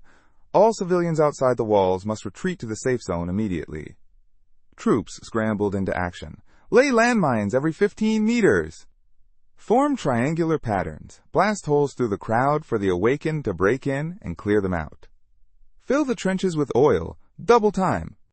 In the skies above, fighter planes roared to life, sweeping over the city to secure the airspace. On top of a tall building, Yanning watched the chaos unfold. Tianfeng's no joke when it comes to defense, he commented. The NPC standing beside him nodded. Master, they seem well prepared. Yanning shook his head. They're doing what they can, but it's not enough. Not against mutant-class threats. He pointed toward the front lines. There are only around 2,000 awakened here. Half of them are in the rear, just 600 on the front lines, and only 200 of those are long-range types. He scoffed. With a formation like that, they're basically walking into death. The NPC looked uneasy. Master, then, does that mean they'll all be wiped out? Yanning's gaze stayed locked on the battlefield. No, not this time. This time they have me. The first wave crashed through the outer perimeter. Zombies, twisted, monstrous, red-eyed, came swarming in like a flood. Commander Shao's voice rang out over the radio. They've breached the barrier. Everyone to battle stations. Planes, begin bombing runs. Explosions lit up the field as bombs rained down from above, tearing into the oncoming horde. Watch out for those flying mutant hawks, the commander barked. Long range awakened. Take them down. A zombie stepped on a landmine. Boom! The blast ripped through the front line, sending nearby creatures flying through the air, but the rest kept coming. Cover us, a soldier shouted. Short range awakened. Move in and fight. The battle raged fiercely on the ground, as the leaders of the Tianfeng Company watched from the top of a nearby building. Yanning crossed his arms, glancing at the chaos below. That Yanning told us to be here 2 hours early to wait for the zombie horde. Now that the fight started, where is he? What's he even doing? Beside him, Wang Tian responded, He's probably waiting for the high-level mutants to show up. Can't exactly show off his power-slaying low-tier ones, right? But so far, not a single third-level mutant in sight. He better not just be taking down second levels. Yanning chuckled. President Wang, you're hilarious. I'm thinking the same thing. He promised to impress us. So far, I'm just waiting for the punchline. Wang Yangping turned sharply. Uncle Zhang, Uncle Wang, please. We really do respect Mr. Yanning. Don't make fun of him. The two older men went quiet. Zhang Gang placed a hand on his nephew's shoulder. Qin Yang, listen. Your uncle trusts you. Whatever happens tonight, I won't interrupt. But I've watched you grow up. I just want you to see the bigger picture. Even with a mid-level third-degree ability, there's only so far you can go. Wang Tian nodded. He's right. You two are still young. Sure, a third-degree awakened is impressive, but that doesn't mean we treat him like some kind of god. Wang Zhang stepped forward. Enough, Dad. Let's just keep watching. I believe in Mr. Yining. He won't let us down. Suddenly, a terrifying mutant burst onto the battlefield, striking with savage force. A corrupted green corpse tore through the soldiers, absorbing everything around it like a black hole. One soldier was hurled through the air, screaming, Help! Another turned in panic. That's a high-tier second-degree mutant. The rotting corpse. It's on the left. Alert Commander Shao. Commander Shao arrived with reinforcements, and the troops rallied. Commander Shao is here, they shouted. Advance! Shao summoned his weapon with a fierce cry. Blood sword! A crimson blade appeared in his hands as he charged forward, slicing the mutant in two with one clean strike. Unbelievable! The soldiers cheered. Let's go! But just then the ground shook violently. Deep cracks split the earth as a deafening rumble rose from below. Shao's expression shifted. That sound, no. It might be one, maybe even two third-level mutants. He turned grim. They're harder to kill out here than in any dungeon. We'll need at least 6 first-level awakens to handle just one. His voice thundered through the ranks. Retreat! Everyone fall back to the safe zone! As they began to withdraw, grotesque mutant worms exploded from the ground. Xiao shouted, Light the trenches! We'll hold this line with our lives until reinforcements arrive. Move! Hurry! Suddenly, a figure streaked across the sky. Yening. He flashed through the air, his blade dancing as he unleashed a flurry of slashes.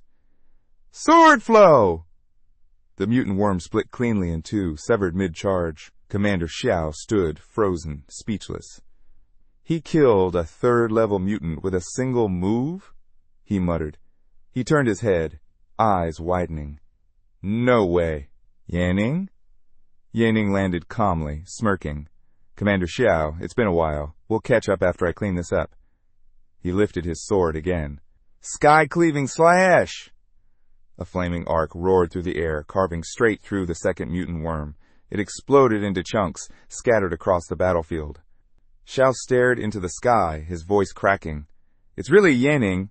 In just half a month he reached 3rd level awakened? He dropped to his knees, stunned. He's already stronger than me. What have I been doing with my life? With a calm smile, the protagonist walked over and said, Commander Xiao, I think the soldiers can handle the rest from here. Come with me, there's something we need to talk about. Meanwhile, atop a nearby building, Chen Yang's group watched the scene unfold. Chen Yang couldn't hold back his excitement. Did you guys see that? That's the real strength of Yanning. Wang nodded. That was my first time seeing it in action too. He's on a completely different level from your typical 3rd degree awakened. Wang Tian added, Yeah, this guy is far from ordinary. Wang Zhong stared in disbelief. With that kind of power, even Chief Chen Kai Li might not stand a chance. Compared to most mid-tier 3rd degree awakened, he's still top tier. No wonder he's so confident. Then Chen Yang opened his status screen. Yining Lin just sent a message. He's waiting in the Tianfang conference room. Let's head over. Inside the Tianfang conference room, Commander Xiao was already seated alongside Yining. As Chen Yang's group entered, he was taken aback. Wait, Commander Xiao's here too? Yining smiled warmly. You're all familiar with each other, so let's skip the introductions. Please, have a seat. We're among friends. Let's talk. Xiao glanced around at the arrivals and thought to himself, Vice Commander Zhang Tao from Safe Zone 119, Wang Tian from the Tian Business Association. Just as I suspected, Yanning's not acting alone. He's got serious backing. Once everyone was seated, Wang Tian spoke up. Mr. Yanning's strength lives up to the hype. Even among 3rd degree awakened, that kind of power is rare. Cheng chimed in. Exactly. I've heard you've helped Chen Yang multiple times. On behalf of Safe Zone 119, thank you, and thank you for inviting me. Xiao's expression shifted. Did he say Yanning, or is it just their accent? Then Yanning spoke plainly. Actually, my name isn't Yanning, it's Yanning. That revelation stunned Xiao, so they don't even know his real name. That means no hidden forces are backing him. Then how did he climb to 3rd degree awakened so fast? Yanning continued. As you've seen, my current strength is at the 3rd degree level. Commander Xiao, could you bring me a testing device? I'd like to verify it here. Xiao stood up, hesitant. Mr. Yanning, we all saw your strength. Wang Tian nodded. There's no doubt. You're clearly a mid-tier 3rd degree awakened. No one's questioning it. Wang Zhang raised a brow. Mr. Yanning, do you really think we didn't notice?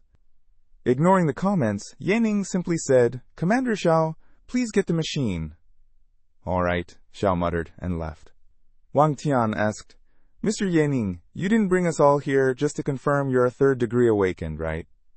Wang Zhang added, seems kind of pointless if that's the only reason. Trying to keep things civil, Yanning said, Uncle Zhang, Uncle Wang, we're already here. Waiting a bit longer won't hurt. He sat back, that smug grin never leaving his face. Soon Xiao returned with the machine. Yanning nodded in thanks. Zhang grumbled under his breath. Strong or not, he acts like a spoiled kid. Wang Tian chuckled. Arrogance isn't a bad thing, but wasting everyone's time just to show off, that's another story. Yanning stepped forward, channeled his energy into the device, and a purple flame surged around him. The machine lit up. Then came the result. Maximum level, 2nd degree.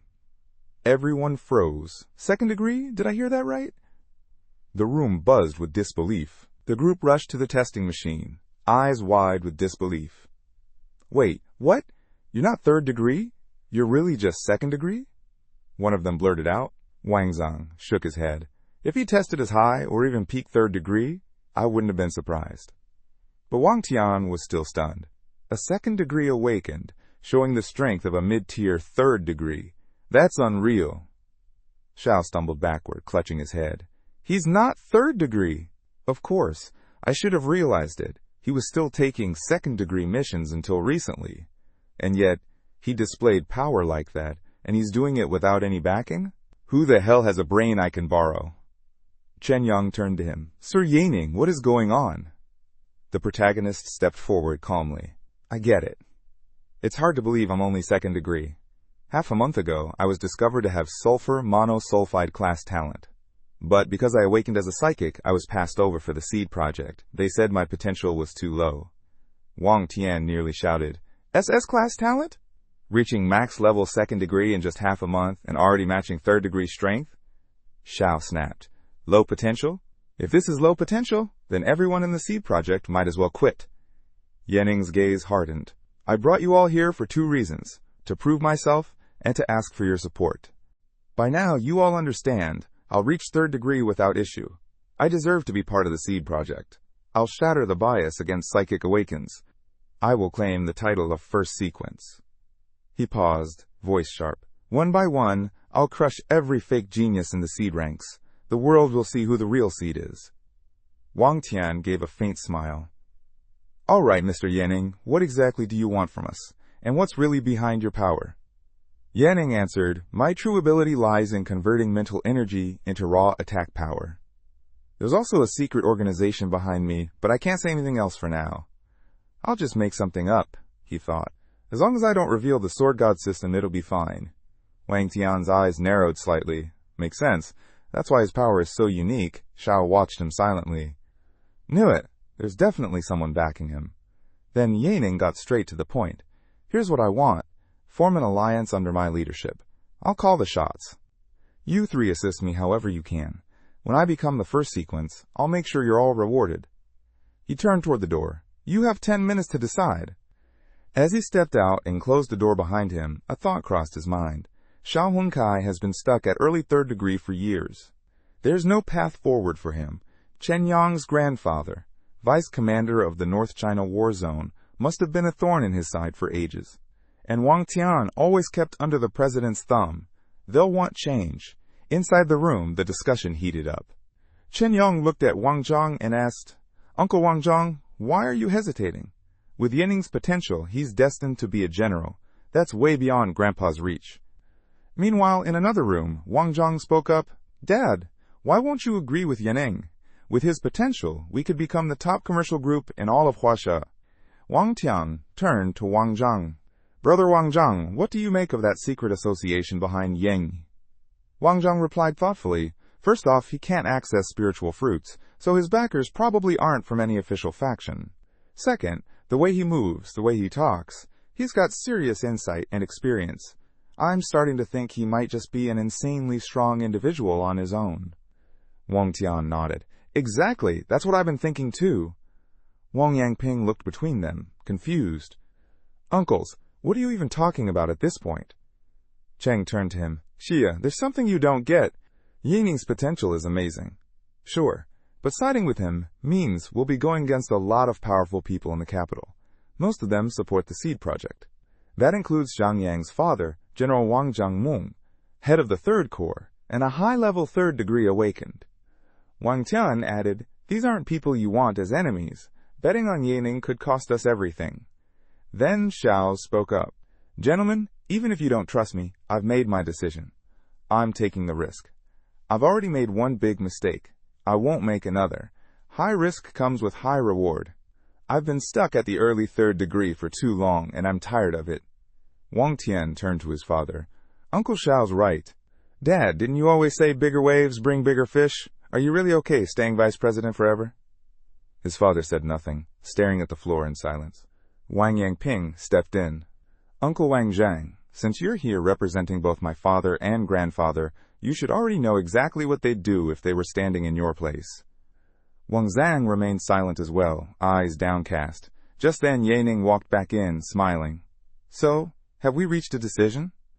One by one everyone stood and lined up before him. We're in, they said. We'll follow your lead. Yaning's grin widened. Perfect. Allies. Here's a list of everything I need. I hope you'll have it ready by tomorrow morning. And also, I need you to contact the high-level military officials in the capital. Let them know. I want to request a third-degree test. He handed over the documents. No problem, they all responded. Wang Tian looked over the papers and chuckled.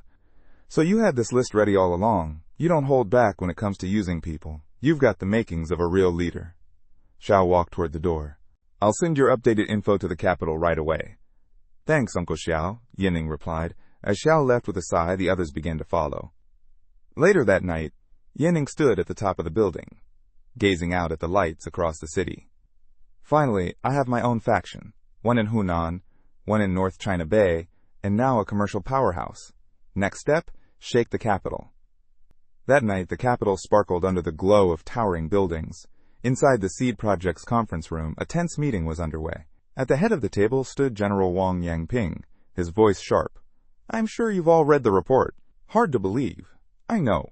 But Vice Commander Cheng Kai-li of North China confirmed it himself. An SS-class genius, still second degree, yet showing the strength of a third degree awakened. And we let him slip through our fingers. He glanced around the room, his tone turning cold. If anything else goes wrong, none of us will walk away from this clean. The officials nodded grimly, the weight of the situation settling in. This is serious, one of them said. We should notify higher authorities right away and make up for our mistake. Another agreed, adding, we should dispatch a third-degree squad to bring Yining safely to the capital. And as for his place in the sequence, leave that to the top brass to decide once he arrives. A silver-haired general with a sharp, unforgiving look stepped forward. At this point, there's no other move. For now, assign him the title of Special Sequence. It's unforgivable we didn't start cultivating a talent like his sooner. That's when Tang Zhang, an officer from the Seed Project, slammed his palm on the table. Is it really right to delay reporting this to our superiors? Shouldn't they be informed now? General Wang Yangping turned to him, voice thunderous. Tang Zhang, weren't you the one who dismissed Yaning when he was confirmed sulfur monosulfide class? And now you're changing your tune? Are you trying to get yourself killed? Caught off guard, Tang Zhang quickly raised his hands. That's not what I meant. I'm just suggesting maybe we delay the report for half a month. No, even a week would help. He hesitated, then added, General Wang Zhangmeng's youngest son, Wang Zheng, is currently ranked first in the sequence, but he hasn't even hit peak second degree yet. A heavy silence fell over the room. General Wang Yangping finally spoke. With Yining's strength, it's only a matter of time before he reaches the third degree. When that happens, Wang Zhang will have no choice but to give up the top spot. He paused, his voice lowering. But Wang Zhang has powerful backers, especially in the upper echelons. This complicates things. Turning back to Tang Zhang, General Wang Yangping gave him a sharp, calculating smile. Still, I admire your loyalty. You've got guts. But a week is too long. I can delay the report for 3 days. No more. He narrowed his eyes. This is your chance. But if Prince Wang Zhang doesn't break through to third degree in that time, everything will fall on his shoulders. With that, he signaled for preparations to begin. Get ready to bring Yaning to the capital, he ordered. General Wang Yangping's eyes darkened as he leaned toward Officer Tang, voice low but ice cold. Don't even think about interfering. If you do, the consequences won't fall on just you, but also on those backing you. Far from the capital, on a training ground surrounded by glowing crystals of every color, a young man finished drinking a potion and wiped his mouth. I just reached high-level second degree, he muttered. Now you're telling me to hit peak in 3 days? This was Wang Zhang, the current first sequence. From the shadows, a man stepped forward, rugged with a green buzzcut, a cigar dangling from his mouth. It was General Zheng Meng of the 3rd Corps Army, Wang Zhang's father. I'm serious, the general replied. Do you still remember Yaning? He's also SS class. With Cheng Kai's support, the kid's already reached peak second degree. And his power? It's third degree level. Wang Zhang tensed. So he's after my title? That's right, Zheng Meng confirmed. Cheng Kai himself isn't a threat. But if that boy breaks through to third degree first, your first sequence title is gone. He stepped closer. I'm sending you into high difficulty dungeons. That's the only way. When the third-degree test comes, as long as he's not the only one who passes, I still have ways to keep your position safe. He placed a firm hand on his son's shoulder. Don't let me down. Wang Zong nodded. I understand. I won't disappoint you. Zheng Mong gave a rare smile. Good, I'll do everything I can to stall. Yanning's still green. The road to the capital won't be smooth for him. Back in Tianfeng Safe Zone, 2 armed officers stood guard outside a room. Inside, Yanning sat quietly, facing a table stacked with spiritual fruits and a thick book. A soft bed sat nearby. Having his own faction made all the difference. Unbelievable, he thought. The army got their hands on spiritual fruits this fast. And Chen Kai even gave me a Class A sword skill. He knew. Just this skill book alone was worth more than Tianfeng Safe Zone could afford. Ye Ning took a fruit, bit into it, and felt his stats surge. A green glow pulsed around him as he clenched his fists, energy flowing through every inch of his body. So this is what it's like to have maxed attributes. His spiritual power moved faster, sharper, everything more precise. He reached for the skill book and read the description. Super Jump. Delivers devastating damage to the target, triggers paralysis and crush effects. Immune to all control during execution. Defense boosted by 200%. A perfect balance of attack and defense. Exactly what you'd expect from a Class A sword skill. And that's before any upgrades. He tossed the book into the air, and as it hovered, it opened with a flash, revealing a glowing orb encasing a sword. Instantly, the learning process began. Energy surged through him, his entire body lit up, and just like that, he unlocked a legendary SSS class skill, Falling Heaven. The skill details popped up. Effect 1. Soar into the sky. Lock onto any enemy within a kilometer. Once locked, the target is immobilized. Descend like a thunderbolt, striking with area-wide lightning damage and dealing massive critical hits. Effect 2. Complete immunity to control effects during activation. A spiritual shield forms, absorbing damage equal to your total spiritual power. If your willpower surpasses the target's, they won't be able to lay a finger on you. Skill summary. You become a god of death. Yining stared at the system window, eyes wide. A 1-kilometer lock-on range? That's insane. They can't even fight back once I activate it. I'm basically untouchable while the skill is running. He looked down, deep in thought. I'll have to see how this performs during the third-degree test in the capital. Opening his skill tree, he muttered, Too bad all my sword skill slots are filled. I've already hit my limit before breaking into the 3rd stage, but that's fine. Once I reach it, I'll unlock even stronger powers. Just then, another system prompt appeared. New mission. Collect 4 rare materials immediately. Mountain Destroyer's Heart. Human-faced Hawk Fluid. Corpse Ripper's Column.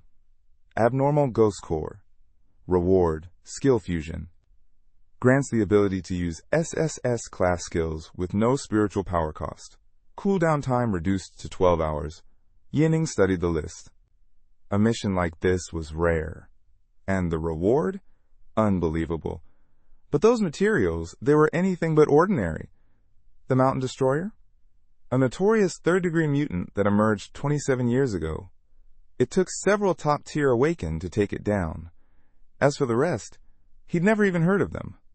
They could be ancient relics, hidden deep within the nation's vaults. He made a quick decision. I'll only be able to gather them once I'm first in the sequence. That's when I'll gain full access to the national treasury. Suddenly, the door swung open. Commander Xiao stepped in. News from the capital, he announced. Yanning nodded. Come in. What's the update? They've arranged for an escort. You'll be taken to the capital tomorrow. Yanning smirked. Looks like they know what's good for them. And what about the sequence? Did they finally grant me the top spot? Zhao shook his head and replied, They didn't say anything about that. They're only giving you a temporary title, special sequence. The final decision will be made once you get to the capital. Yanning's expression turned serious. With the power I have now, there's no doubt I deserve to be first in the sequence. I'm sure the ones behind the Seed Project are just afraid of offending those who've benefited from it. Xiao tried to offer some advice. Yinning, Commander Chen Yang, and I think you're rushing things. The current number 1 is Zheng Mong. He's deeply connected in the capital. We're strong, yes, and we'll definitely earn our place there. But for now, maybe it's smarter to hold back a little. If you do, some of Zhang Meng's supporters might actually end up backing you. Yening raised his hand, cutting him off. Uncle, I get it. When a tree grows too tall, the wind will break it. But I have my reasons. Important ones. Ones I can't explain yet. I just need everyone to trust me. Every move I make is calculated, and if there are obstacles, I'll smash through them myself. With that, he gripped his twin blades. Instantly, red and blue auras surged around him, splitting down the middle of his body. The next afternoon, they waited as aircraft descended from the sky. Xiao stood beside Yening, watching the landing closely. They're here, he said. Those are the newest spiritual combat planes. With that kind of firepower, they could wipe Tianfeng off the map in minutes. Get ready to receive them. The escort unit disembarked, their bodies surrounded by a burning blue aura. The sheer pressure they gave off was overwhelming, exactly what one would expect from the capital's elite. Every single one of them was at least third-degree awakened. Liao stepped forward to greet them warmly. You all must be tired from the journey. I'm Commander Xiao of... But the soldiers walked right past him without a word, ignoring him completely. Xiao stood frozen, embarrassment washing over him. Of course, they weren't here for someone like him. He was just a local commander in a safe zone. At the front of the group, a light brown-haired man stepped up and held out his hand to Yening with a smile. You must be Yening. I'm Lin Rui, leader of the 27th Aerial Squadron, Capital War Zone. Just call me Old Lin. We'll be taking you to the capital. Yening shook his hand. Yening, he replied calmly. Lin raised an eyebrow. Yening's composure was unexpected. He didn't act like someone from a small-time place. Before Lin could say anything else, Yening cracked a smile and said, Old Lin, let's cut the pleasantries and get moving. The squad members around Lin glanced at each other in annoyance, clearly not used to being talked to like that. Lin hesitated for a moment, rethinking the plan he'd been given. Yening's confidence unsettled him. He suddenly remembered General Zhang Meng's words. Find a way to bring him back under control, or eliminate him. As the military aircraft sliced through the sky, Lin sat beside Yening and leaned in slightly. Sir Yening, we're almost at the capital's outer perimeter. Some high-ranking officials have arranged a welcome banquet in your honor. I hope you'll consider attending. Yening stayed quiet, his mind racing. Were they trying to stall him? Delay his participation in the third-degree judgment? He didn't trust the situation. Lin noticed a change in his expression and smiled calmly. Relax, Lin said. Meeting them could bring you a lot of advantages. You've had a long journey. You must be exhausted. Yening gave a polite nod. Thanks for the offer, he said, but I'll pass. We can talk again after I reach the third degree. Lin's smile faded slightly. General Zhang Meng had ordered him to buy time, but if the soft approach wasn't working, it was time for Plan B. He gave a subtle nod to the pilot. Without hesitation, the jet swerved sharply. There's a malfunction in the system, the pilot announced. We need to make an emergency landing immediately. Yening narrowed his eyes. He wasn't stupid. He knew exactly what they were doing. So that's how far General Zhang Meng is willing to go, he thought. Standing up, Yening moved quickly and pressed a dagger to the pilot's throat. Seems like the real malfunction is your flying, he said coolly. Keep going like this, and we really will crash. And if that happens, I don't think even your backers will escape the fallout. Step aside. I'll handle it. Lin stared in shock. Did he figure it out? He's serious. If a fight breaks out here, the whole aircraft could go down. How can someone from such a remote zone have this kind of nerve? Then, Lin stood up as well. If Yening says he can fix it, let's give him the controls, he said smoothly. After all, he was only supposed to buy time, not cause a disaster. Yening raised his voice. I'm only going to show this once. Pay attention. Don't misremember anything, especially not the people. He took the pilot's seat and gripped the controls, adjusting the jet's course with ease. The aircraft stabilized, slicing cleanly through the clouds. Lin watched silently, a mix of awe and doubt flashing in his eyes. Even among the capital's elites, I've never seen this level of resolve, he thought. This kid's future, it might really shake everything. Maybe I backed the wrong side. But it's not too late to fix that. Lin suddenly stood at attention, gave a formal salute, and declared, Lin Rui, commander of the 27th Military Air Squadron, salutes Yening. Yening turned and gave a small smile. Commander Lin, I'll be counting on you moving forward. By the time they reached the capital's war zone, the second military base was glowing with lights from towering buildings. Yening brought the jet in for a smooth landing. As they stepped out, they were greeted by General Wang Yangping, who welcomed him with a wide grin. I'm the one in charge of the seed project, he said proudly. Yening nodded. Pleasure to meet you. General Wang Yangping gestured toward the main hall. We've prepared a special banquet in your honor. Many high-ranking officials are here. They're all eager to meet you. Yening raised his hand, stopping the general mid-sentence. This banquet isn't important, he said flatly. I want to begin the third-degree trial, right now. The officials around him were stunned. Start the trial immediately? No rest? No preparation? Seeing their confusion, Yening explained, You've granted me the special sequence title, but withheld the first sequence, saying procedures need to be followed. Isn't that because the higher-ups still doubt my abilities? If I complete the third-degree trial now, they'll see the truth for themselves, and we can skip all those processes. General Wang Yangping studied him quietly. He's not wrong, he thought. He admired how Yening wasn't wasting a second. Confident but not arrogant. Assertive without being disrespectful. That kind of balance made him worthy of respect. Tang Jiang stroked his chin. This kid doesn't listen to anyone, he thought. He even wants to do the trial tonight, but Wang Yangping's still locked in the dungeon. He won't make it in time. He stepped in. Yening, how about taking the trial tomorrow instead? That way, more people will get to see your skills.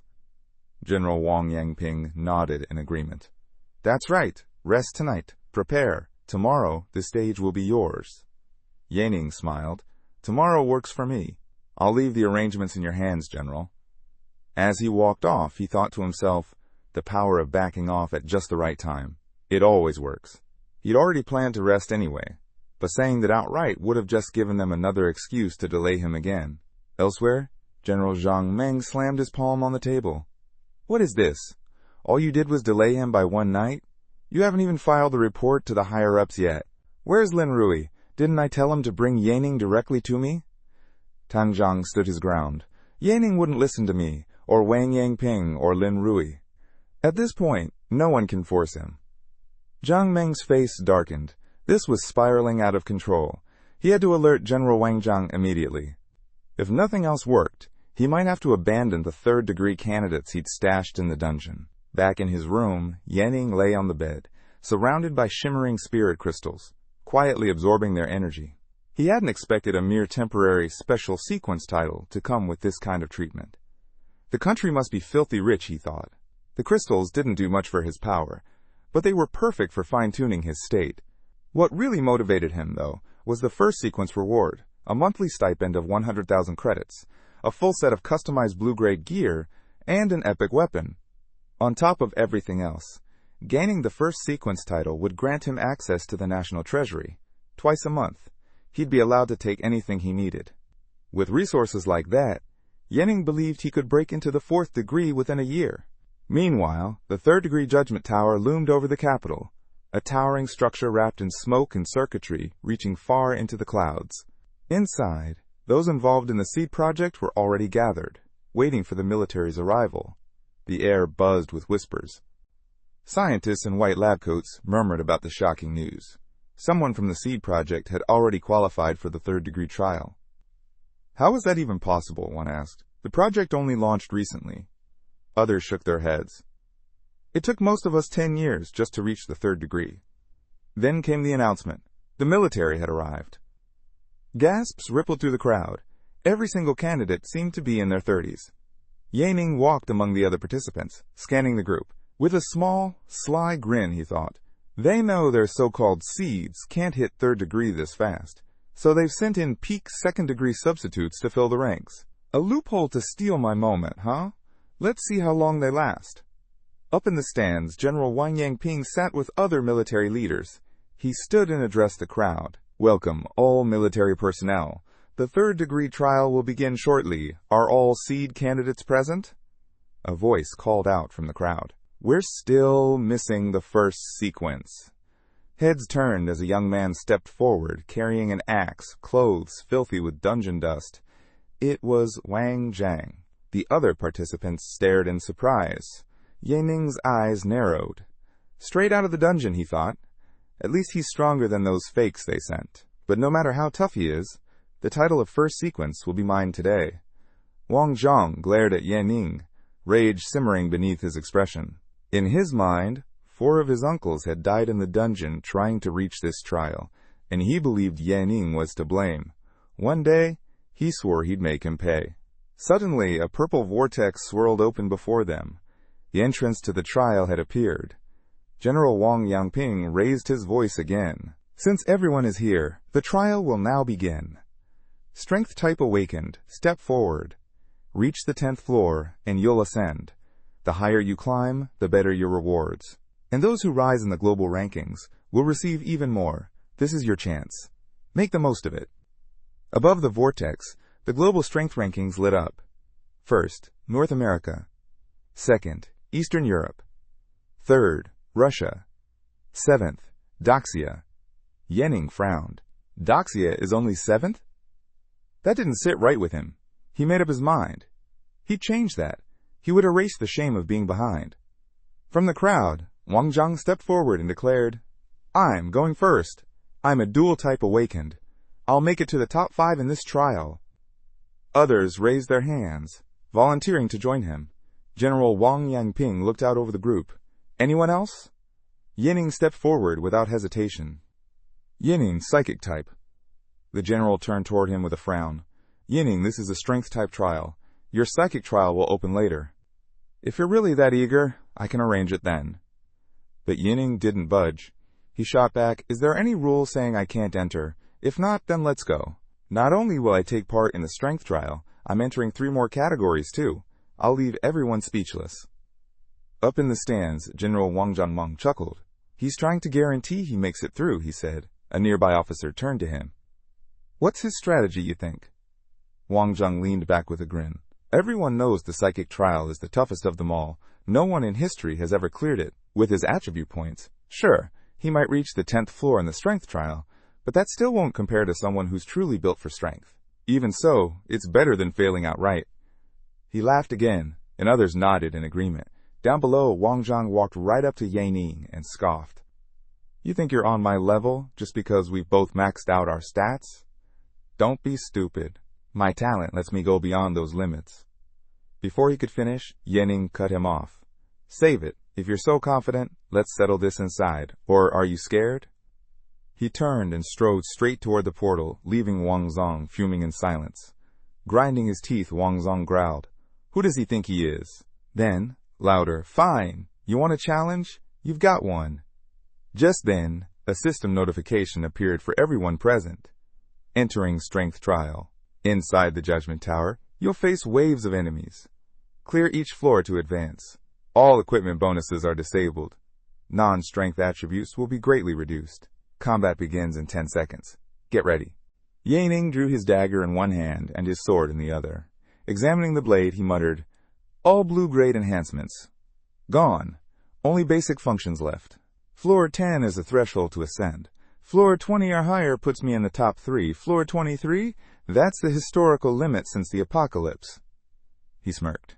Then I'll aim for 24. The early levels are just warm-ups anyway. A low growl sounded beside him. A zombie dog lunged from the shadows. One swift strike, and it collapsed in a heap. The first floor was cleared. 30 seconds until the next floor. On the second floor, a mutant charged. Yaning met it head-on, slicing cleanly through it. Still nothing but weaklings. This was starting to get boring. Meanwhile, the military watched from the control room, tracking every move through surveillance feeds. General Wang Yangping spoke up. These first 7 floors aren't a challenge. Everyone's moving at a similar pace. We'll start seeing real gaps either by the 7th floor or at the 10th. General Zhang suddenly pointed at one of the screens. Look there, my son. He's already reached the 10th floor. He sneered. And that Yining? Still stuck on the 8th. A nearby officer turned to General Zhang with a smirk. Looks like Yining wasn't as impressive as people claimed. Inside the Judgment Tower, Yining was locked in battle with a 2-headed ogre, weaving around its attacks. As he moved, he thought to himself, once you pass the 7th floor, constant movement just drains your energy. These fools don't get it. It's not about who shines now. It's about who finishes strong. Meanwhile, Wang Zhang stepped onto the 11th floor. General Wang Yangping spoke up. After floor 10, the stronger mutants emit powerful magnetic fields. We lose all video feeds beyond that. Zhang crossed his arms, visibly proud. My son's screen was the first to go blue. That says it all. One of the flatterers at his side chimed in. He cleared 10 floors in 10 minutes, basically blitzed through. Yanning is embarrassing himself trying to compete in a strength trial. Zhang chuckled. Exactly. The first sequence still belongs to my son. General Wang Yangping, keeping an eye on the monitors, read aloud, Wang Kai is the 11th to clear the 10th floor. Wang Zhang's already on the 13th. Yanning just cleared the 10th, 18th in line. Zhang scoffed. 18th? He's crawling like a snail. One's on the 13th, the other barely past 10. The difference couldn't be clearer. Still, General Wang Yangping didn't dismiss it entirely. For someone who's not even a strength type awakened, Yanning's progress is unexpected. Back inside the tower, Yanning leapt onto a zombie's back and balanced atop it. He recalled a similar beast from a past trial. Its weakness is behind the neck. One clean slash, and the creature collapsed in a heap of fire and ash. He stepped away, letting the smoldering corpse fall behind him. I'm on the 12th floor now, he thought. Haven't even tapped into attribute conversion yet. My spiritual energy and resistance are untouched. The floor cleared, and the system gave him a 10-second breather. Perfect. Time to activate attribute conversion. He planned to burn some of his spiritual and resistance stats, pushing hard to reach floor 21. After that, he'd go all in. Elsewhere in the tower, Wang Zhang was struggling to catch his breath. Cleared the 16th, he muttered. I must be in the lead. Just a few more. I have to secure a top rank. I need to crush Yanning, humiliate him completely. Outside the tower, more awakened were exiting the trial, stumbling and gasping for air. Many dropped their weapons and shields the moment they stepped out. That was brutal, one said, nearly collapsing. How did those guys make it to floor 20? They're not human. They're monsters. I was dying by the 14th, another panted. Still, despite the exhaustion, they comforted themselves with one truth. They had passed the 10th floor. That alone was enough to complete the mission. More screens faded to blue as connections were lost. One by one, the feeds went dark. General Wang Yangping stood, voice firm, quote, quote. Most of the participants had already quit, but Yanning was still inside. He hadn't given up. He was still pushing forward on the 15th floor. As a psychic-type awakener, his progress was nothing short of remarkable. General Wang Zhang scoffed. The 15th floor is his limit. Unlike my son, he's already reached the 17th. Just 3 more floors and he could break into the world's top 10. A sycophant nearby chimed in, praising Wang Zhang's strength. But General Wang Zhang narrowed his eyes. Something felt off. After the 15th floor, Wang Zhang had noticeably slowed down. Yet Yanning, who had lagged behind, was now speeding up. Was it just his imagination? Suddenly, the screen updated. Yanning had reached the 16th floor. He wasn't seeing things. Yanning was accelerating. General Wang Zhang stared in disbelief. He's caught up to Wang Zhang already? How is that even possible? Another man added cautiously, is he just pushing himself too hard? If he slips up on the 16th floor, he could die. Yanning surged ahead, leaving everyone speechless. Whispers spread. He'd reached the 17th floor. A psychic awakener, climbing that high? It sounded like something out of a fantasy. General Wang Xing slammed the table. Desperation filled his voice as he encouraged his son, willing him to hang on and not let Yanning surpass him. Inside the judgment dungeon, Wang Zong clashed with a towering skeleton, his attack slicing green trails through the air. He laughed, willing the creature to fall. But the skeleton retaliated, smashing him into the wall with a deafening boom. Wang Zong coughed, clutching his side, his axe still in hand. This floor was his breaking point.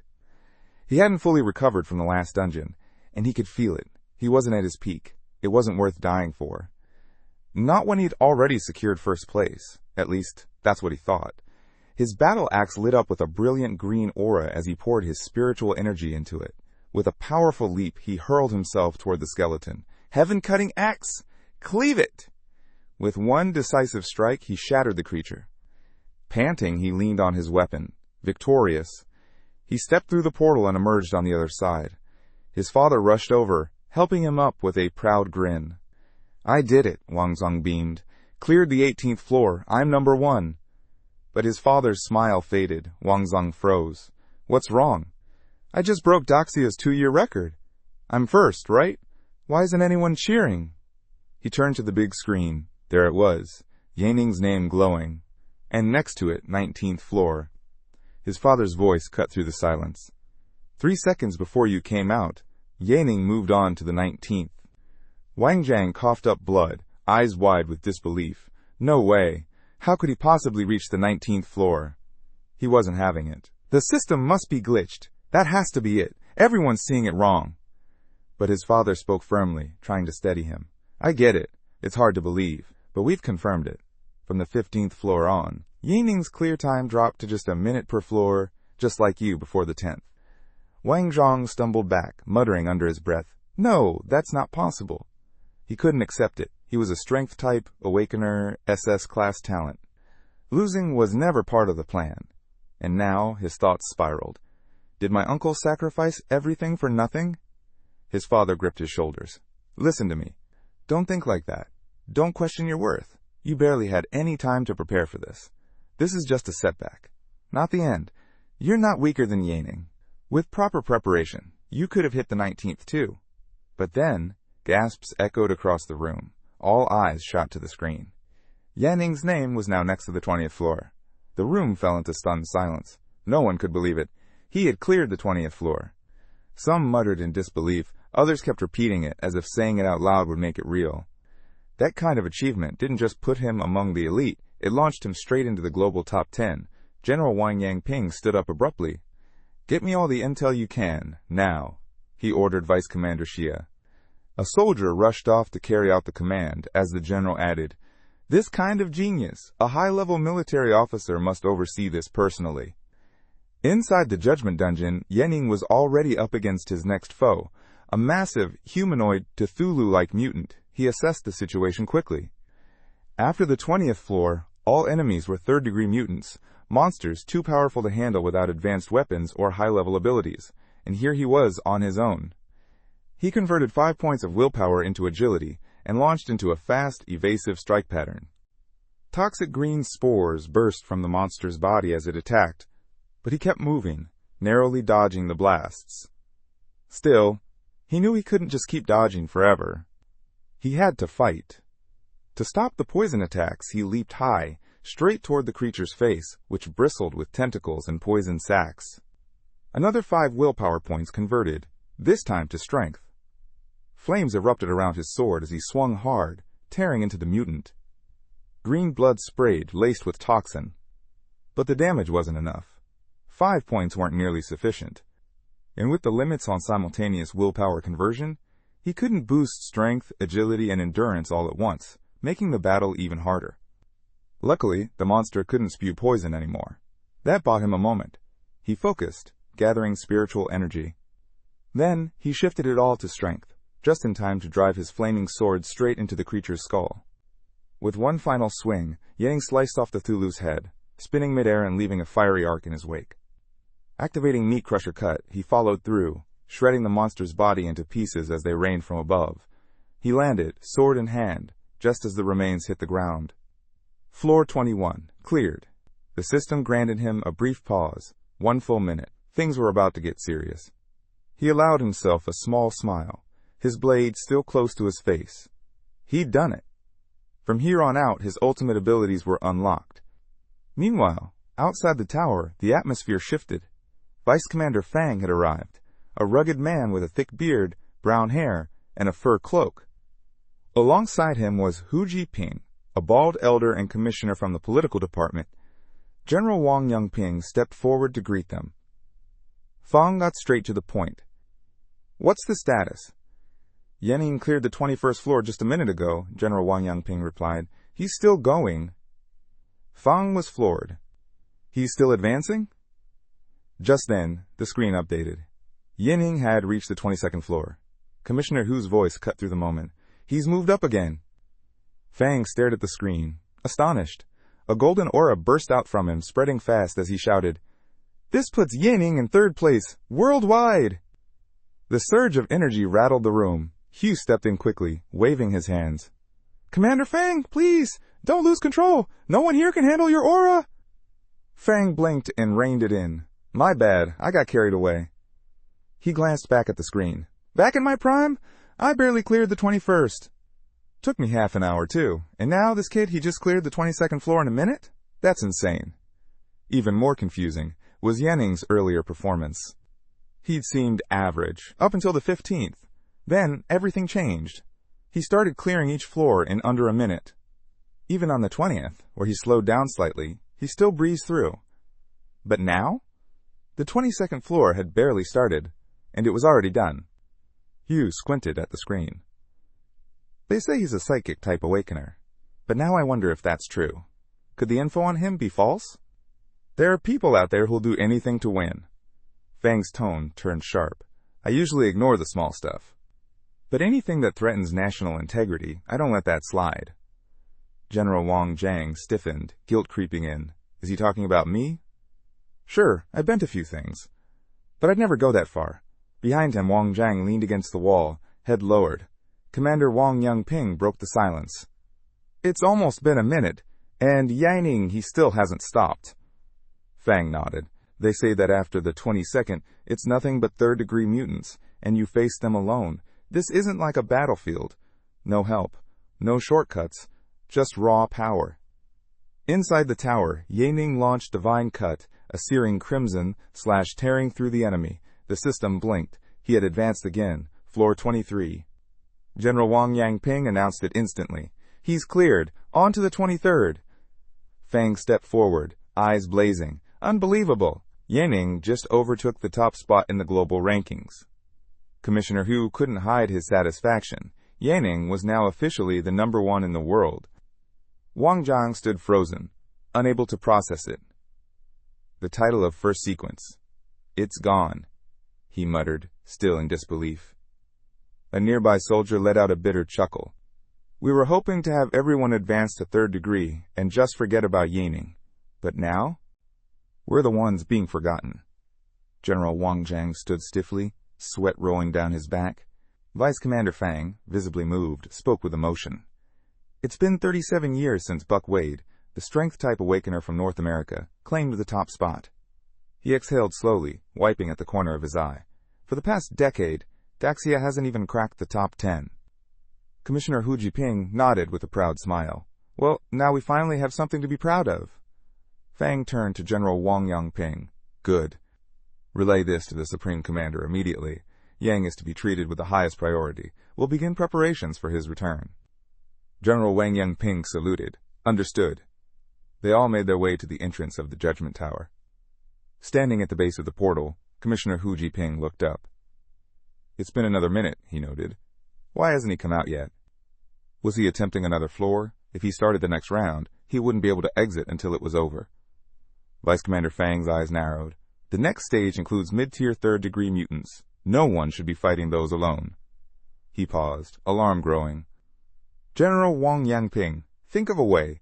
Anyway, to bring him out. He doesn't need to push any further. He quickly added, send a medical team to the tower, immediately. But General Wang Yangping shook his head.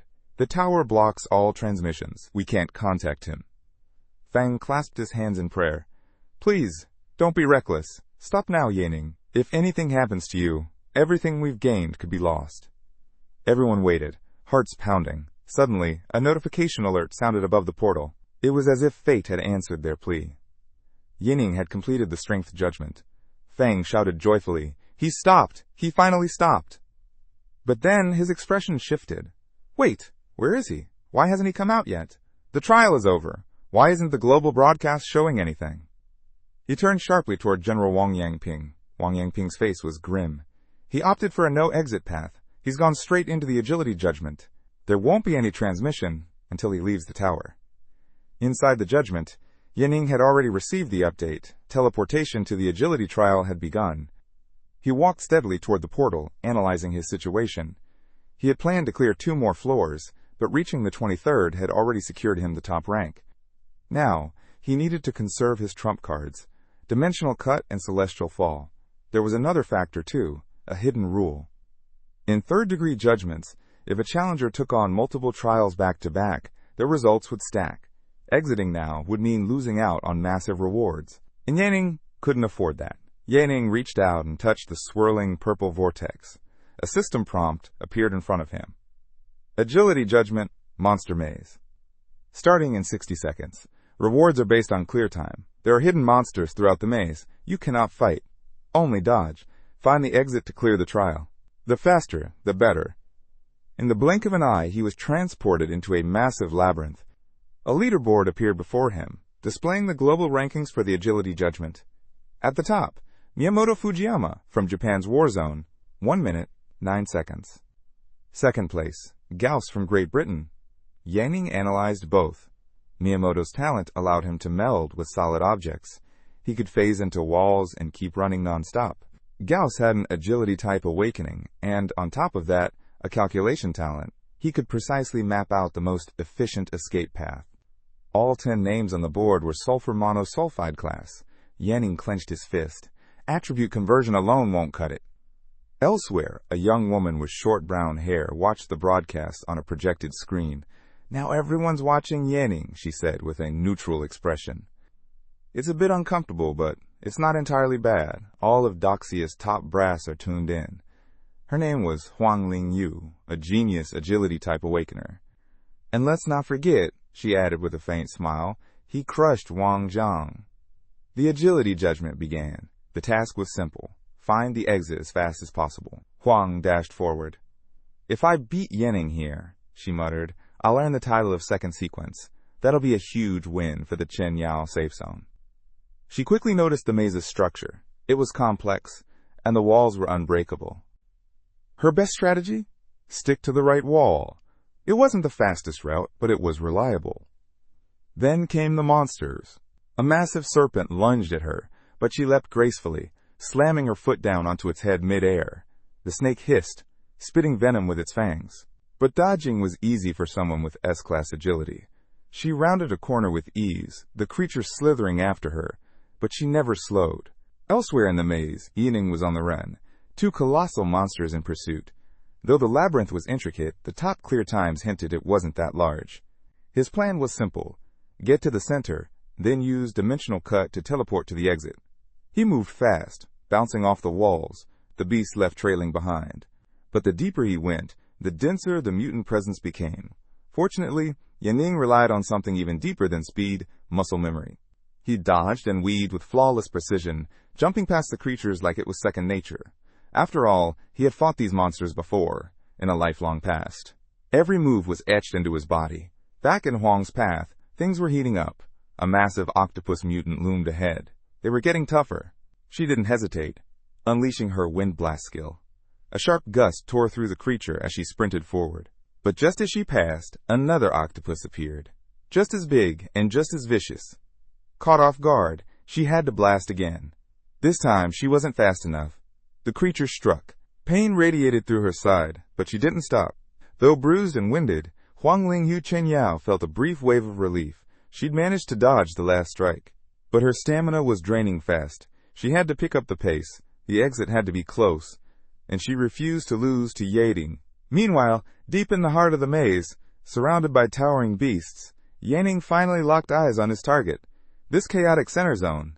It was the way out. Without hesitation, he activated Dimensional Cut, slashing through space itself with a flurry of razor-sharp arcs. Each strike cleared his path. He didn't have time to waste. Outside, Vice Commander Fang growled, "Why can't we see what's going on in there?" Commander Wang Yangping stepped beside him. "No need to worry, Commander Fang. The agility judgment is short, 5 minutes at most. The results will show up soon." Commissioner Hugh nodded. "Exactly. Based on his earlier performance, Yanning knows his limits." But Fang shook his head. "My concern isn't his skill, it's his mindset. The more confident he gets, the more fragile he'll be if he falls. Just look at Wang Zhang. 1 loss, and he's a wreck. Commander Wang Yangping remained calm. Yanning's different. He's a psychic-type awakener. He won't crumble like that. Off to the side, Wang Zhang looked broken, like a kid lost in the crowd. He turned to his father, voice trembling. Dad, he's going to lose this time, right? Right? General Wang Zhang forced a smile. He will, he has to. This time, he'll lose. Just then, whispers spread through the crowd. A signal had come through. Someone had cleared the trial. All eyes turned to the screen. Could it be Huangling Yu Chen Yao? She had incredible potential, and her time, just over a minute, was impressive. Everyone held their breath. The image appeared. Wang Zhang stared, his nose bleeding from stress. He clenched his shirt so hard it nearly tore. General Wang Zhang was frozen. On the screen, Yanning's name lit up once again. 1 minute, 8 seconds. Another world record. Another first place. Even Commander Wang Yangping couldn't believe it. Vice Commander Fang smiled in awe. Incredible. What else is this kid hiding? Moments later, Huang Ningyu stumbled through the purple portal, panting, hands on her knees. She looked around, hopeful.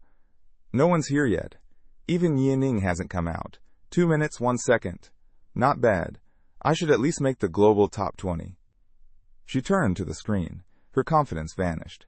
Yanning's name glowed at the top. Her jaw dropped. I lost. Lost to him, even worse than Wang Zhang. The shock was too much. She collapsed on the spot. Officials rushed over as one of them shouted her name. Then the room shifted again. A tall man with white hair and full military dress stepped onto the scene. Gasps followed. The Commander-in-Chief! He's here! I've never seen him in person before.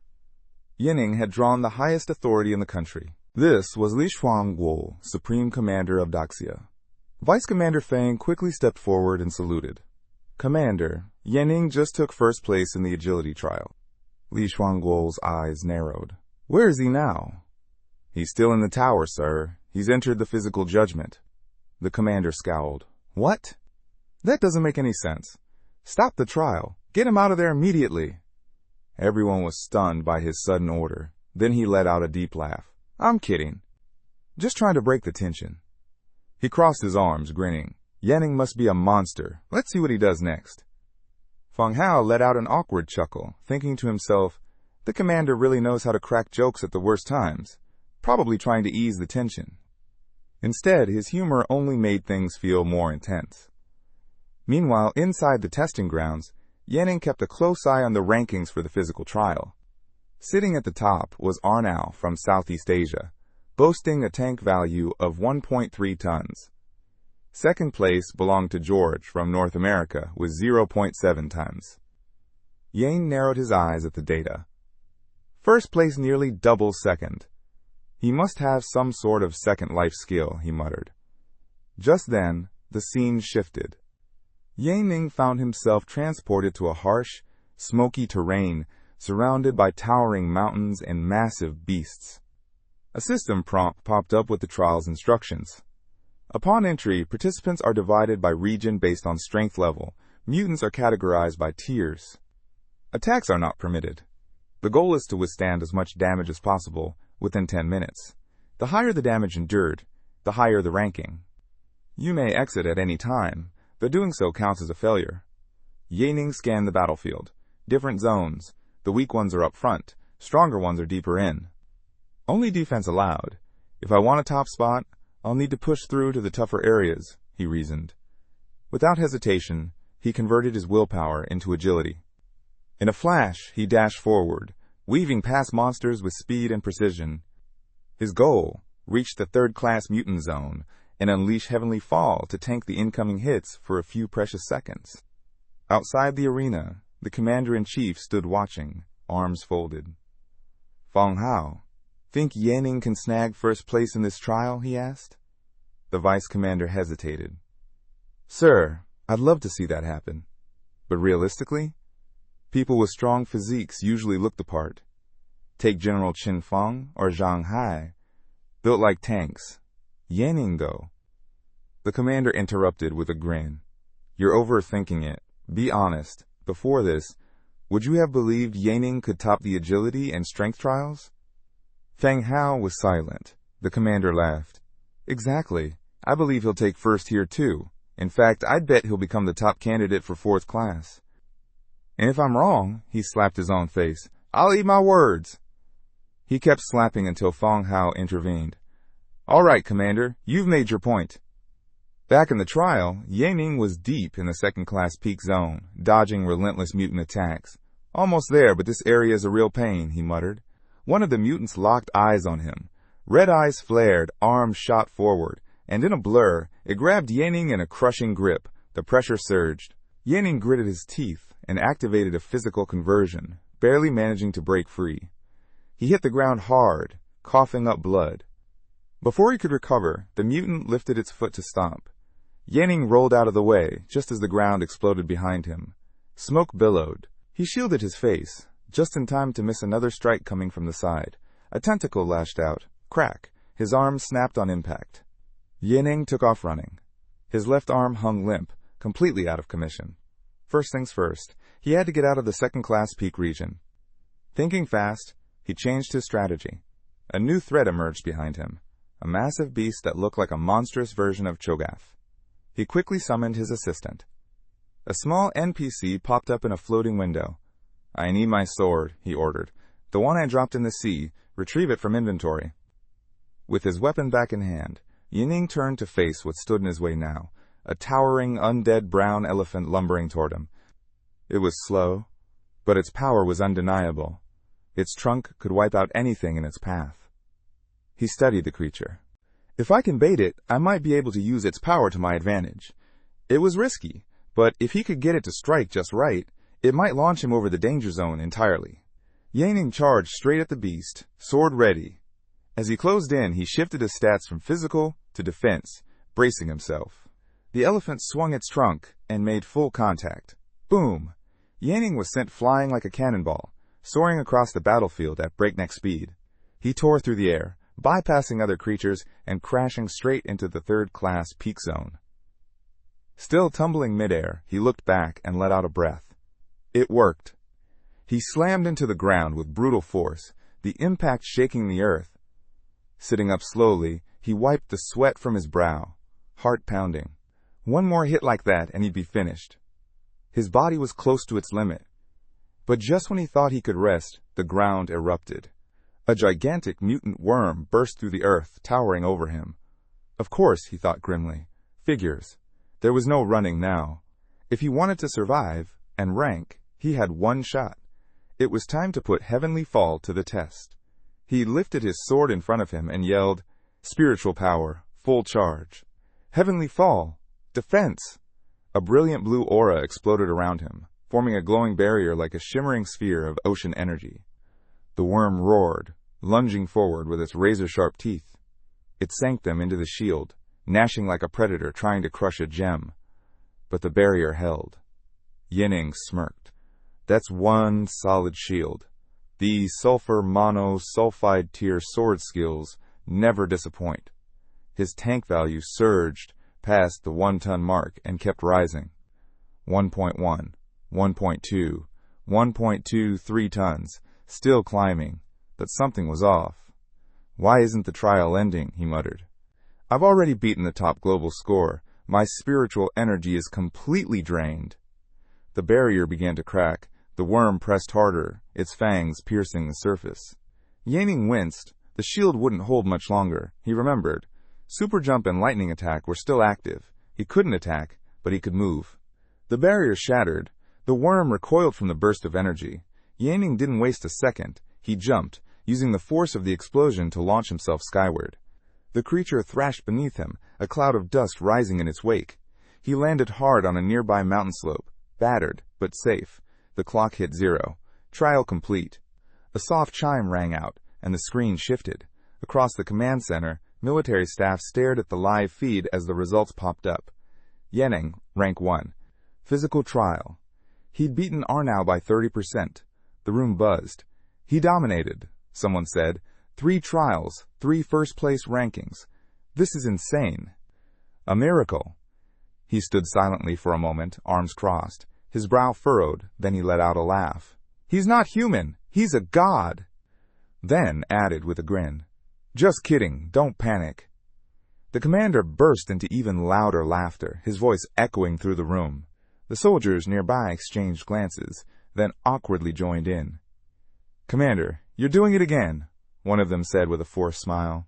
Back in the trial zone, Yaning knelt on the ground, catching his breath. Only the willpower trial remains, he thought. I need to reconfigure my stats. My left arm's out, but this next trial doesn't require combat. I should be fine. A timer flashed in front of him. 1 minute until the final trial. He exhaled slowly. I wanted that hidden reward, but the system clearly isn't giving me time to rest. Fine then. Bring it on. This battlefield is mine, no matter what's thrown at me. He stood, still wounded but determined. A series of system notifications appeared. Choose your trial method.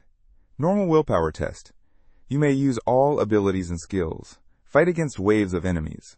Pass after completing 7 rounds. Results based on monsters defeated and time taken. Advanced willpower test. Only innate talent skills may be used. Enemies are manifestations from your memories. Complete 7 rounds to pass. Yaning narrowed his eyes, reading carefully. In my last life, I gave everything I had to the first test. That's how I climbed to the top. But now, most of my skills are on cooldown. My left hand is useless. I don't have a choice. He selected the advanced test. The world around him shifted. His first memory materialized. The safe zone of Tianfeng. Sword in hand, he looked around. It was unsettling. Everything looked real. Commander Zhao ran toward him, arms outstretched.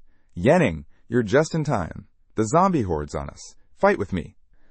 The commander reached out, but Yanning sidestepped him. His hand passed right through. No physical contact, no weight. Yanning's grip on his sword tightened. "I'm sorry, Commander." Without hesitation, he plunged the blade into Xiao's chest. The figure dropped to the ground, lifeless. Yanning stood over it, eyes focused. "You didn't even shift into a monster form. Is this trial testing my guilt, my mental resilience?" Xiao stirred slightly, voice trembling. "I didn't think you." But Yanning cut him off, stepping through the purple vortex that had appeared behind him. "There's no time. I'm sorry." Round 2 began. A swarm of zombies filled the scene. At the front, Chen Yong stood shouting, trying to keep them at bay. "Brother Chen Yao, hold on!" He turned to Yanning, eyes desperate. "Yanning, please help me! Chen Yao surrounded by mutants!" His voice broke. "I've never asked anyone for help before, but I'm begging you, take my sister and run. I'll hold them off." Yanning stepped forward without hesitation and struck Chen Yong. His blade slashed across her chest. She dropped instantly. "Yanning, why?" Chen Yong screamed in disbelief, his voice trembling with agony. Yanning's only answer came as his sword pierced through Chen Yong's body. "You two may have been close," he said coldly, "but not close enough to fool me. Sorry, next round." Leaving the illusion behind, he moved on. The next memory manifested. A woman he remembered well sat casually on the ground, legs spread, her voice taunting. "Come on, didn't you say you wanted to sleep with me? I'm not resisting. My shield's gone. This is your chance." Yanning's grip on his sword tightened. "For many psychic awakeners, this trial would be hell," he said, lifting his weapon. "But for me, compared to the last 2, this is nothing." He drove the sword straight into her chest. She collapsed without another word. He turned away without a glance, her body lying still behind him. The system's really underestimating me, he thought. Next. The scene shifted again.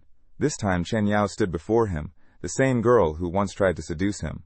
Wearing only a bathrobe, she stepped into his path. "Yanning," she said softly, "I may act stubborn, but that's just to spite my father. This is my first time. I want it to be with you." She let the robe slip to the floor. Yanning closed his eyes for a moment, then walked forward. He gently reached out, covering her eyes. "Yan Yu Qing, thank you for your feelings. But close your eyes. Let this be my respect to you." Without hesitation, he delivered a swift, clean strike. Blood spattered upward, and her body crumpled behind him as he walked forward, silent. Another round down. The environment changed again, this time to a shattered classroom. Broken windows. Chairs stacked against the doors. Fear in the air. Outside, someone pounded violently on the door. "Kids, don't be scared. I'm your teacher. I'll get you all out of here." Inside, students in blue uniforms cowered behind a man wielding an axe. Among them, a younger Yanning stood, wide-eyed. This, he realized, was when I was 14. He stared at the trembling door, remembering that terrible day, the day he lost everyone. He was the only one who had survived. His eyes landed on a familiar face. Wang, his deskmate. She clutched a piece of bread in her hand. She hadn't eaten it. Instead, she offered it to him. He never forgot that. She turned to him now and gently took his hand. "Yining, you'll protect me, right? You'll get me somewhere safe?" He looked at her, guilt swirling in his gaze. "I wanted to save you," he said softly. "I wanted to save everyone." But then he took a step back and pulled his hand away.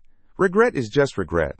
I didn't get the chance then, and if I take you out now, I fail this trial, you won't truly come back." She blinked, confused. What are you talking about?"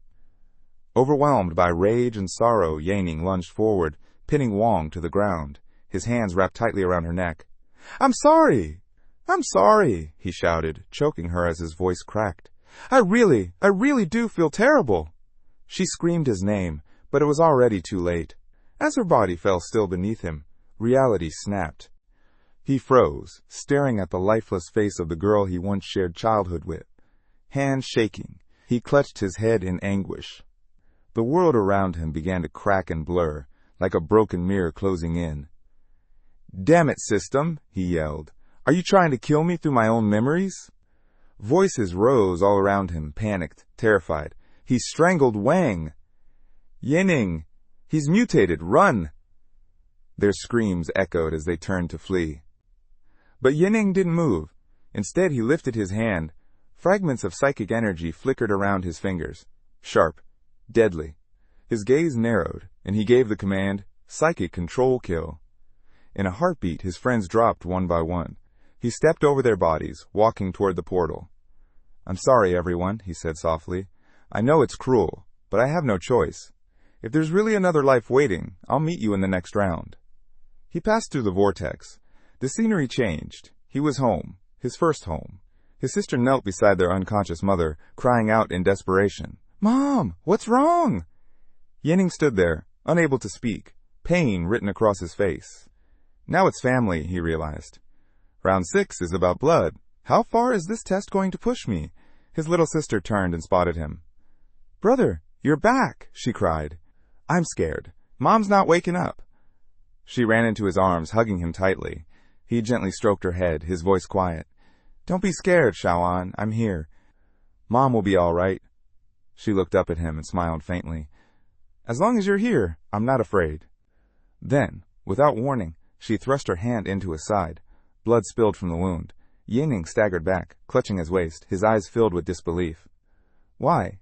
She stepped toward him again. "Brother, are you angry? Did I do something wrong? Why won't you hug me?" He didn't wait this time. With one clean slash, he cut her down. "I'm sorry, Shaoan," he said, voice cracking. "This is all your brother's fault. Please forgive me." Their mother stirred at the sound. Her eyes opened, and then widened in horror. "My Shaoan," she gasped. "Yining, what have you done?" Tears streaming down his face, he took one trembling step after another toward her. Then he raised his sword.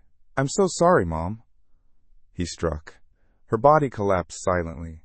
Bloodied and broken, Yining dropped to his knees, breath ragged. "I've killed even my own family." 1 round left.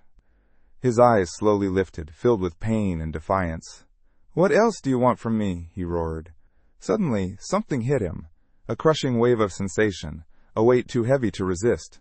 He sank, his body pulled down into a sea of blood, swallowed by his own consciousness. Is this death? He wondered. But no, what came next wasn't the end. Light pierced the darkness. Voices echoed faintly, calling to him. "Yining! Wake up!" "You did it! You made it!" He gasped and opened his eyes. Around him stood a group of officers, their faces glowing with relief. He was lying in a hospital bed. They crowded around him, cheering. "You're awake! You really made it through! You're incredible! He's awake! He finally woke up!" Yining sat up abruptly, clutching his head as confusion flooded his thoughts. "Where am I? What's going on? Wasn't I still in the 3rd-degree willpower trial?" An officer stepped forward with a relieved smile. "You made it, Yining. Right after passing the 4th-degree willpower test, you collapsed into a coma. We were all worried sick. But now that you're awake, there is hope again." Yining's eyes widened in shock. 4th degree? Coma? Everyone. Then it hit him. I've returned back to my previous life.